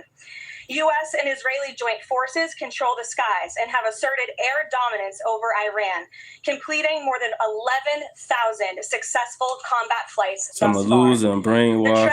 I love all these names. I appreciate the names. The United States is conducting more intense, targeted strikes with devastating combat power with each passing day to destroy the threat posed by the Iranian terrorist regime, as President Trump sought out to do a month ago. It's no surprise that we are seeing the remaining elements of the regime become increasingly eager to end the destruction and come to the negotiating table while they still can. Despite all of the public posturing you hear from the regime and false reporting, talks are continuing and going well. What is said publicly is, of course, much different than what's being communicated to us privately. As a result, President Trump issued a 10-day pause to postpone planned strikes on Iranian power plants and energy infrastructure. This remains a truly once-in-a-generation opportunity for the regime to make a good deal with the United States, permanently abandon their nuclear ambitions, and stop acting as the world's leading state sponsor of terrorism. If the Iranians reject this golden opportunity, the greatest military in the history of the world continues to stand by to provide President Trump with every option available to ensure this regime continues to pay a grave price. One way or another, Iran will no longer have the credible ability to threaten the United States or our allies, which is, of course, the overall objective and mission the president set out when he launched Operation Epic Fury. Unfortunately, even as President Trump is working hard every single day to protect the United States from foreign enemies, Democrats on Capitol Hill have failed to do the same here at home by keeping the Department of Homeland Security unfunded. Over the past 6 weeks, Democrats in Congress have pushed our air travel system to its breaking point and inflicted massive pain on Americans with their reckless political games. 500 TSA officers quit their jobs. Thousands more were calling out sick at record rates due to the lack of pay. This resulted in security wait times exceeding 3 hours at major airports across the country, creating nightmares for millions of Americans. Overall morale among TSA staff plummeted as well. Amen to that, Hope. Amen to that. MAGA born winners, we love because our of the family, Democrats' one nation unwillingness under to do God. their basic job of Yep, and we funding live for DHS, Jesus Christ. Yes, President yes. Trump determined that Jesus these Christ in Nazareth. circumstances constituted an emergency, compromising American security. That's why last week he accordingly signed a Like and presidential subscribe if you memorandum haven't. directing the Secretary of Homeland Security Like and to work subscribe with the if you Director haven't. of the Office of Management and Budget here at the White House to use those funds with a reasonable and logical nexus to TSA operations to provide TSA employees with the compensation and benefits that would have accrued to them but for the Democrat-led DHS shutdown. This bold and necessary action by President Trump will ensure our TSA workers receive their hard-earned paychecks. It should not have come to this point, but President Trump will always do what's right by the American people, and he found a way to do that to get TSA paid. Ensuring that these federal workers who perform critical public safety responsibilities can feed their families, pay their rent, and show up to work is something the president was honored to do. But this moment should be an eye-opening one for the American people. Let's be clear about what is happening. Democrat members of Congress are more than happy to put your safety at risk because they oppose the president's administration and his administration's efforts to enforce our nation's immigration law. Democrats refuse to fund ICE because they want millions and millions of illegal aliens to pour into the country just like they were under the Biden administration. They want murderers and rapists and thugs to remain in your communities rather than be removed by ICE and Border Patrol agents. The Democrats created this mess. They are the reason for long lines at airports and tens of thousands of employees going without pay. Once again, President Trump is cleaning up their mess because he cares more about the American people than destructive, petty, partisan politics. With that, I will take your questions today. Here in our new media seat, we have Whit Lyman. Thank you for being here. And why don't you kick us off? Thank you. Happy Easter. Thank you. You as Two well. questions for you. Thank you. There are some concerns the administration is starting to change its position on deportations, border enforcement, possibly asylum policies.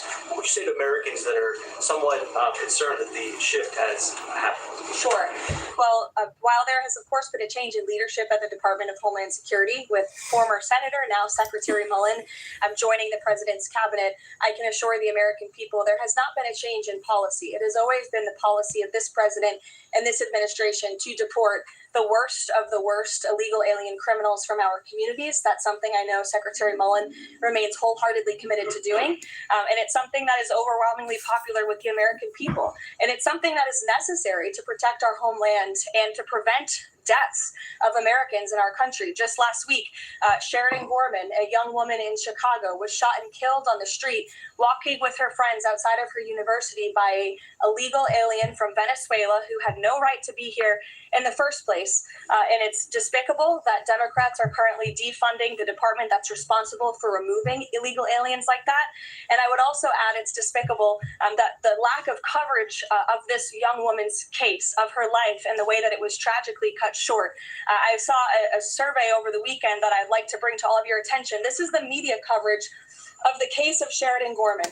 You have ABC News has spent 1 minute and 19 seconds between 2 days when this case was first alerted. You have CBS 2 minutes and 1 second. You have NBC 23 seconds spent on the life of a young, beautiful American Thank you, 007. Appreciate whose it. life was taken short. Appreciate it. Make sure you hit the all Should button. have never been here in the first place. Thank when you we so were in much. the middle of a battle on Capitol Hill with a major political party, the Democrat Party, who wants to defund the agency that is responsible for protecting Americans. I think her life was worth more than 23 seconds on cable television, and I think the people in this room have a responsibility to report on cases like this because it just exemplifies why the president believes so strongly in deporting illegal aliens from our communities. Subscribe if you guys haven't. Dasha, go ahead. Caroline, I have two questions, one on Iran and one on DHS funding. On Iran, the president has said that the administration is talking to a new and more reasonable regime. How confident are you that they are legitimate and have enough grip on power? Marco Rubio said earlier that he's not sure and it's not clear whether they will be in power. So are you also talking to other factions? As the president is trying to make a deal, how do you ensure that you're making a deal with the people who can actually implement it? Well, that's part of the ongoing process that's taking place and the ongoing negotiations. Of course, anything that they say to us privately will be tested, and we will ensure that they are being held accountable to their word. And if they are not, the president has laid out the military consequences that the Iranian regime will see if they don't hold true to the words that we are hearing privately behind the scenes. When the president says more reasonable, again, these folks are appearing more reasonable behind the scenes privately in these conversations than perhaps some of the previous leaders who are now no longer on planet Earth because they lied to the United States and they strung us along in negotiations, and that was unacceptable to the president, which is why many of the previous leaders were killed. So again, this is another historic opportunity for Iran to do the right thing, to rid themselves of their nuclear ambitions, and to come to a deal with this president and the administration. Or again, they will see the grave consequences of the United States Armed Forces, which they are continuing to see every day throughout this operation. On DHS, how long can the administration keep paying TSA without action from Congress? And not to be hyperbolic, but given the airports were really the pain point that was pushing both sides to talk to each other. I mean, do you see a way for DHS to reopen? Is it possible that this keeps going through the midterms? Well, we certainly hope so. I mean, of course, the president just can't keep signing presidential memorandums and proclamations every time Congress fails to do its job, and every time Democrats are holding our entire country hostage, picking and choosing which programs and agencies they want to fund just because they don't like this administration's policies. That's not how it's supposed to work. They voted 7 times against funding DHS over partisan and political reasons. And so, again, the president has stepped in to do the right thing at this moment in time, but the president is also encouraging Congress to come back to Washington to permanently fix this problem and to fund and reopen the Department of Homeland Security entirely. Caroline. Thank you, Caroline. 2 questions, one on TSA, one on Iran. On TSA, for ordinary Americans watching the briefing, how long until everything goes back to normal at airports after the president's action? And then on Iran, on the time frame, President Trump initially said about 4 weeks. Secretary of State Rubio on Friday reportedly said it might be another 2 to 4. Is 2 to 4 the current ballpark that the administration is thinking? With respect to the timeline, again, the president, commander-in-chief, the Pentagon has always stated 4 to 6 weeks estimated timeline for Operation Epic Fury. We're on day 30 today. So again, you do the math on how much longer the Pentagon needs to fully achieve the objectives of Operation Epic Fury, which I will reiterate: destroy the Iranian Navy, destroy their ballistic missiles, dismantle their missile and drone production infrastructure, significantly weaken their proxies throughout the course of this operation, and then, of course, preventing Iran from ever obtaining a nuclear weapon. To your first question, Stephen, about TSA and airports, nothing will be truly normal again until Democrats do the right thing to fund this agency fully. Again, the president has stepped in the meantime to do what's right to end this crisis that we've had at air travel and at airports across the country in the meantime. But again, Congress needs to come back. Democrats need to fund the department and fully get these great employees paid long into the future. Jonathan? Thanks a lot, Carol. 2 questions regarding the financial costs of the war. Back during the Persian Gulf War, 1990, 1991, Arab countries paid for the vast majority of the cost of the war. Kuwait, Saudi Arabia, the UAE. Who's paying for the cost of this war? Will those Arab countries step up to do just that? Well, I think it's something the president would be quite interested in calling them to do. I won't get ahead of him on that, but certainly it's an idea that I know that he has and something that I think you'll hear more from him on. And then secondly, the cost of diesel is averaging at $5.38 a gallon right now. What's the message from the Trump administration to truck drivers who are dealing with those high fuel costs right now? Again, we understand, we hear you, we see you. We are fully tracking this short-term fluctuation in oil and in diesel prices. And that's why the president and the administration have continually announced robust actions to provide stability in the global energy market.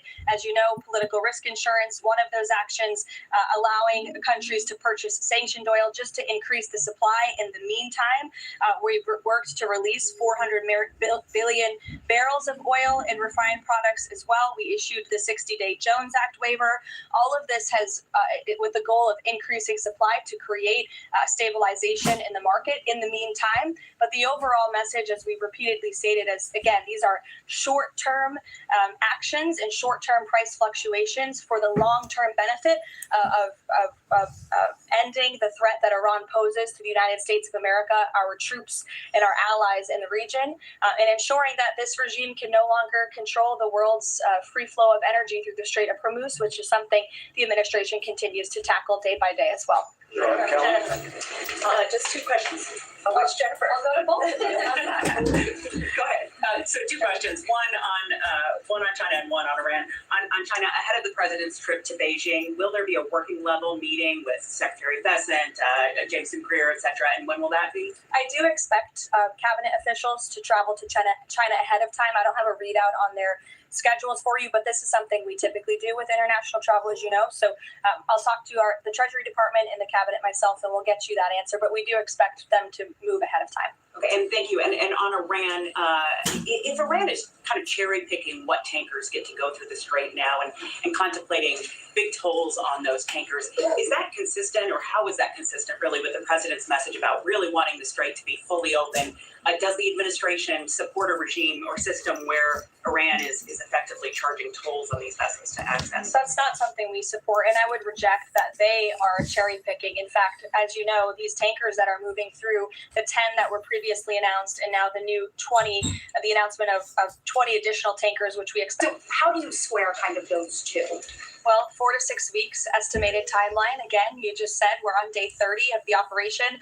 I just provided you with some of the updates from the Pentagon directly in achieving the objectives, and the military has been enormously successful. I think we should all be very proud of our armed forces for what they have done over the past 30 days. The mission will continue until the objectives are achieved, and that 4 to 6 week timeline does remain right now. I don't have any updates for you on that. Like others, one on TSA, one on Iran. On Iran, I know that it's tough to engage in hypotheticals, but I feel like this is one that you could engage in if the president does seek. Probably not. If the president does seek, or the United States seeks a ground war, does he intend to get congressional authorization of that march? Look, the president has been asked about boots on the ground or alleged ground operations various times. He's obviously declined to rule them out. It's the Pentagon's job to provide maximum optionality to the president. It does not mean he's made a decision, nor would he ever notify the media of such decision as not to tip off our enemy. With respect to abiding by Congress and the rule of law, that's something the administration will, of course, always do. And it's something that we have great respect for Congress. The president does with military operations. In fact, prior to the launch of Operation Epic Fury, as you know, the administration gave a courtesy notice to Congress in the Gang of Eight, and top-level administration officials and cabinet secretaries have gone to Congress multiple times over the past 30 days to provide those courtesy briefings to Congress when requested. TSA quickly, I've been asked by multiple Trump supporters that have said, given the fact that the president on that Friday gave that memorandum informing DHS to pay TSA workers, I know there's a lot of negotiations involved in a shutdown of this size. Why did the president not sooner issue that payment to TSA workers? Well, it's because of the Democrats voting 7 times against reopening the Department of Homeland Security that we came to a place of an existential crisis. I mean, you saw the lines at various major airports across the country, American travelers really paying the price for Democrats' partisan games. And so the president worked with his legal team here at the White House and the Office of Management and Budget to find a solution to take care of the emergency that we were seeing in air travel across the country. And it's because of the president that TSA agents are being paid. But again, he's calling on Congress to do the right thing, to come back to Washington and to fund and reopen the Department of Homeland Security fully. Sure. Hi, Lindsay Ellis from the Wall Street Journal. I'm trying to square the 4 objectives laid out by the administration with the goal of reopening fully the Strait of Hormuz. Would President Trump declare victory and wind down military operations if the 4 objectives are met, but still passage remains quite slow through the Strait?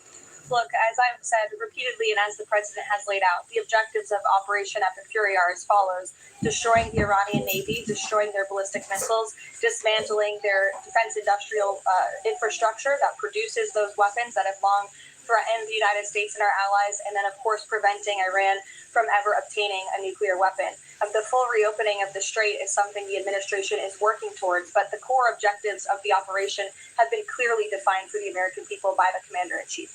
The president posted this morning about his threat on leaving Iran. He said we might be blowing up and completely obliterating all of their electric generating plants, oil wells, Park Island, and possibly all desalinization plants. Under international law, striking civilian infrastructure like that is generally prohibited.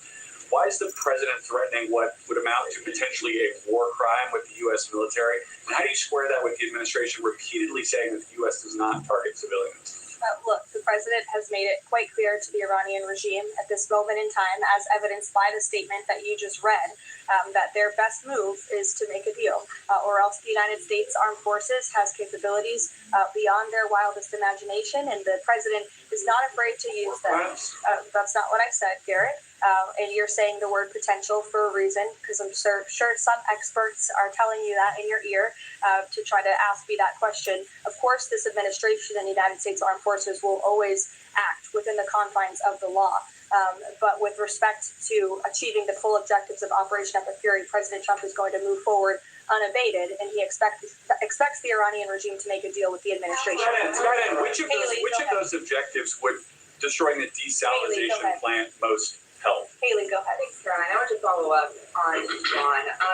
When you're describing that the Iranians you're in contact with are being more reasonable this time around in discussions, what specifically are you hearing that is leading you to that conclusion, and how are you defining what's reasonable versus unreasonable? I'm not going to detail the private and sensitive conversations that are taking place between the United States and Iran right now. But generally speaking, the president gave you the answer. What we're hearing from them is more reasonable. They have agreed to some of the points the United States laid out, as the president said last night aboard Air Force One. But again, as for the specifics, as these negotiations are ongoing, we're not going to broadcast them to the world unless the president chooses to do so, which he has the full right to do as the leader of the free world. On Cuba, the president threatened to tear from the countries that would send oil to Cuba, but now the U.S. is letting this Russian tanker to Cuba. Is this a policy change, or is he willing to let more tankers into Cuba now? This is not a policy change. There has not been a formal change in sanction policy. As the president said last night, we allowed this ship to reach Cuba in order to provide humanitarian needs to the Cuban people. These decisions are being made on a case-by-case basis. And as the administration has said, Cuba's non-functional economy cannot be fixed unless they undergo dramatic political and leadership change. But there has been no formal change with respect to sanction policy. So you could expect more tankers to go to Cuba? Again, these decisions are being made on a case-by-case basis right now. Thanks, Caroline. You addressed this a little bit in the opening, but just to follow up, because Americans are sort of seeing these conflicting messages between the United States and Iran. I know the president insists that negotiations are underway. As you just mentioned, he also said that Iran has agreed to most of the 15 points. We just heard from Iran again. They're saying no negotiations are taking place. They're calling the proposal excessive, unrealistic. So how do you square that? How do you explain that discrepancy between the two? I think the American people are smart enough not to take the word of a terrorist regime that has chanted death to America for 47 years at their word.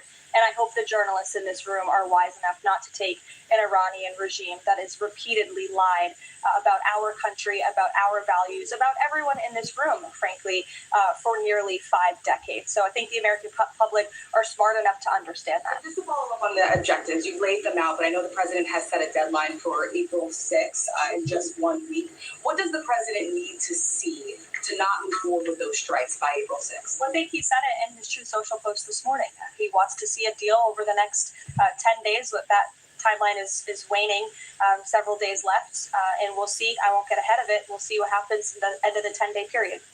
Caroline, thank you. One on Iran, one on the shutdown. The president continues to say the U.S. is in conversations with a more reasonable regime, but there are now hundreds of U.S. Special Operations Forces, including Navy SEALs and Army Rangers in the Middle East, as well as thousands of other troops already deployed. So is he trying to end or intensify the conflict? The president is focused on achieving the objectives of Operation Epic Fury. With respect to forces that are on the ground in the Middle East, it's the job of the Pentagon to create maximum optionality for the commander-in-chief. It does not mean the president has made any additional decisions. Again, he remains focused on ensuring that the Pentagon continues to achieve the objectives of the operation that was launched 30 days ago, and we're well on our way to doing that. So an American sitting at home hearing him say, I want to talk, but I keep seeing them send troops to that region. What are they to make of what's going on? There's 2 tracks here. The president has always said that diplomacy is his number one option and priority. Again, he tried earnestly, in good faith, to engage in diplomacy with the Iranian regime prior to this operation being launched in the first place.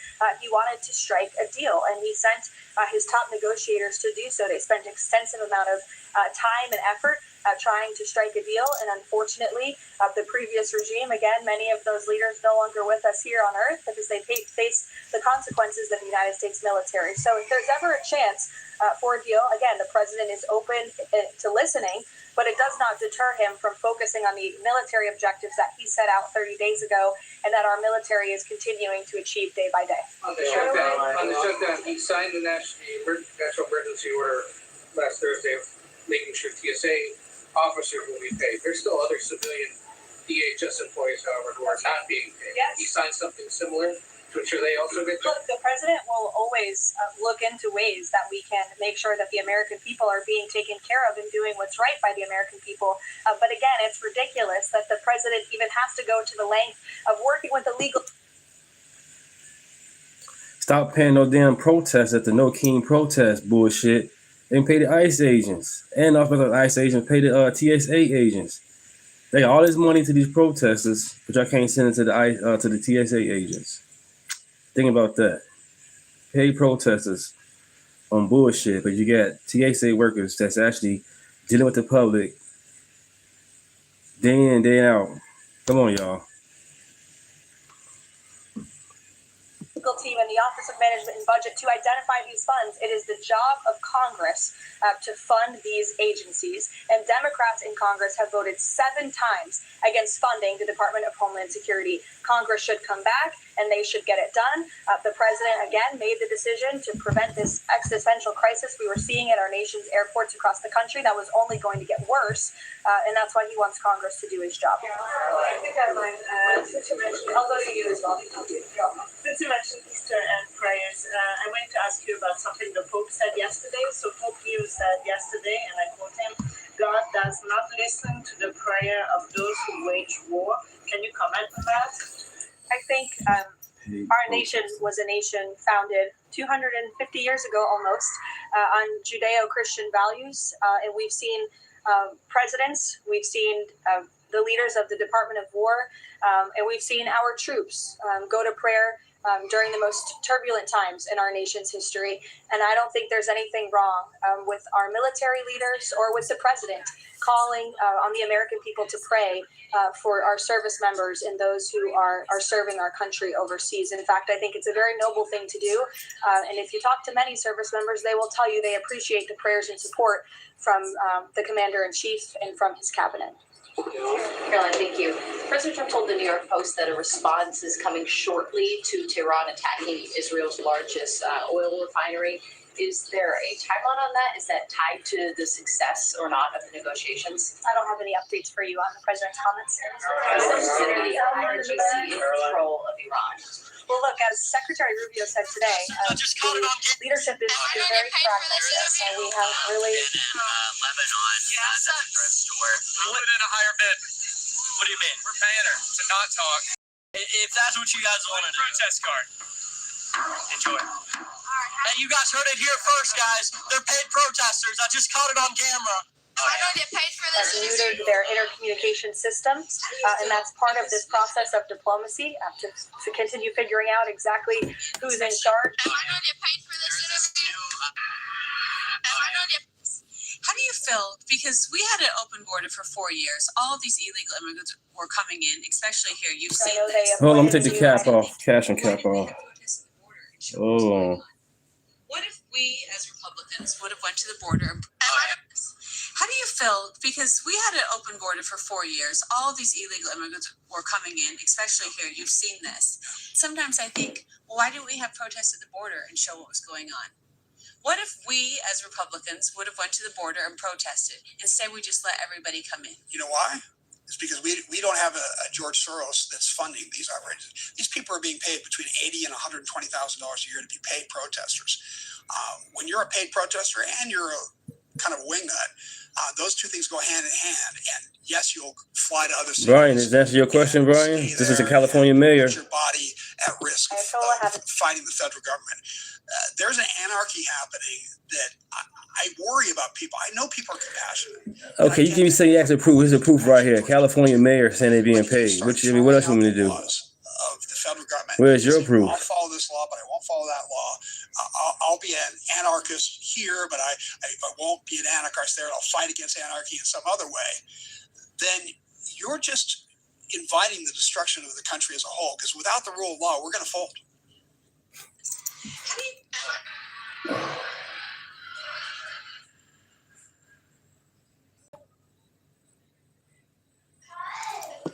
seen or heard much from him. And so that's part of this diplomatic process that's underway right now. I'll take a few more. So, thank you. You listed the described humanitarian reasons for allowing that oil tanker to reach Cuba. Just to clarify, why was the administration okay with Russia sending that oil to Cuba and not other nations? Look, again, this was a decision. It'll continue to be made on a case-by-case basis for humanitarian reasons or otherwise, but there's been no firm change in our sanctions policy. President Sheinbaum of Mexico also said that Mexico is exploring different ways to restart some of those shipments to Cuba. Is the administration okay with that at this time? Again, there's been no change in our sanction policy. We still reserve the right to seize vessels if it's legally applicable that are headed towards Cuba and that violate the United States sanction policy. But of course, the president and the administration also reserve the right to waive those seizures on a case-by-case basis. Can you clarify, just any more Russian oil tankers going to be allowed to reach Cuba at this time? I know you say case-by-case, but for the case of Russia, I'm not a liar. much green light right now? No, that's not what I said. It's a case-by-case basis. Sure, Jeff, go ahead. Switching topics, the president has always attended CPAC. He did not this year. Why did he not attend, and does he believe CPAC is becoming less relevant? No, I don't think he believes that at all. In fact, he loves CPAC and has a very good relationship with the great people who run it, Mercedes and Matt Schlapp. It was just simply for scheduling purposes this year, with it being in Texas. It was best for the president's schedule and what he has on his plate right now not to go.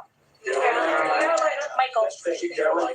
If and when a deal is finalized with Iran, how does the U.S. provide protection to who it's negotiating with to ensure that they can carry out the president's peace plan? Again, that's something I'm sure our national security team is discussing. I don't have anything for you on that today. Can you tell us more about this massive military complex underneath the president's new ballroom? I cannot tell you more about that, actually, as a matter of fact. However, the military is making some upgrades to their facilities here at the White House, and I'm not privy to provide any more details on that at this time. Go ahead. Reagan. Thanks, Caroline. Question on the Middle East and then a question on Antifa. Netanyahu said Sunday that Colonel Hezbollah will be able to hold services for Palm Sunday in the Church of Holy Sepulchre after he was initially blocked by Israeli police. Did anyone from the administration or the president call over to Israeli officials to assist the cardinal in this? Yes, I did speak with Secretary Rubio this morning, and we did express our concerns with Israel with respect to these holy sites being shut down. We want worshipers to be able to access these holy sites. Of course, safety is a top priority, but we understand Israel is working on those security measures to reopen the sites throughout Holy Week, and that's something that we're appreciative of. In Texas, 9 people have been convicted by a federal jury on domestic terrorist charges connected to Antifa. The White House has previously indicated that you guys are investigating Antifa, who's funding them, who's leading them. Can you provide an update on how that investigation is going, and do you think we're going to see more charges against people connected to it? That there were paid protesters at political events on both sides of the aisle, but never really understood just how significant it could be. There are these protests planned for Thursday, anti-Trump protests, and I interviewed the CEO of a company called Crowds on Demand, who says he's worked with people on the left, right sides of the aisle over the years.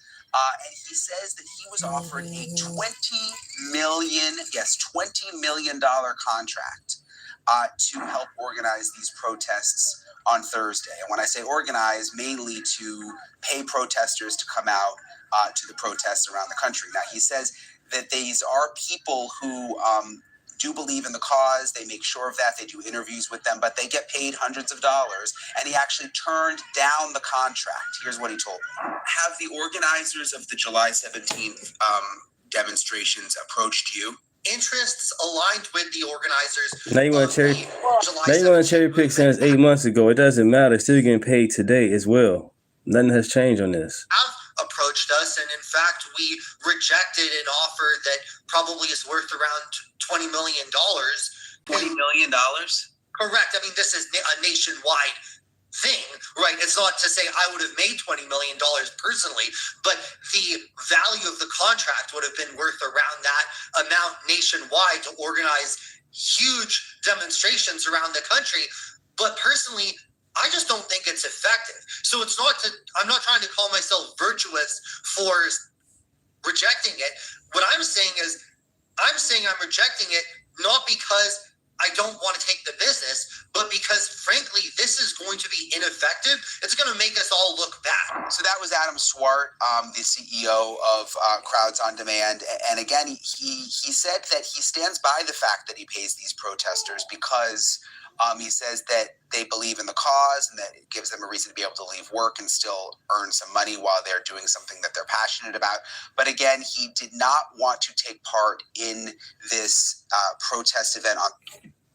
Well, I do know that there was an entire task force that was set up, an interagency task force to focus on the threat of Antifa, which, as you know, Reagan, this president declared a domestic terrorist organization, rightfully, and we will continue to look into it. I don't have any updates on those specific investigations, but I'd be happy to have my team get those over to you today, as this continues to be of the utmost importance to the president and his domestic policy agenda. One question on landmines. There's been some reporting that American-made landmines have been spotted on the ground in Iran. Did President Trump sign off on using U.S.-made landmines in Iran? I don't have any comment on that report today. Whether they're being used at all? I don't have any comment on that. To on DHS, you said that the president is encouraging Congress to come back to D.C. You also said yourself. How has he done that? Has he told leadership that they should cancel recess and come back? He said it repeatedly. I think you recall. He said that he'll host a big Easter dinner here at the White House if Congress will come back and fight the death. Protesters. You hear that a lot in a situation like this. This is a day ago. What I want to do is bring in Adam Swart, the CEO of Crowds on Demand, to talk much more works and really to help break it all down for us. Adam, thank you so much as always for taking the time to be here with us. My gosh, it's great to be with you.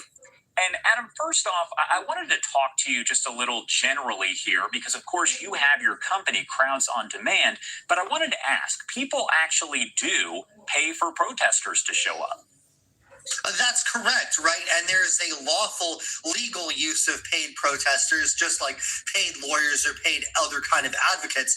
And provided that they are abiding by all laws, they're not blocking roads without a permit, they are not, engaged in violence or vandalism, it's a completely legal practice. And in my view, it's actually an ethical practice. How you doing, Romeo? It's a way of bringing attention to an issue to compensate people to show up. That's what Crowds on Demand does. Now, when it comes into now you say it was nice the day was 8 months ago. Now it's today. It's an issue. Come on, man. Stop cherry picking. Something that needs to be Stop the selective outrage. And explain to me the difference there, because something that you hear a lot when you have these protests, I mentioned it, but a lot of people will talk about, hey, these are paid protesters out there, and these are paid agitators. So explain to me kind of the difference there, how your company works, all of that for folks who are watching.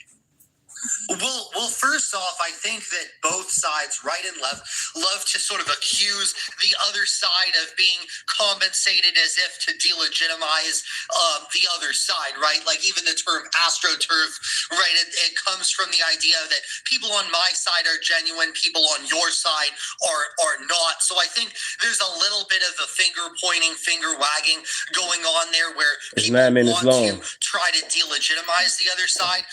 But when it comes to agitators, right, that's a whole different class. Agitators are people who are actually there, sometimes paid, sometimes actually these are basically pirates. They're there to loot.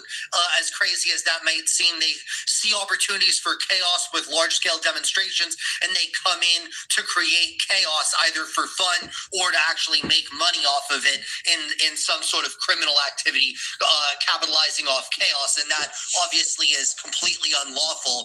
And the authorities should be on the lookout for it. But I would also recommend that the protesters themselves be on the lookout for these agitators, because these agitators can cause disruption to the protest and also delegitimize what they're trying to do. Because if you have a group of 10,000 people and you have 2 people that are creating problems, then that can be magnified through kind of a reducto ad absurdum type of thing where now it looks like the whole protest is violent when it only was 2 people that were engaging in that. And I wanted to ask you, because you touched on this a little bit, but for those protesters, demonstrators who are out there, they're choosing to be out there, what do they need to look for to prevent themselves from maybe seeing some type of agitator? What should they do if they think they see somebody? Break all of that down.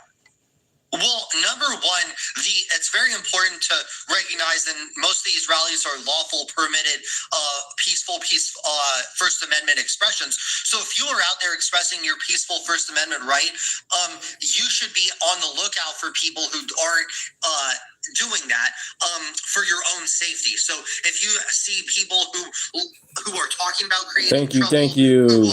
Like and subscribe. Thank you, guys. Let's get to 2,000 subscribers. 2,000 subscribers. Why not? Armed and are looking to create chaos and are trying to instigate something with the police, my recommendation is at very minimum you get away from them, right? Because that is going to pose a security risk from yourself, either from them or from whatever happens with the authorities. But my recommendation to protest groups and to the authorities, by the way, Josh, is to establish like a red phone, like the White House to the Kremlin, right?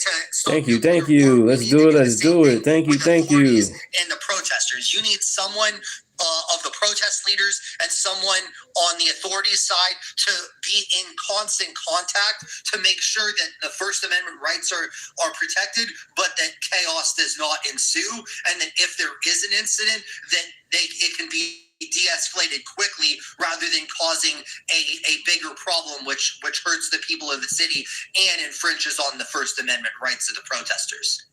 As far as kind of these different protests that are taking place, when people hear about your company overall, what is maybe one misconception or several misconceptions, misunderstandings that you think people have that you want to make sure to clarify? Well, sure, Josh. Well, one of the misconceptions is that we have anything to do with riots or unlawful conduct. We are in the business of peaceful, respectful, lawful, persuasive advocacy. We have obviously been part of multi-billion-dollar cases. We have been we were part of the Delete Facebook movement. We've done actions around taking on big pharma, big tech. We have been extremely effective, but all within the context of lawful advocacy, never in unlawful advocacy. So that's one.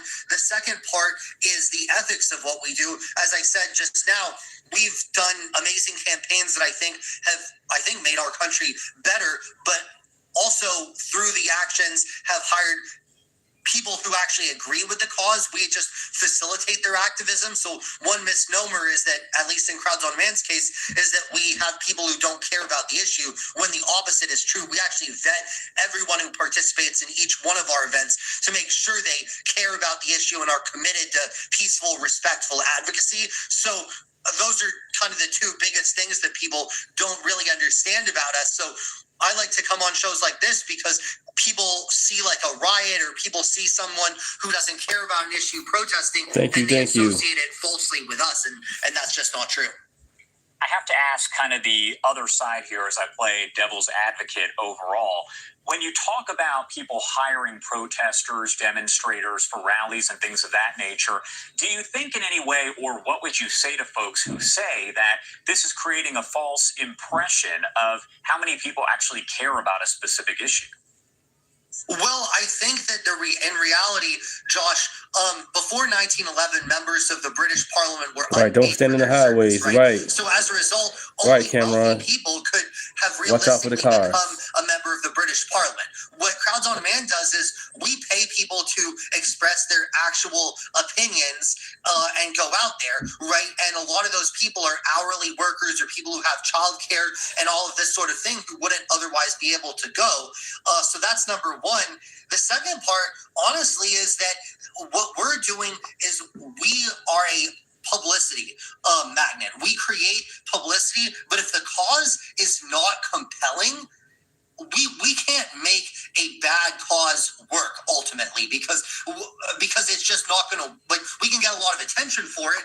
Protest has that effect, but ultimately a message, I mean, just look at Michael Bloomberg or Jeb Bush, right? These are people who came in with a ton of money, a ton of paid advocacy, but ultimately failed, not because they didn't get their message across, but because people weren't interested in their message. So I don't want to overstate the power of what we can do, but what we're doing is just helping people put their cause or their company in the right context. All right. Adam, thank you so much for taking the time to join us here. We definitely appreciate it, as always. Anything you want to make sure to add, anything we missed here before I let you go? Well, my one recommendation to people out there protesting is try to think, what are you looking to achieve with your protest? Who, number one, number two, who is actually empowered to help you achieve that? And number three, how do you persuade that person? Or those people? And if the answer to all of those is through public protest, do it. But I think that a lot of times people attend a protest and they feel like that's great, or they post on social media and they say that's great. But the reality is that if you want to achieve something in America, in a country where a lot of institutions and lobbies have so much power, you have to do more than attend one event. You have to be extremely strategic about deciding who actually can help you, how to persuade them, and pulling those levers properly. Otherwise, ultimately, you can have a protest or an event that gets a lot of coverage, but ultimately nothing will happen from it. All right, Adam, thank you. On this issue, which we should do, because again, Democrat Party is in the wrong here. They have voted 7 times against funding the Department of Homeland Security, which is completely egregious with everything we have going on in the world. And these brave men and women who serve DHS deserve to get their paychecks. The president wants to see that happen, and he wants Congress to come back to do it. Thank you.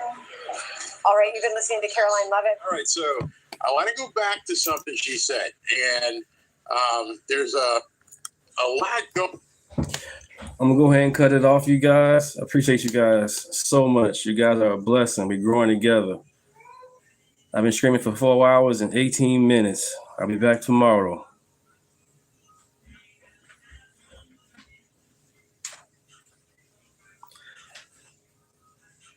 Run, host, run. Now, ain't that? Let's catch y'all later. Whatever I show you, gonna go ahead and disagree it anyway, so it's cool. I'll be back tomorrow for you guys. Like and subscribe. Hit the all button. Blessings. Thank you. I will keep with the good work. Thank you, guys. Thank you.